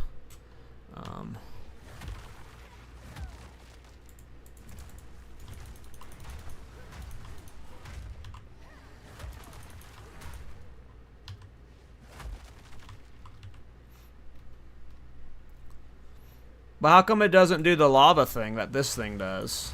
You just can't get this effect with Sunder? Sunder's just going to be for what, like, hitting enemies, they gain a bunch of power? I don't know if that's going to work as well.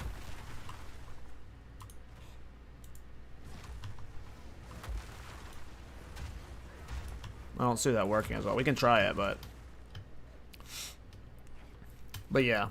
I mean, it's possible we have to swap away from this. This seemed cool when I bought it, because it was 13% increased max mana, plus it had some res, plus it has mana regeneration rate, which we need.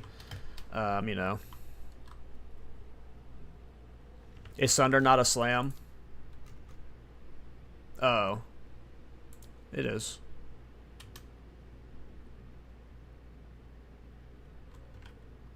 Please show the branching one. Versus which, this one? Where was the other one? 2 times, 30% less damage, 35% less area effect. It is 10% less damage, yeah. But let's see what the it looks like in terms of...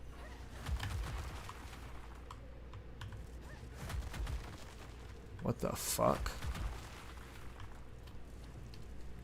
Looks weird.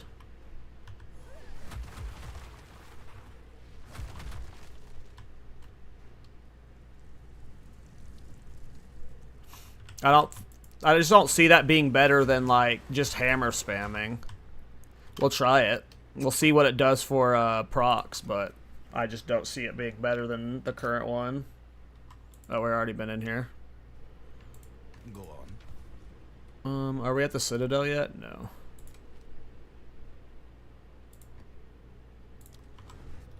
And yeah, I want to get Spirit with Overwhelming Presence, so we need more Spirit. And if we need more Spirit on an amulet, like, we might have to ditch the Unique Ring. I feel like the Unique Ring has to go.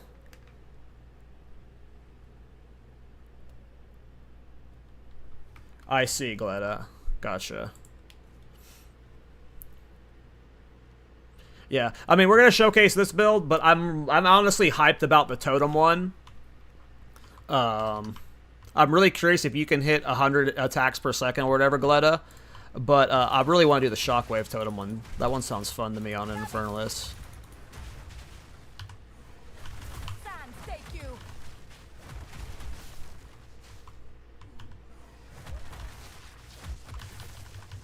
Wild beast.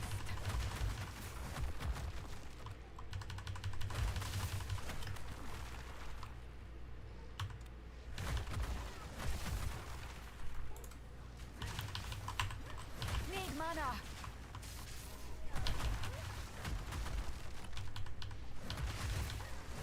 It's just so slow. Whoa, that was cool. I just wish, like, my biggest problem is the clear speed of the build. Like, I really just wish you could leap slam around the map. If leap slamming around the map was more consistent, that's what I want. It's just, I hate not being able to move while attacking. I've played too much of my run and gun character, I think. Sunder is just... It's clearly hitting hard. It's not proccing as much as you would want it to. I just hate how slow Sunder is. I've always hated that about Sunder, though. It's faster than last patch, at least. That's for sure. Old Sunder was fucking crap. Even though it had really good Sunder builds last patch.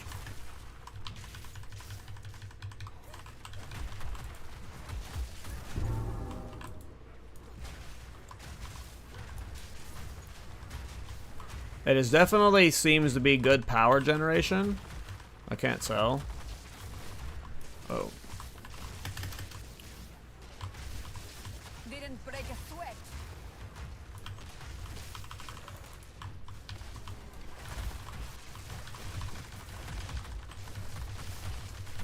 It definitely seems like it's a good addition for clearing Abyss.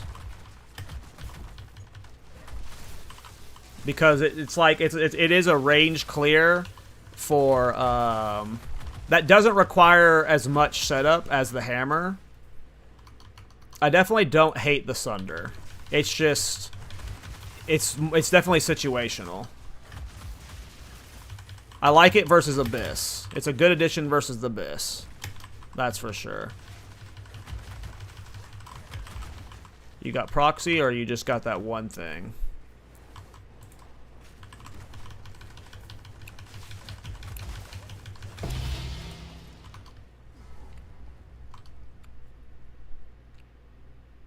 I have not added any Cries. I was using Cries pre-Mjolnir.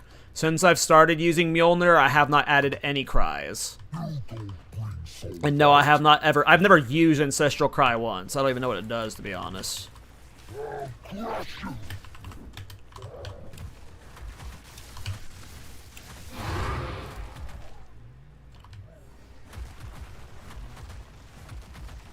So I don't like it as a general mapping tool, but whenever you're like in a situation where Sunder it fits, whether it's like setting up for a boss or something. Yes. I don't even remember what Ancestral Cry does. What does it do?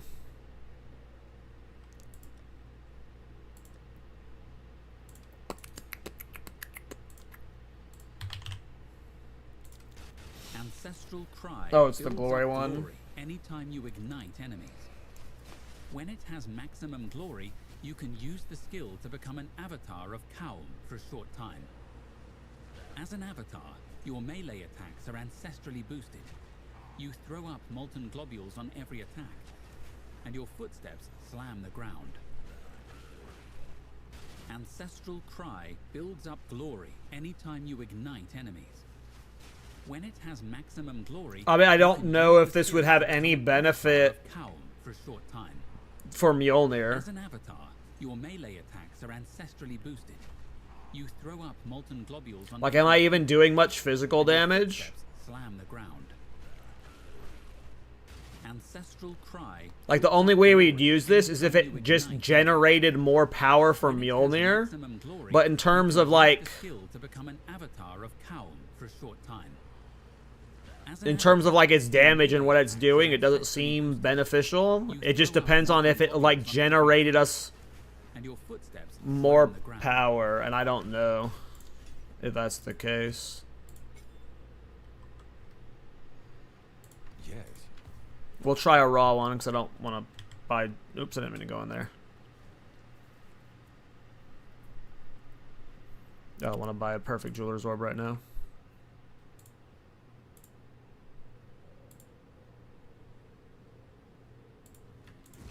Yes. Damn it, I keep trying to click the fucking map device. Ooh, Citadel time.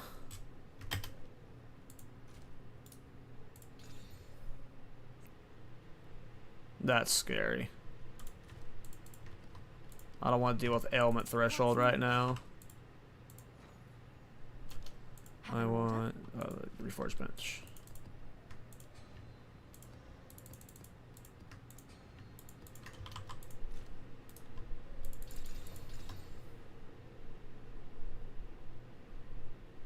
That one's scary, but sure. Alright, couple Citadel, couple Citadel.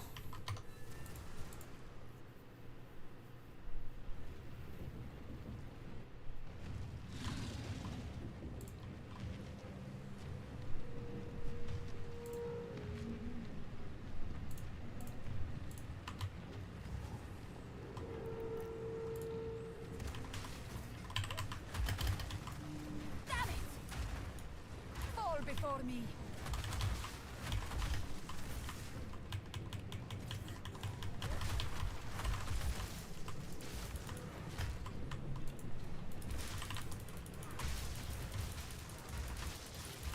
Die, forgotten.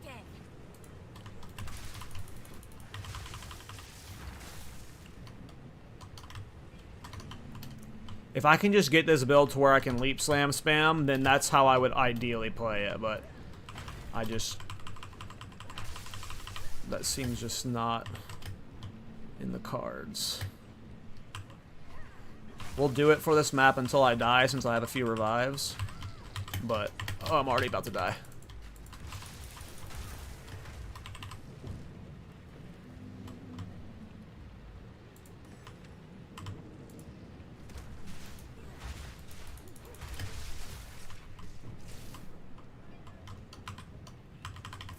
I can't jump that.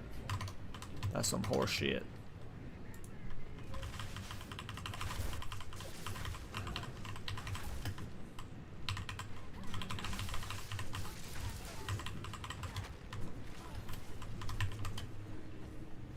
My eyes deceive me.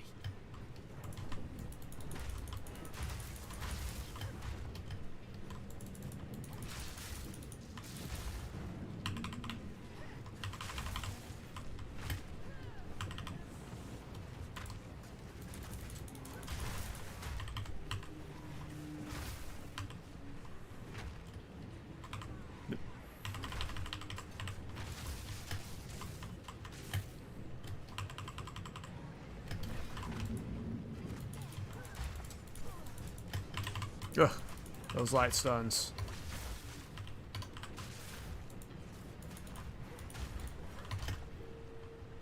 Alright, no shrine for the boss. I'm not abusing shrines. One way or another, this ends here. Submit! The Malekith will pay. Out of my way!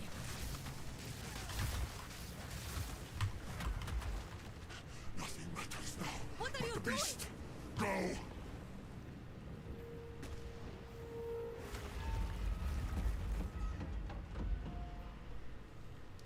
I don't have I'll try it after the Citadel. sands. I don't want to throw away the Citadel. Impede my enemies. Take our hate. Oh! I can't believe I didn't die. I couldn't tell where I was going to end up with the flicker spam, so I was hoping my flick would end me up away from a slam. Surprised that slam didn't kill me.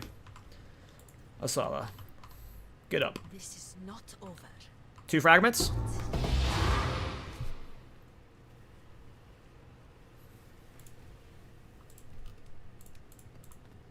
Well, we've made a good divine today on stream. Streamed for like almost 5 hours, and we've cleared the Citadel fragments we've gotten has gotten us like 10 plus divines. We've gotten enough. We've cleared enough Citadels. We've gotten 10 divines. Plus, we've gotten some raw divine drops and some other stuff. So, yeah.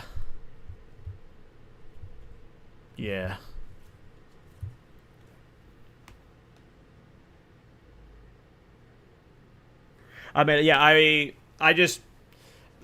die so much in Leap Slam. I definitely think it needs a stun threshold increase or something.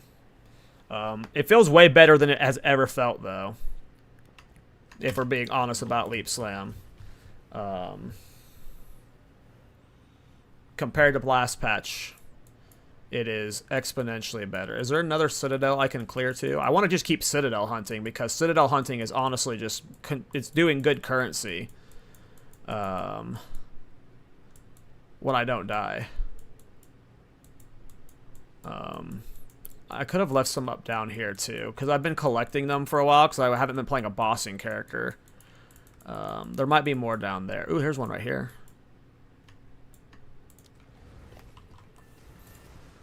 Alright, let me try fissure spamming just to get the glory up.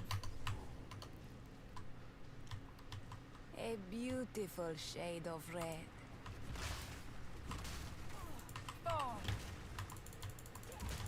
I'm just not getting any ignite. I just like don't ignite at all with this build. Sans, take you.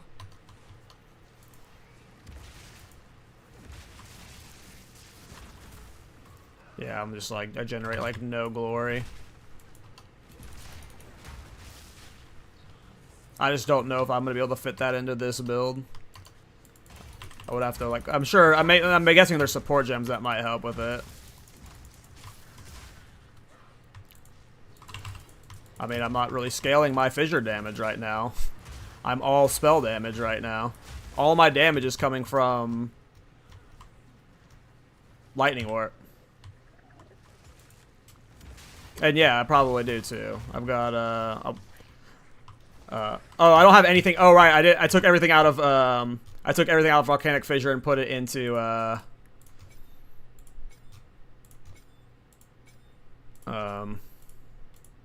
Sunder. But these weren't even like big damage supports. This is just Fist of War. I guess Fist of War is pretty nice, yeah. I forgot I swapped them, the Sunder. We forgot we did that.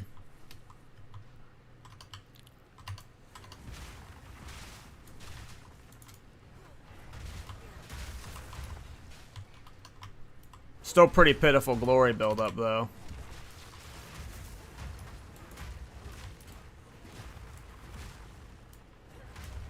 Yeah, I'm not really scaling my attacks right now. Crown of Eyes is like barely, it's like enabling the build slightly, you know? I'm not even doing much spell damage scaling for the skills. What level are they? They're 19.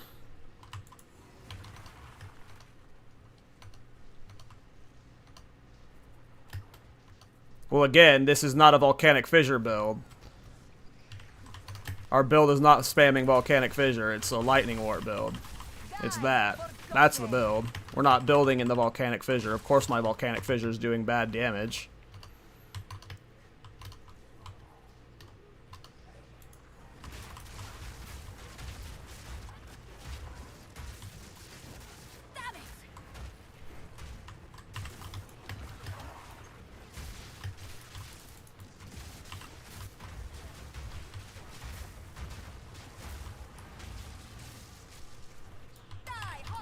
Like, I don't have any melee skills on my gear at all, you know?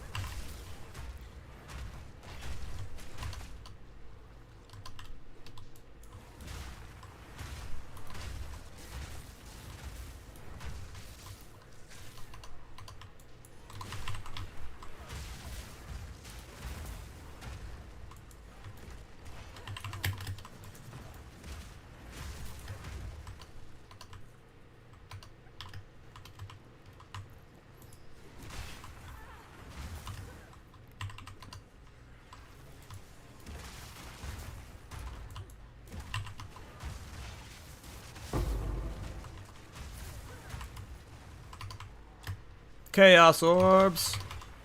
This map is so long. Bloodwood. I'm getting like no glory. Yeah. I just have no ignite damage, you know? I'm pretty sure I tested this on for Bramble Slam once. I tested this on a I was testing this with Bramble Slam once, but I never tested with Fissure. Die forgotten.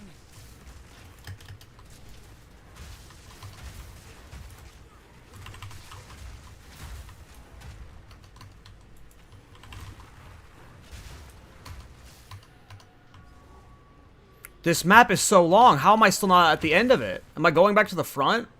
Did I go in a big circle and I skip the boss?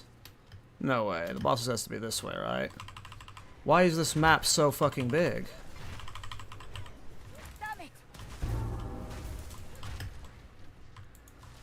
Away with you.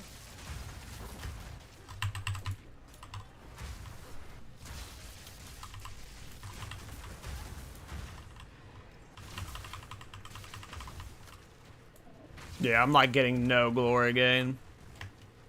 Not with this setup.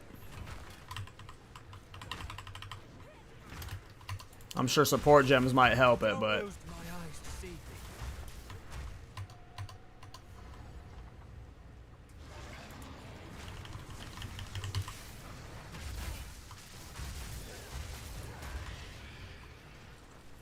Stay on it. if only we can fix the mapping. The map speed gets better. This build is sick. What? No waystone? How y'all gonna drop me a waystone? I don't even have 15s now.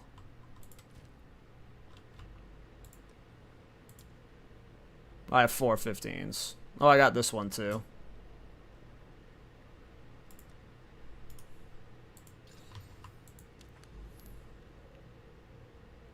Ooh, I like Rust Bowl. Hopefully Rust Bowl's still good.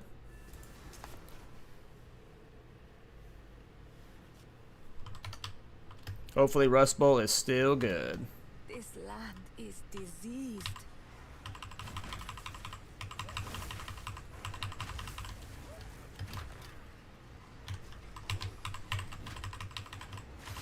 Didn't break a sweat.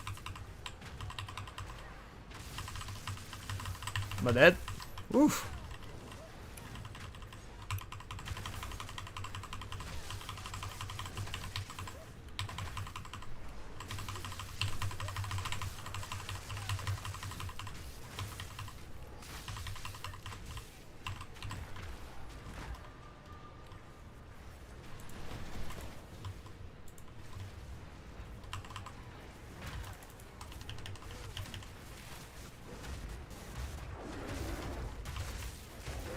I can eat monkey slams, apparently.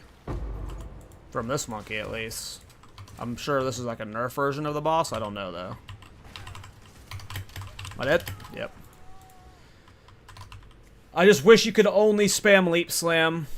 I hate how you have to do the setup of, like, either Sunder or this shit. I just want to leap slam. I got too much melee brain. I've just got too much melee brain. I just have to accept that this is how you have to play the build. Die once more.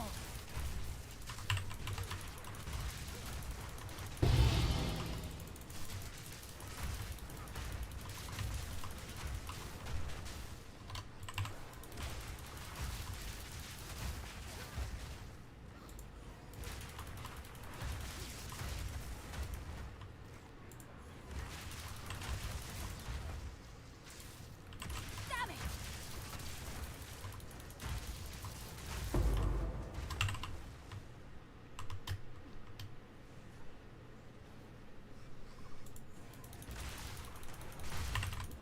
Out of mana.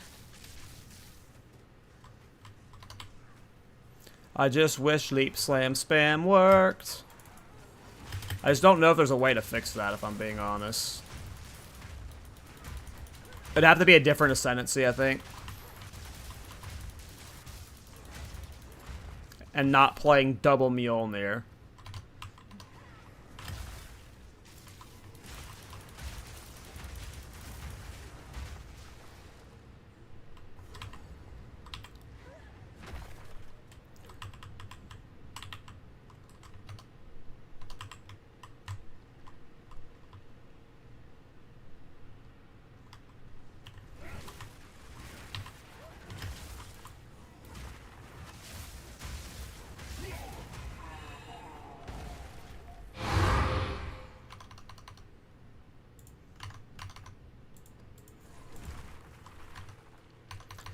I mean, right now it's just got too much going on with it. Like, I'm forcing double Mjolnir with Crown of Eyes, right? And like that is just like it's too much of a goofiness going on that like we're giving up a lot of just like survivability and like clear speed and whatnot. It's not a bad build. I'm not complaining. It's just the Crown of Eyes is important for the build. It's just, this is just a Mjolnir build. That's why I'm, like, sad about it. It's just a Mjolnir build. It's a Mjolnir build that's utilizing Crown of Eyes to help fuel the engine of the Mjolnir. But it's not a Crown of Eyes build. And so, like, my brain just keeps saying, like, I want to make a Crown of Eyes build, so we need to finish this build and then go make a Crown of Eyes build. This is a Crown of Eyes build, technically, but everything you're seeing is Mjolnir. We're not really super scaling Crown of Eyes, and yeah.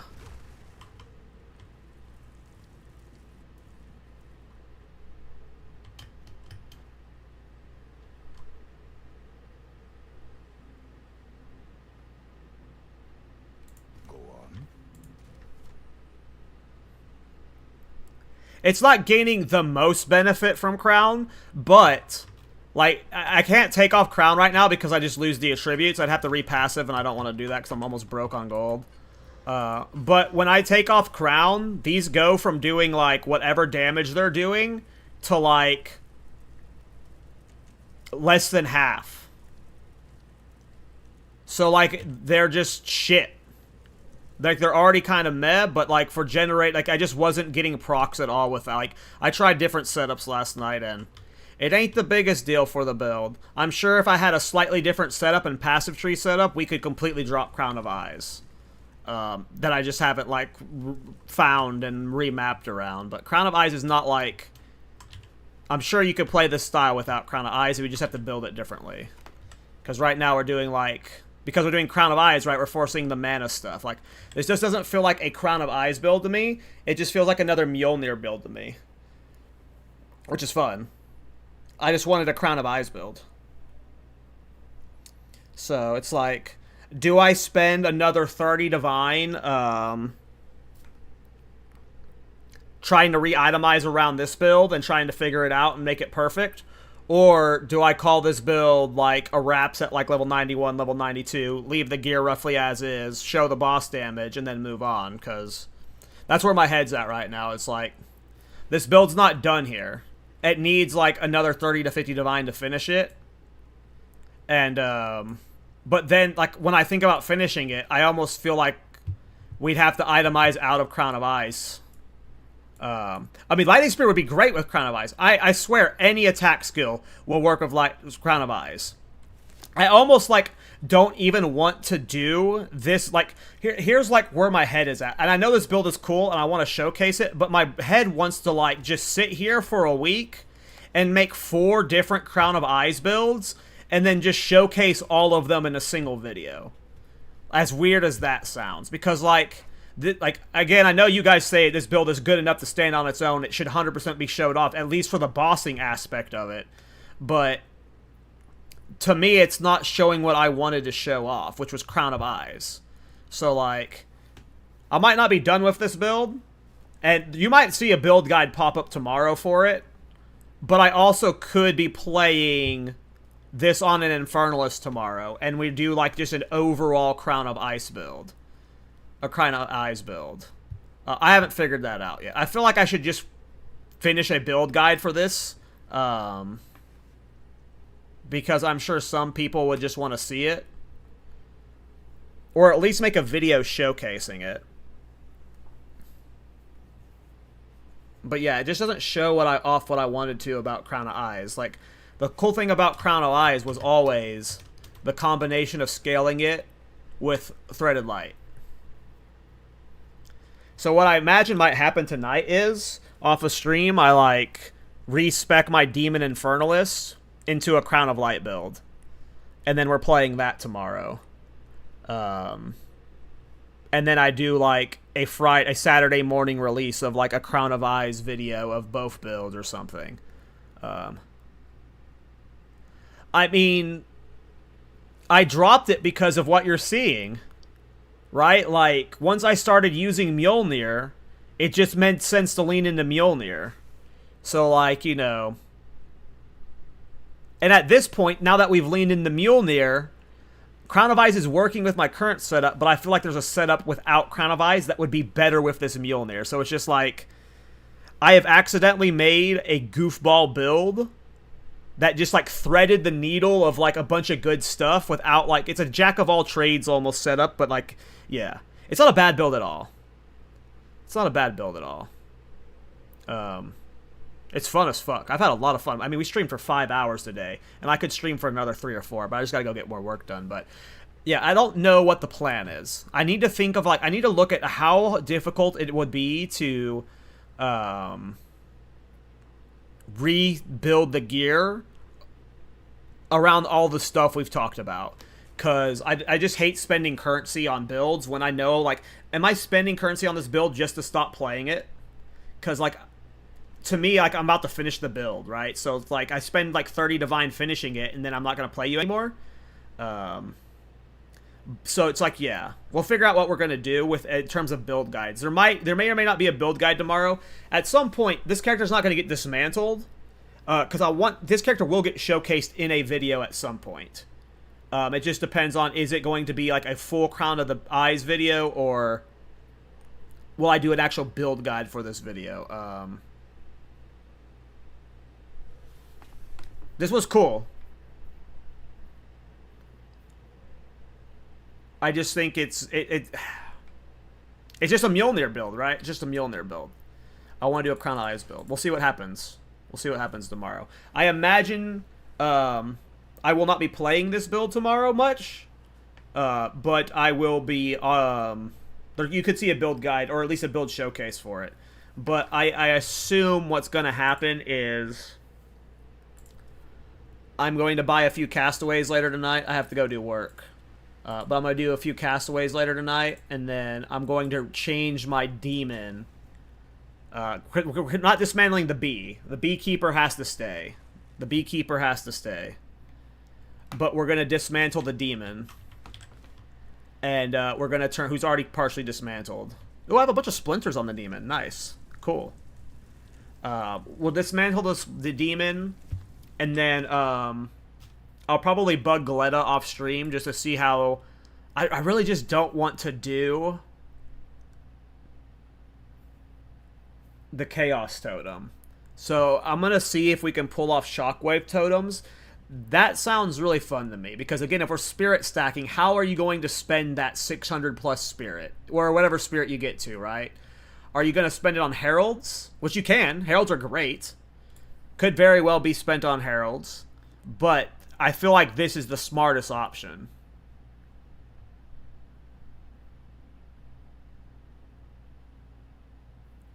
$600 spirit is what? 8 totems? Am my math wrong there? It's 4 totems for 300, so yeah, 8 totems for 600 spirit. That sounds hilarious to me.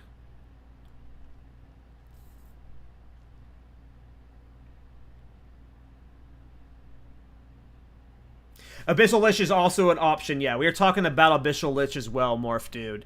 I don't like Abyssal Lich, personally. I just don't like the vibe of it.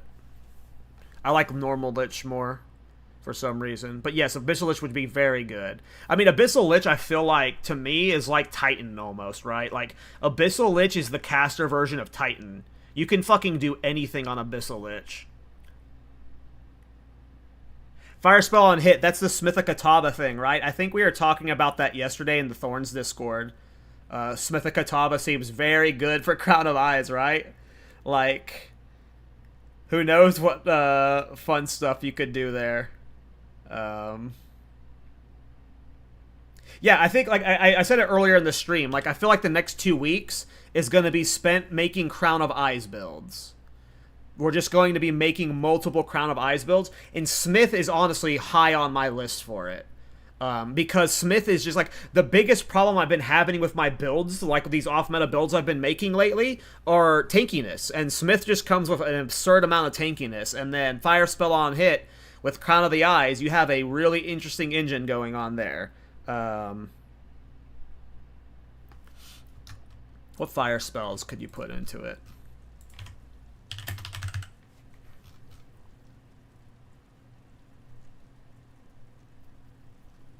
I mean, my first thought would just be spamming a bunch of fireballs. You could use Firestorm for some form of generation thing, but I feel like you do something like Molten Blast with fireballs shooting out, and you just like combine the screen with a billion projectiles. Something stupid like that. There'd be something fun you can do there.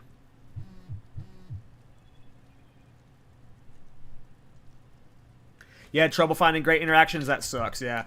I have not heard great things. I have not heard great things about Smith. But I'm down to try it if it needs to. It could be Ember Fusillade. The problem with Ember Fusillade is, like, I've played Ember Fusillade on Titan, where you have, like, the reduced, like, as much reduced time as possible. So, like, I've played the machine gun version of Ember Fusillade, so without being on a Titan for it, I just feel like I'm always going to be, like, a little unsatisfied since I've played peak Ember Fusillade. Yeah, that's a big downside, Morph Dude. But yeah, I think that's what we were gonna do.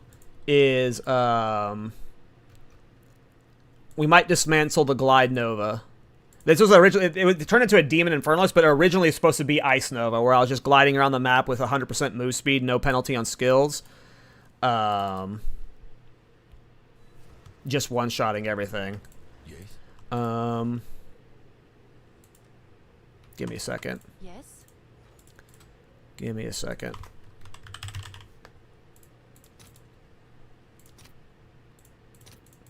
All right. Your order is registered.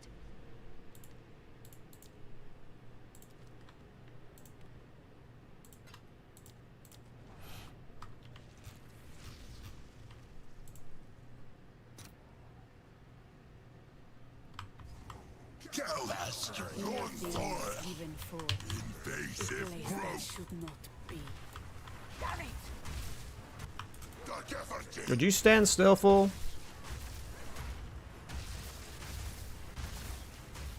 Keep running.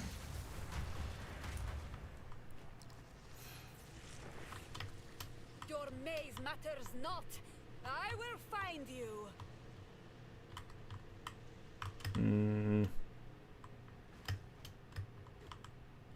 The Druarch are not helping me here.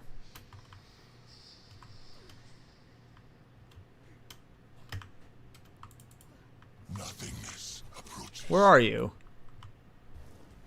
The Wild One's power is Mine. Oops, didn't mean to do that. ours, mine.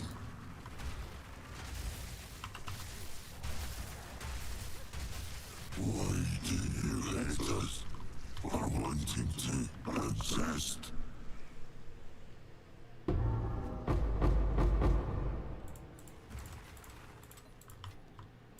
Poop loot. Alright. One more King of the Mist, and then we're calling the stream. One more King of the Mist. Oh, I thought I bought enough for 2 attempts. Can I help? It looks like it didn't go through.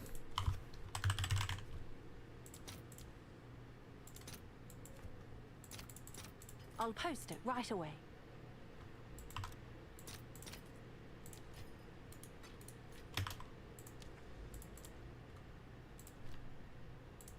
Oh, I didn't need to buy the extra.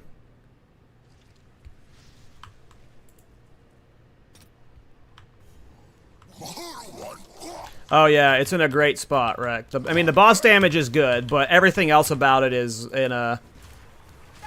Yeah, the boss damage is good. It is purely a bossing build at this point.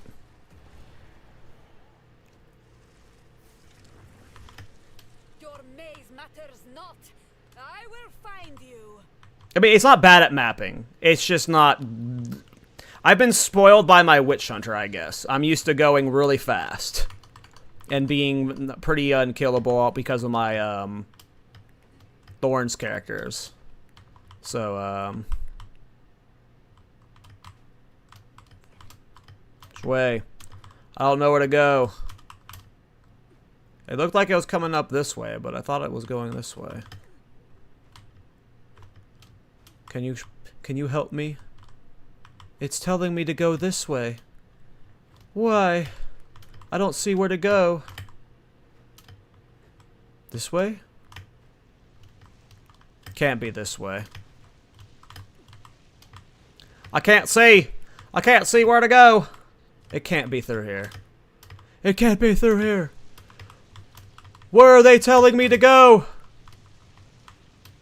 Where were they telling me to go? The Druarch are liars. The Druarch are fucking... Oh, it's over here.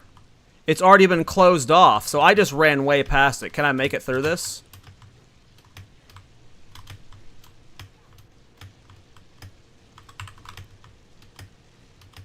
Oh. Alright. That shit doesn't hurt near that bad. Wild One's power is mine. Where is he? Where the fuck is he? Oh, he's over here. We're playing Eldritch Battery. We're not life as a defensive layer. We're mana as a defensive layer. For wanting to exist.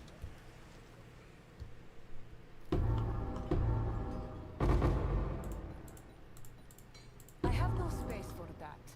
Damn. Never lucky. Go on. Never lucky.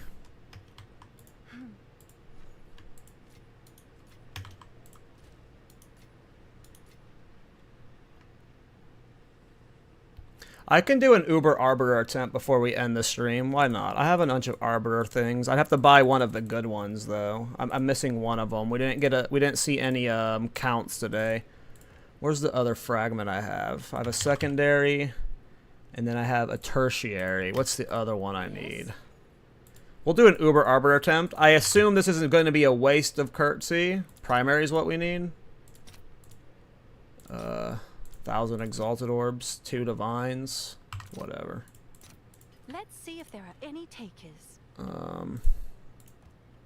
Ideally, I would wait till next level to do this because I'd be gaining 2 gem skill levels from these because they're only level 19, right? So next level I get level corrupted level 21s.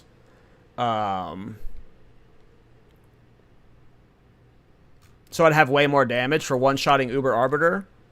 Which obviously, if you one-shot Uber Arbiter, your attempt is just safer, right? And you're wasting, you know, 6 to 7 divines if you die. But I'm willing to waste the divines for you guys right now on stream. Why not? Why not?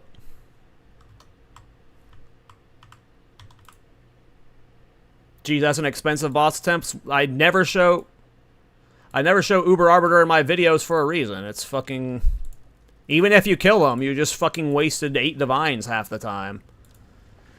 Alright, let's see what the damage looks like. At level 89, we're missing 2 gem levels. We're technically missing 5 gem levels that are very easy to get. Very easy to get. But we're missing 2 easy ones.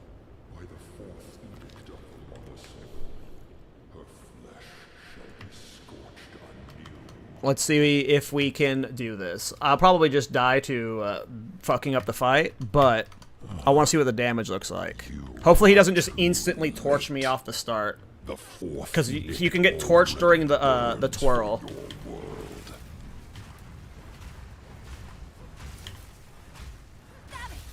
Permanent suffering. Like that. That's what I was worried about getting torched by, was that twirl right there. Fields of ash and chasms of flame shall restore the glory. I was hoping to avoid this phase. This is why you want to get enough damage to where... Affliction upon her. He's being phased right now too, that sucks. Erased. Because I'm getting stun threshold during this crap. No! No! Beckons. You tarry. You rot. You, another vessel of sorrow. Ugh! No! What'd you stand still for? Yes, mortal.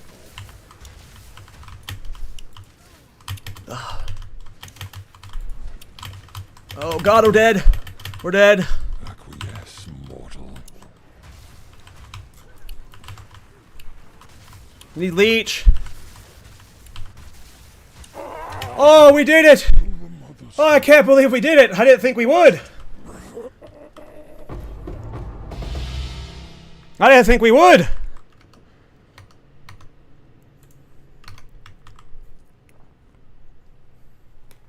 I didn't think we'd get Uber Arbiter with this build. As unfinished as it is, I thought we were throwing away, I have no space for that. I thought we were throwing away currency. I was going into this like, yeah, we just fucking threw away 9 divines, whatever. So the question is, my friends, what do we do? Do we sell this unidentified, which currently unidentified sell for 30 divine, or do I identify it, risk it selling for 3 exalts, or selling for 30 divine, or 300 divine? I think I'm just gonna sell it unidentified. I think I'm just selling it unidentified. I could use 30 divine right now for the Infernalist.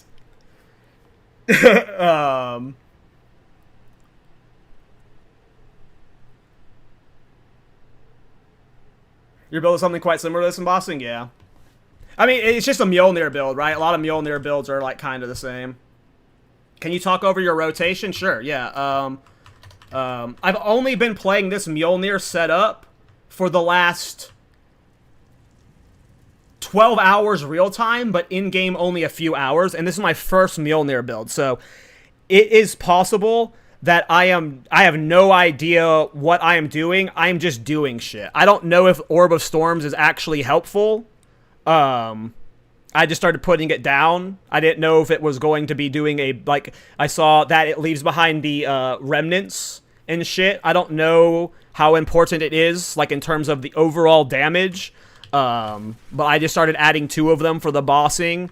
There are plenty of times where I kill bosses without the Orbs of Storms. Well, I'm also using Rakiata's Flow, so, but what I do is, again, I don't know how optimal any of this is. Doom's trying to get me to fucking ID it for a +3 Lightning Warp. You're trolling. But yeah, what I do is put 2 of these down, then I get the fissures down, and then from here I just spam hammer. That's my setup.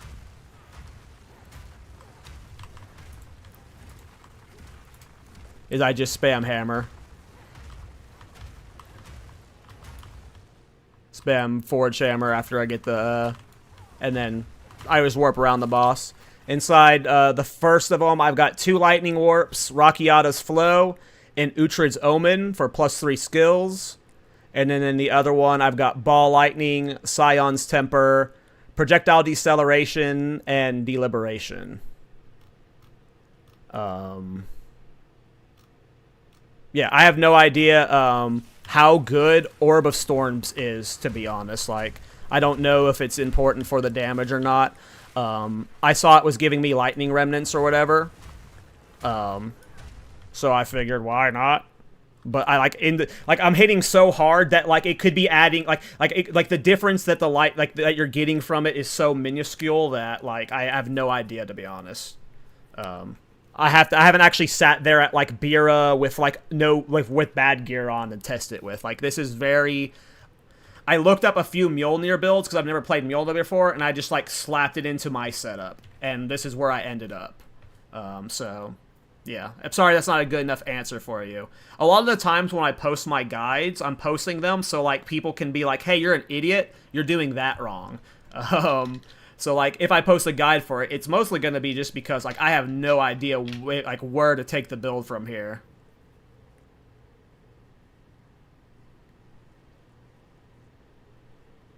Yeah, I mean, with the first thing I want with more spirit is overwhelming presence. I really want overwhelming presence. Like, I honestly kind of want to drop mana remnants for overwhelming presence, but mana remnants helps a lot, especially during Simulacrum.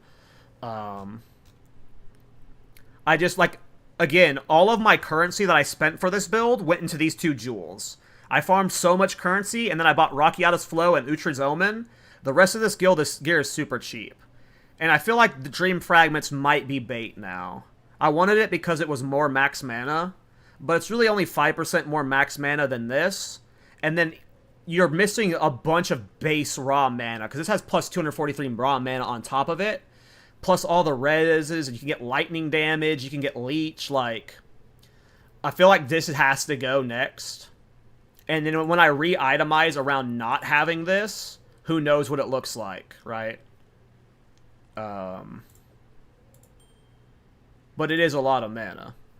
So, yeah, that ring is no good? Okay, well, I trust you, so if you think it's bait. I probably got baited by it. Last night when I searched by percent increase max mana, this was like the highest percent increase max mana I saw, so I was like, oh, cool, cold res.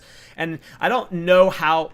This is my first time playing Eldritch Battery with, like, mana recoup like this. I don't know how important mana regeneration matters for that. What is my damage on Warp? If you click on my PoE Ninja, it says... my Lightning Warp average hit is 162k right now. I'm missing 2 gem levels. Well, again, a lot of this is just, like, set up from last night. Like, literally, last night I was playing the physical version, so... all the currency you guys see right now, I got today on stream. We were super broke, so... And I haven't fully budgeted. Now, this should be swapped for something else. Maybe another stun charm, maybe poison charm. Actually, I'll just put that chaos charms in. But we're probably dropping this ring, so we're going back to freeze. Kitoko's current gloves? What's Kitoko? My problem with adding more uniques is just that I really wanted my... Because my mana is my defensive layer, I'm really trying to hit 5,000 mana. I really want to hit 5,000 mana.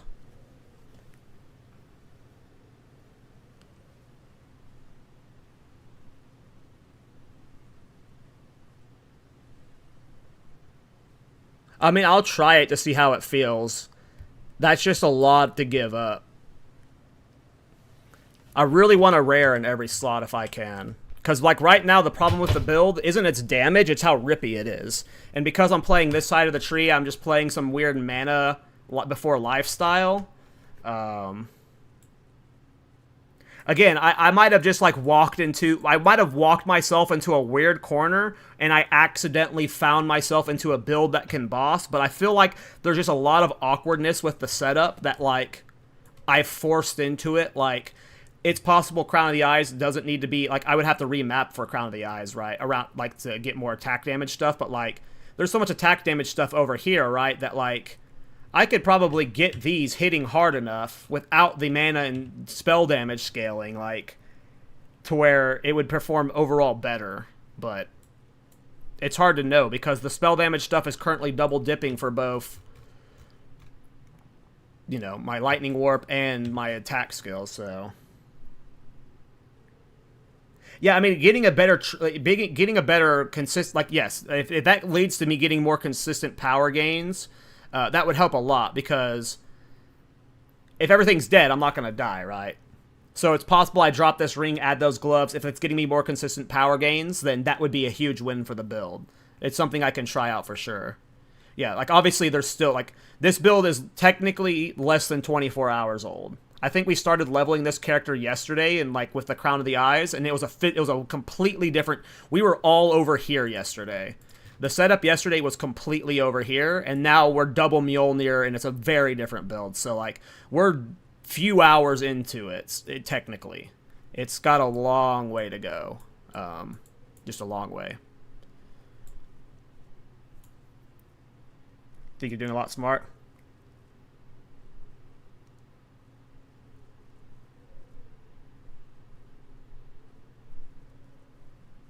Swap Leap Slam for Sunder. If we can get Sunder faster, I just hate how slow it is, man. I really like Leap Slam because you can just do this. I like the mobility of it. It just sucks when you get stunned in midair and shit, but, like...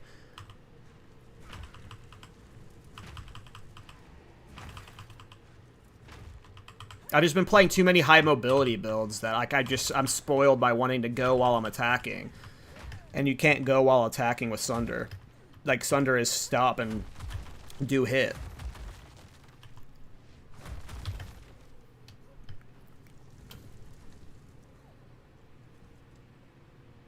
So Shake swap the Molten Blast. I hate Molten Blast visually, but this build's also visually. I'm pretty sure I have Pieties. I think I got it today, actually. I'm pretty sure I saw it, and I was like, ooh, Piety. Pretty sure I got it today. Yeah, I did. Supported skills cannot kill enemies with hits? Huh? Explain the mechanic here to me, Morph Dude. What does this do? Explain this setup to me. Sub 0.8 attack speed. Then put in Piety's Mercy. Is it the slow attack speed? So let me guess. It's the slow attack speed is generating additional power, because it's like at a certain attack speeds is when the power threshold happens. And then because it's not killing enemies, Sunder is hitting them multiple times for energy generation. Is that what's happening? Is that what you're explaining?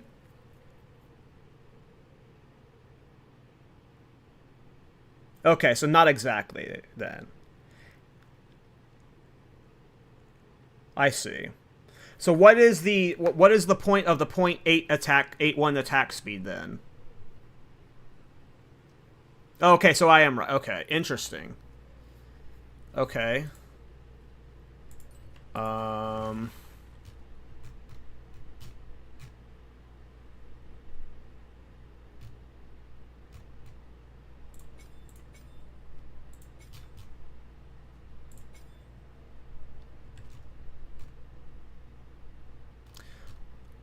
Okay, I mean, I'll try it.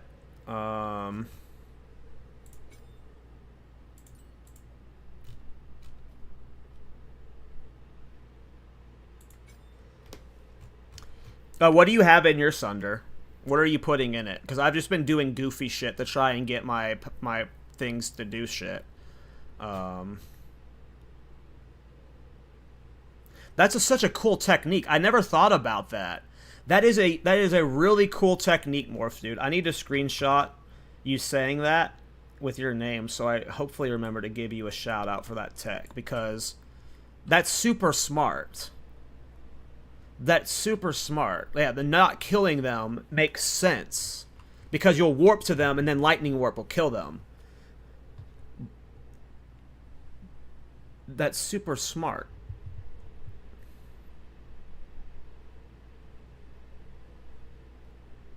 Yeah, I can't rock Autolize because I don't have the currency for that, right? I mean, I guess I could sell the prism. I need to get this prism out of my bag before I accidentally identify it, because I could have easily habit ID'd this. Let's just get this up for 30 divine. Let's just get this up for 30 I'll divine. do what I can to sell it for you.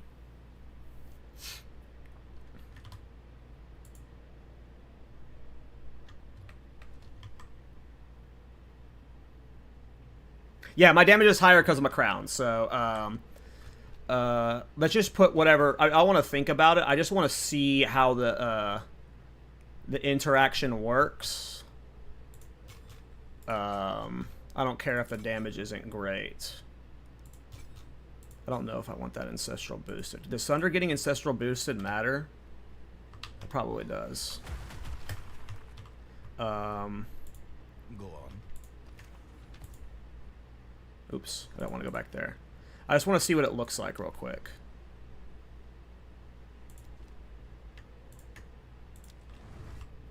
I really like the idea of the tech because it just doesn't kill.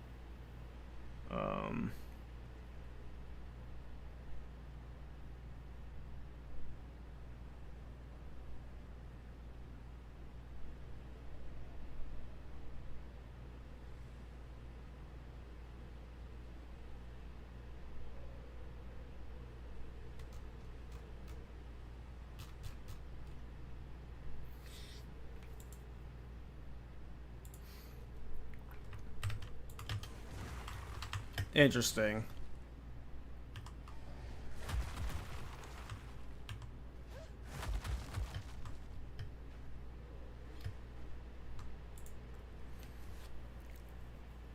Let's see how it goes. Maybe I am just warping around. If it works like you're saying, hopefully the damage is good enough. See, I'm not warping. Maybe I need more density.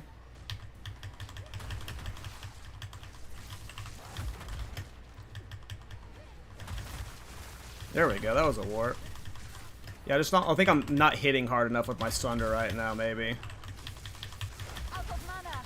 There we go.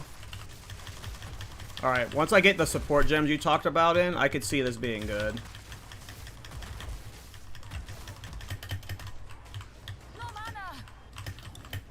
Yeah. I need to get the attack speed up, because right now I'm getting bodied by the attack speed. But yes, this is crazy. I see what you're saying. You're like, yeah. I'm just spamming this and moving through the map. I need to get those support gems in there because the attack speed is just off right now.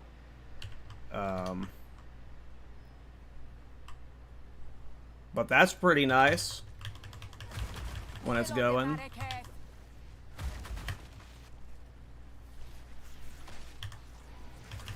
Ugh, stun threshold.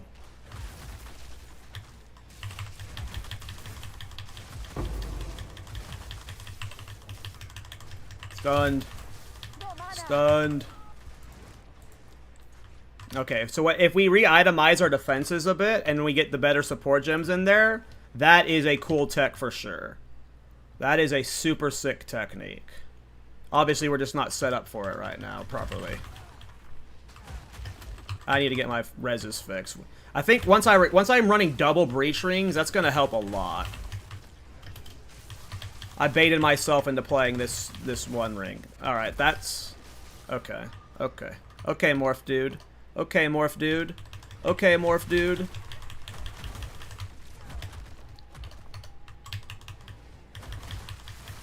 Okay, morph dude. Okay, we get it. Next time you have an idea like this, morph dude, say, hey, Kall, you're an idiot. Do this. You were all polite and stuff. Hey, man, you should try out Sunder. You might like it. No. Next time you hit me over the head with a mallet and you say, hey, dumbass, play this.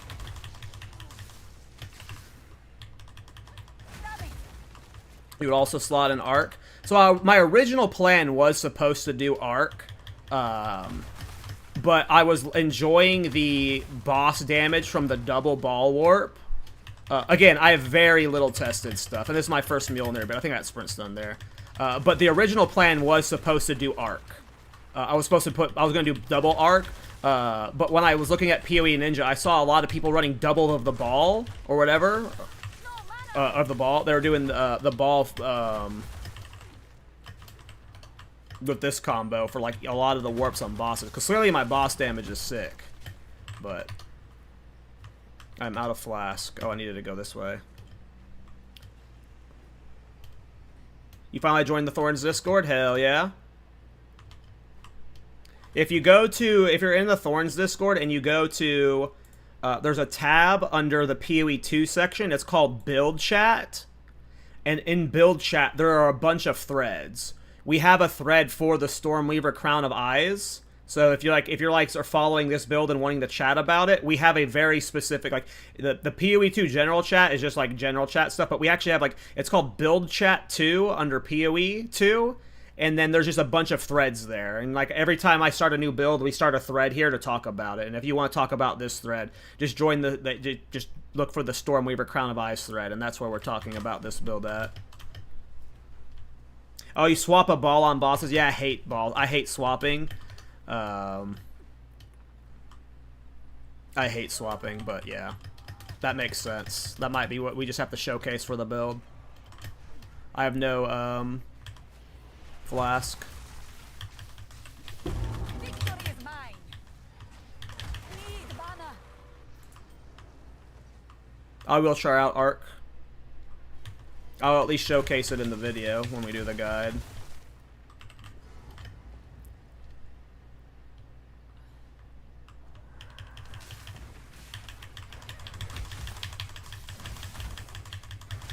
Yeah.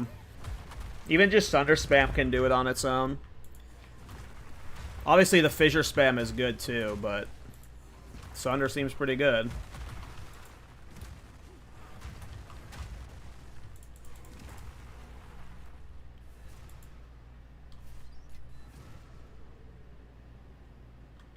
Well, if I were to do a weapon swap with that wreck, I would need more Mjolnirs. Like, I could do a weapon swap if I had 4 Mjolnirs.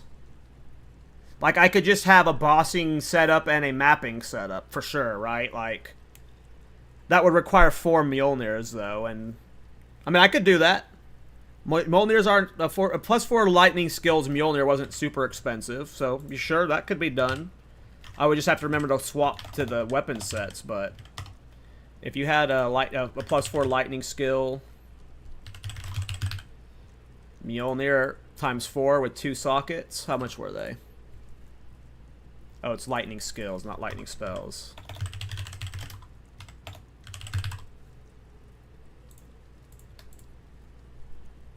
So that's what, like a Battle of Divine, 4 Nulls is less than a Divine. So, I mean, that's not a bad, that's not an awful idea, Rec. Honestly, that's not, like, you would need 4 of them.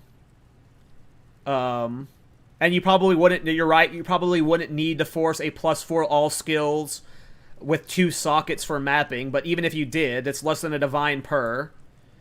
So yeah, you could do that for mapping. I don't hate that, honestly.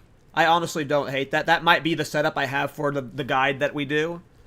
Because I feel like me and most other people, I might be in a minority here, but I feel like I would rather have 4 Mjolnirs than gem swap for bosses. The act of having to carry the gem in my bag and put it on before boss, I would much rather spend the currency for 4 Mjolnirs than ever have to,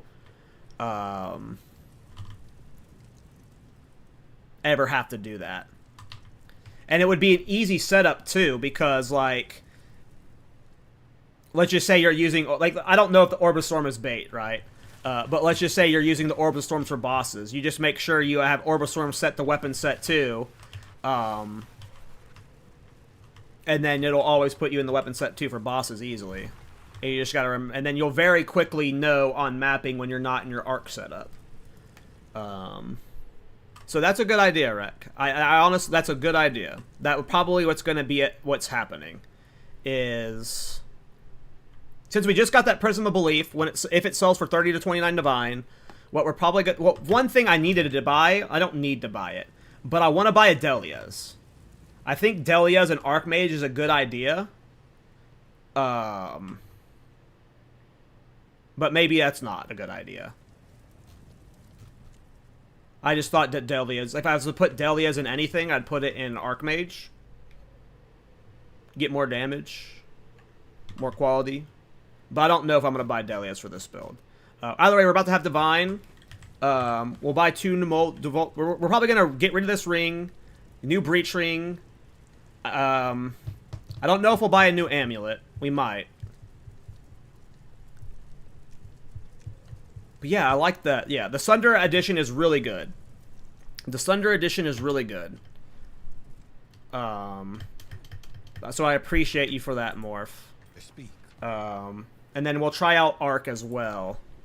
I need to get level 90 so I can get level 21 Corrupted Skill Gems. And the cool thing about this build is... What is this skill called again? Lightning Warp.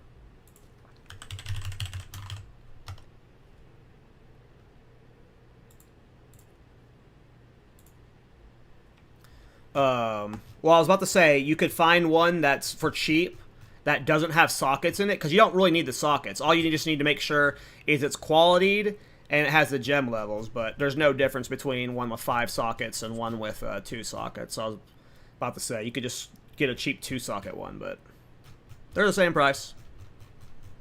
They're the same price.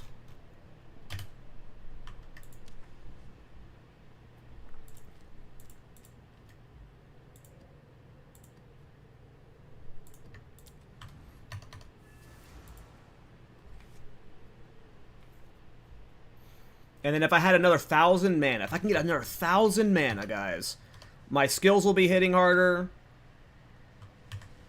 And I'll be so much tankier. I didn't put the attack speed support gems in Sunder yet. Man. They are not... Oh, I've got negative res on this map. I didn't even look at the... oh, minus 20 player res. And they're doing gain damage as extra lightning damage. Sheesh. Sheesh.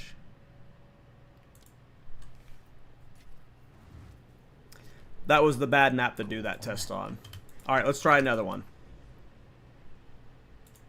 I'll need to slot in the support gems too. Let me just do that before I forget. Let me just do that before I fucking forget.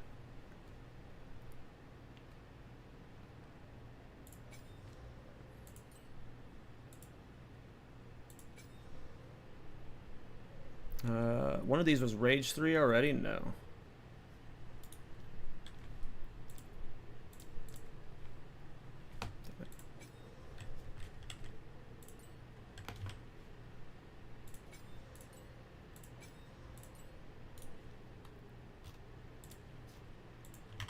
God damn it.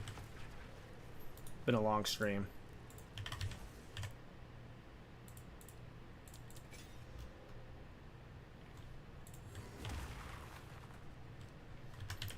I could move Rigwalds from Forge Hammer if I'm mainly using Sunder now. We'll just chest out the Sunder spam.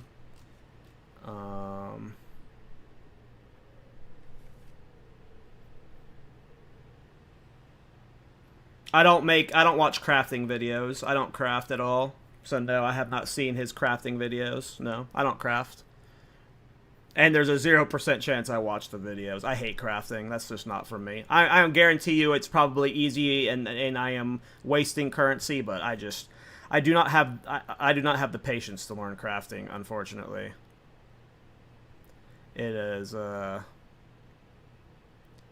not for me.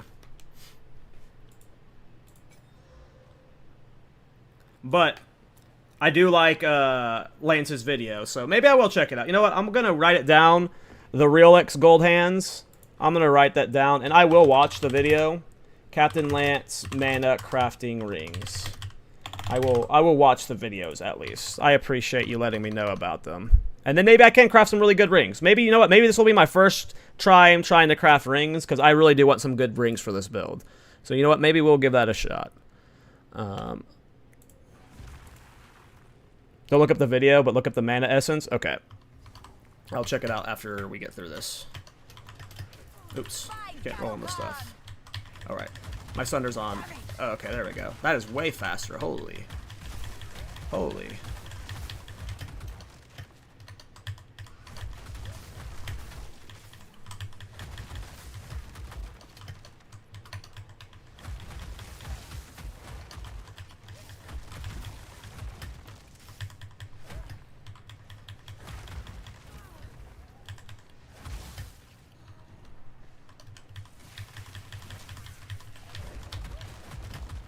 We just have like no density right now. Oh, these guys have increased ailment threshold and shit.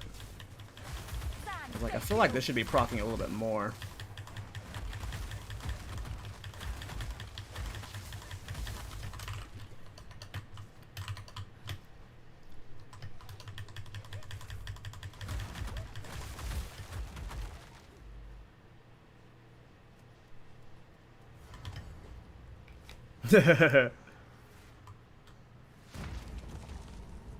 Yeah, I'm sure, like, I need to go into crafting with the expectation I'm gonna lose currency.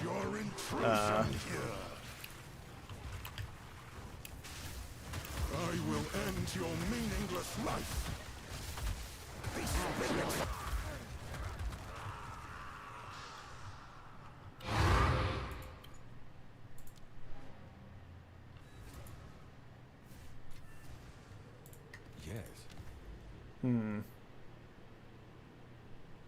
Bunch of necropolises. I hate when that happens.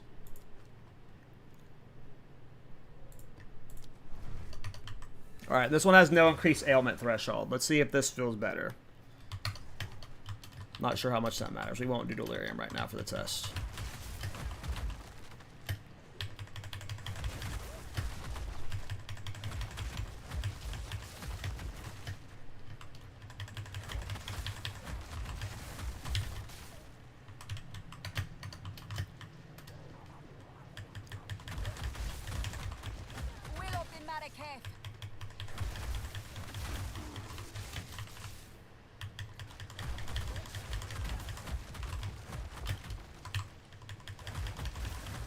You're alright. It is really satisfying.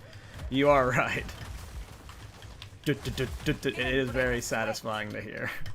And that was a good way to verbalize it. Or to, you know, write it. Dum-dum-dum. The dum-dum of it. It is very satisfying. Your soul will join my steeple of death.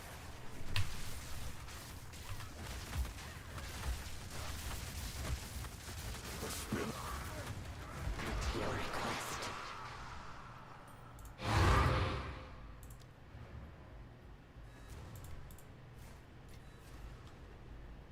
Speak. What ascendancy are you doing this on, Morph? Out of curiosity.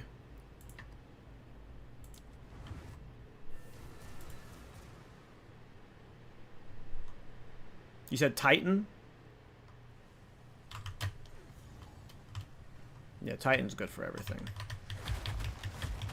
These guys have percent increased elemental res.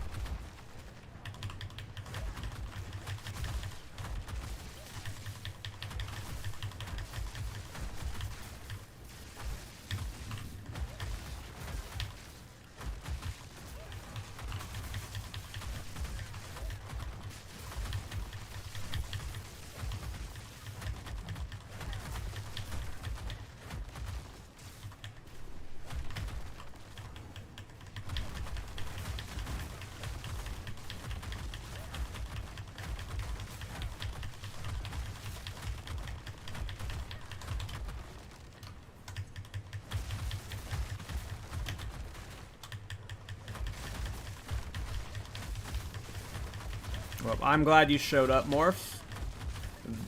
This Sunder tech was crazy.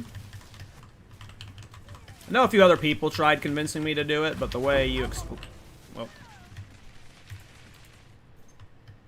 we got immunity on. The way you explained it,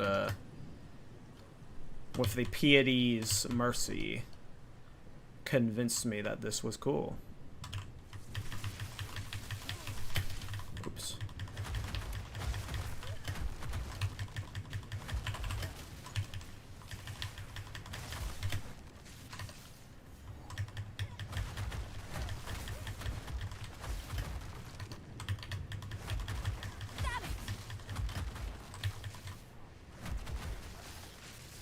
Oh yeah, yeah.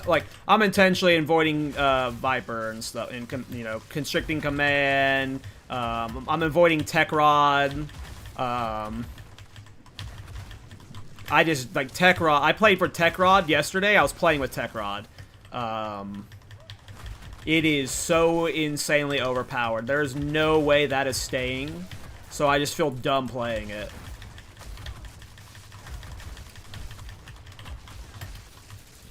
Like, a Tech Rod just feels crazy good. Like,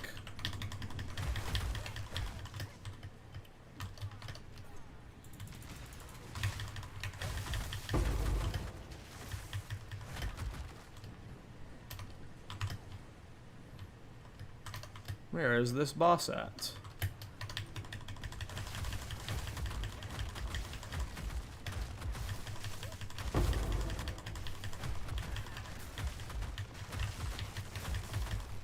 Well, I'm glad we didn't end the stream because we just leveled up the mapping insane.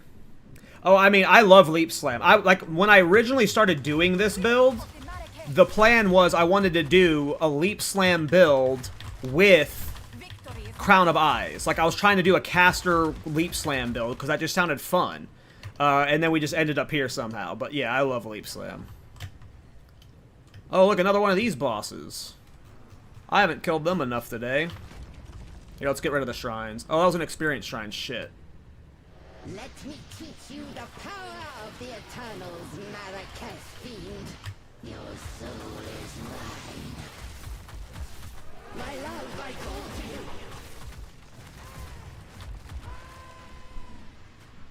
I feel like Sunder isn't as good for bossing as my Volcanic Fissure. My Volcanic Fissure with hammer spam was leading to more consistent, like, kills. Sunder is infinitely better for bossing. No, you don't Sunder versus boss? Or for mapping. Okay, good. Well, yeah. The Sunder doesn't feel, Earth Shatter? The fuck's Earth Shatter? Is that what I'm using? I'm using Volcanic Fissure and Forge Hammer. I don't know what Earth Shatter is.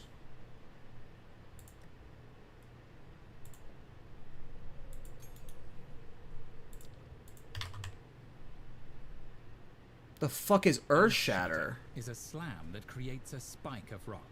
What? Using Warcry I've never skills seen this skill nearby before. will cause the rock to explode. Try placing several rocks. Is this new to this patch? For huge damage. How come I've never seen this skill before? is a slam that creates a spike of rock. Maybe because it's just been so Using shit. Warcry skills nearby will cause Did it get the added rock in to 0 explode. too? Is it a 0-2 Try skill? placing several rocks I don't know why I've never seen this skill. I have never. I have no memory of this skill. I have no memory of it. Like none. using Warcry I do skills not nearby remember will cause the seeing rock to a explode. skill that just puts a single rock on the ground for some reason.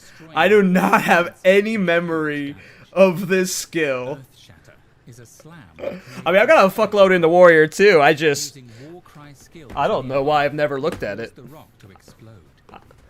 Try placing several rocks. Oh, isn't this the skill the Forge Hammer boss has, kind of? Doesn't he have a skill like this where he throws out the Is a slam little that magma creates a spike of spikes and he blows them up? Using Warcry skills nearby Interesting. will cause the rock to explode. Try placing several rocks and destroying them all at once for huge damage. Earth Shatter is a slam. So people are just using this to one-shot bosses. I'm guessing sits down under a boss, you do some fissure explosion, and it like one-shots bosses or something. Several rocks and destroying them all Yep. at once Interesting. for huge damage. Earth Shatter is a slam that creates a spike of rock. I wonder if Using there's Warcry a. skills nearby I wonder will cause the rock to how explode. hard it would be to make a build with Try it with placing several Crown of rocks Eyes on and an destroying them Infernalist. all at once I think I'm for doing huge Infernalist, damage. Crown of Eyes, totems, Earth Shatter but is a slam that creates a spike of rock. this seems cool. Using war- But people are already spamming this skill. If it's already meta, fuck it. I don't want to do that. But yeah, I want to do Crown of Eyes on the Infernalist, and I want to use Ancestral Bond. I want to get a fuckload of Shockwave totems out. A bunch of Shockwave totems just sounds hilarious to me. Just imagine 6 Shockwave totems all on top of a fissure just going fucking nuts.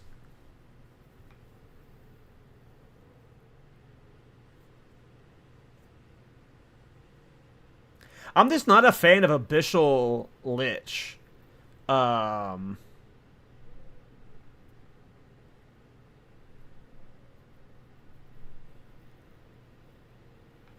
That's a lot of spell damage. That is a lot of spell damage. Yeah, I just never been a fan of Abyssal Lich. I don't know why I don't like the theme of it. I find the theme really boring. But yeah, so Abyssal Lich, like we talked about it all yesterday, how good it would be. Abyssal Lich and Infernalist are both god tier for the setup for the Crown of Eyes. Abyssal Lich, yeah, Abyssal Lich seems amazing. So, yeah. That's a lot of cool stuff. Are we almost to the Citadel? If we're almost at the Citadel, we might as well just do it. If I have a fucking Waystone 15.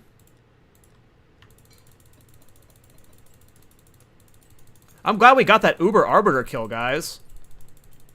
I did not think we'd be able to do it without the extra gem levels. But we did it. We did it at level 89.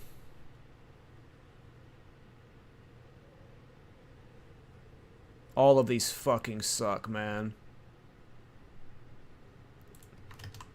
We'll risk this one.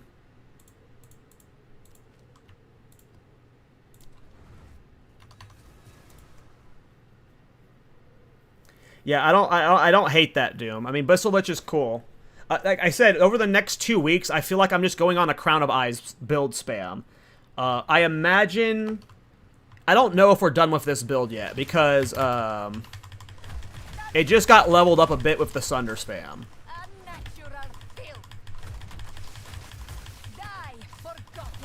Like, the Sunder spam levels it up a bit to where, like, I'm okay. Like, I didn't want to invest another 20 to 30 Divine to try and make the build better defensively and, like, stuff. But the Sunder spam, like, the warping with it is cool, and it's, like, safer, you know? It's safer because we have a good ranged clear at the same time. We just don't get procs consistent enough still. Which gear might help that. Ugh, that was almost death.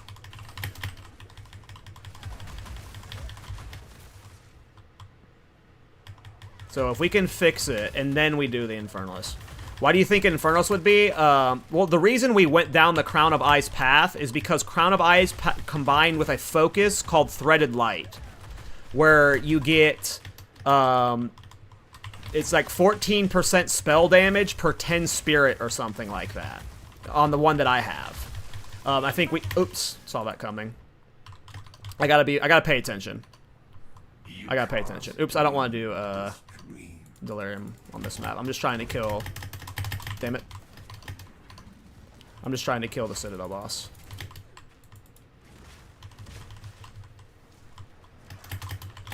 What am I doing? Lost my hotkeys.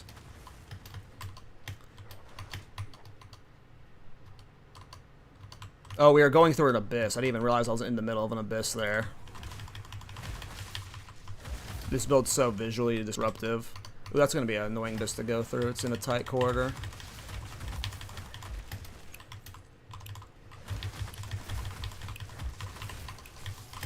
Oh, I don't even know to go this way. Wait, what? Oh, I needed to go down more. I thought I had already made the bend around the corner.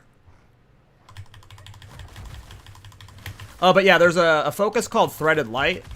It gives you spell damage based off your spirit. And even with only like 250 spirit, it is... I gotta stop talking while I'm in the Citadel.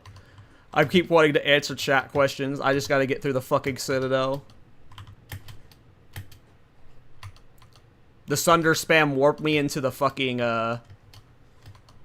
into the, thing, and I wasn't paying attention to pick it up. I think I died to the meteor straight up there. I just let the meteor fucking spam me. It might have been mobs, though.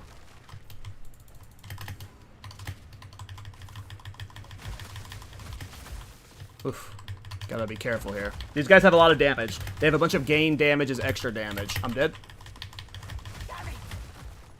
I gotta play this slower. I'm trying to rush through it, trying to blink through with Sunder spam. And I gotta be like mindful of how I'm approaching. Because if I get hit too much, I'm dead. And we're on our last life.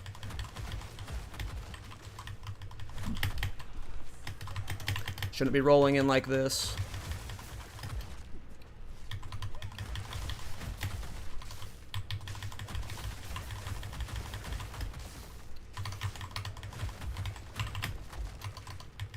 I'm so nervous. Trying not to die.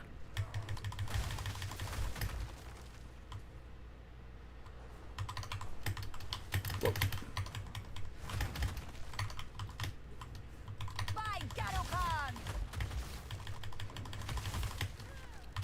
Alright. We have made it to this boss. Now let's see if we can one-shot him without dying. I don't want to be swapping Rockiatas too much. Do I have any attack speed on me? I don't. Okay. Well, we'll just... I'm not Rockiatas, Rigwalds. We'll swap Rigwalds for now. Okay. Alright. Let's see if we have the damage to kill him. He has a lot of gain damage as extra cold damage, and we are not cold res caps, so... yeah, that's gonna be a rough kill. You cannot stop us. Let's see if we don't get one shot. The power that we deserve. I think not, Mad Wolf. First one's iron. Alright, phase. Okay.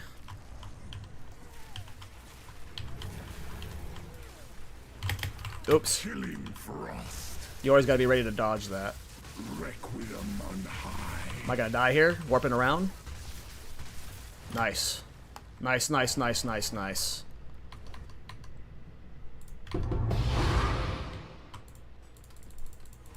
Well, we clutched it out. I thought we had blown all our deaths there. Yeah, it's... The boss damage is just... It's so incredibly good. Again, I don't know if I've just, like, walked myself into a corner that I didn't need to walk into by trying to force Crown of the Eyes with this mana stacking stuff. Like, this is just where I walked towards, and it just ended up here. There could be a defensive setup that's better, but, like, when I think about Force of Will giving me damage taken from Mana Before Life, and then just, like, the mana stacking, like, this is just where I naturally ended up. Like, there could be a better defensive setup. And, like, I baited myself into this crit setup. Like, the crit seemed like the best way to trigger this stuff. Like, I don't even have a super good crit at all. And, like, the crit's obviously scaling the damage of the skills. It's just, like... The crit stuff could be bait. The mana stuff could be bait. Like, I don't know. So it's like, I just don't know.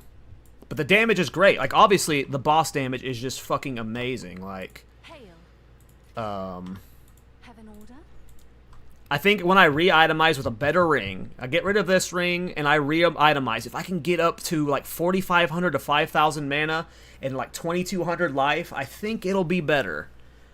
I think it'll be better.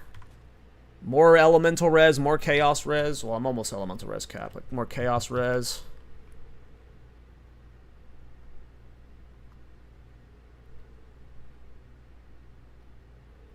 I mean, right now I have Storm Charge anointed because of the extra critical hit chance. I need to check out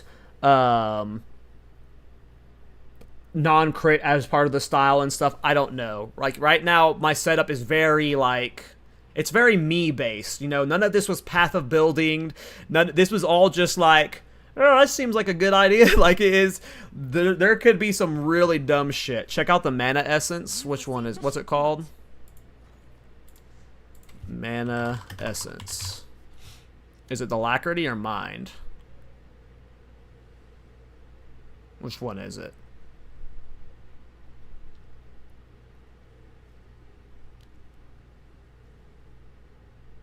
This one with mana regen? Or what?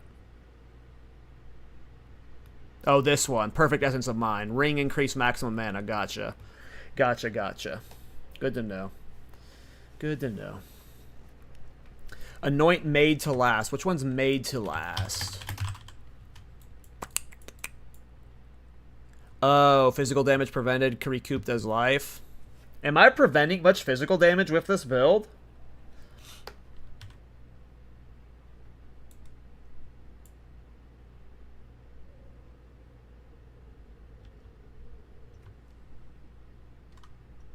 Like, what defines prevented?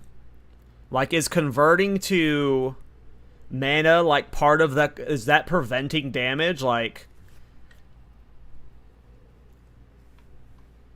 because right now, my only defensive layer is life and mana. I am pure Eldritch Battery, mana and life stacking. Like, that is all of our layer. So I don't know what counts as preventing, or if that would work. You can hit autofocus? Oh my god, I didn't know you could fucking do that. I didn't know you could fucking do that.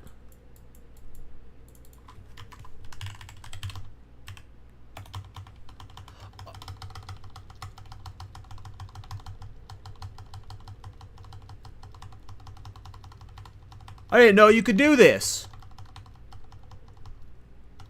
I didn't know you could do this.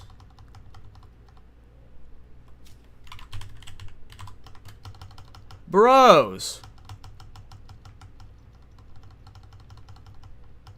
Oh, man. I did not know. Like, so many times someone's like, find something, and it's just like... What the fuck? That's been in the whole time? When did this get added? GGG.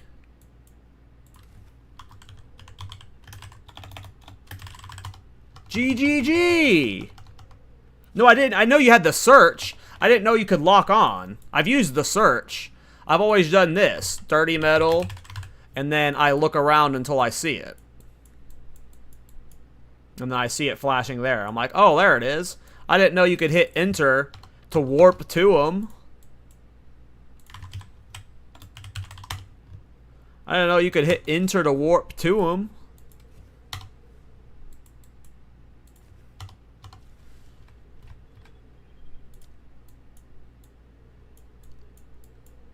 That's crazy. Well, that's the biggest discovery of the stream today. No, the build's in a great spot. Obviously, if I played the build for 6 hours today, I am happy with it. Normally, my streams are like 2 to 3 hours, so... It was introduced in patch 0.3. Oh, well. Maybe that needs to have a video made about it, because I'm sure there's lots of people out there. I'm going to tell Miso about this skill, because maybe Miso hasn't learned about this, and he loves making videos about shit like this. Maybe I make a YouTube short about it. I don't know. But yeah, the build's cool. It was sounding like I was about to... potentially set up the Infernalist for tomorrow's stream, but I don't think I'm going to now.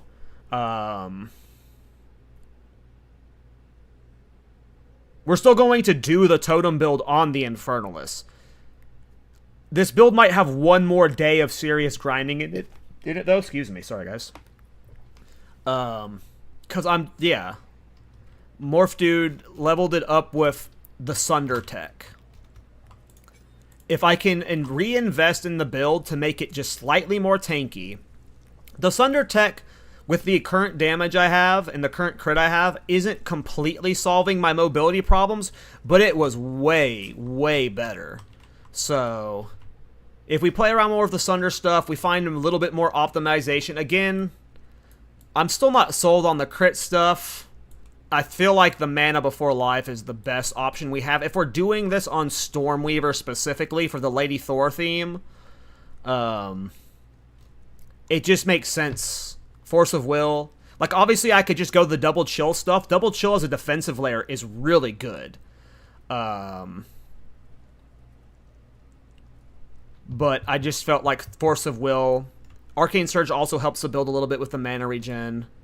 But, yeah, I don't know. It's a cool setup.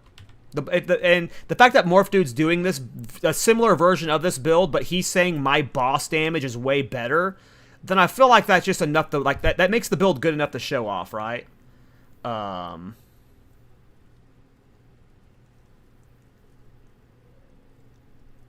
mean, yeah, I'm about to end my stream, Morph, so if you want to, like, stream for, like, 5 minutes, I'm about to have to go do stuff, so I won't be able to sit around long, but I'll at least look at the build and see how you're doing it, and stuff. I want to see how your Sunder is performing on mapping, because, again, my Sunder is not hitting very hard. Like, I'm not, like, with 1,000 more mana, like, yes, that's 30% more damage, that'll help a lot, but, I don't know what I need to do for more power generation in general, but yeah, I'll down the, yeah, just whenever I go offline, just turn on your stream and I'll check it out for like 5 minutes.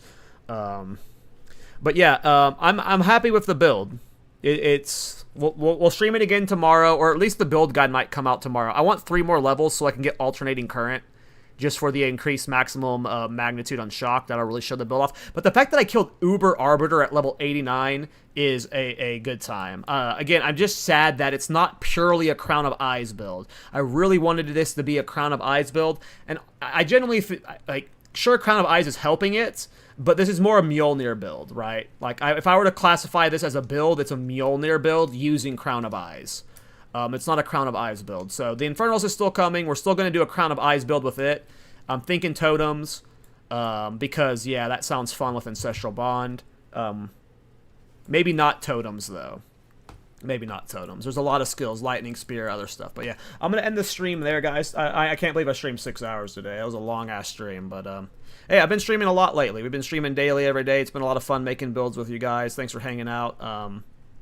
If you're not in the Thorns Discord, again, we have, it's not just for Thorns, we have a Build Chat 2 section there. The Thorns Discord is, like, slowly turning into not just a Thorns Discord, but it's also, like, a myself and Silly Lily Discord, as we both do. We're both creators for the Thorns Discord, but we both do non-Thorns builds. So if you ever want to talk about any of my builds, just not Thorns builds, join the Thorns Discord. There's a Build Chat 2 section, and then you'll find a chat for the Stormweaver Crown of Eyes build, which is the current build we're doing. We're talking about it in there. But yeah, thanks for hanging out, everybody. I will be live. I'll be live tomorrow. We'll push this build even further tomorrow and see how it goes. We made a lot of currency. We killed a lot of Citadel bosses. We killed Uber Arbiter, for fuck's sake. So yeah, cool build. I'll see you guys tomorrow. And I'll be on your stream in like 2 minutes more. Give me a second. But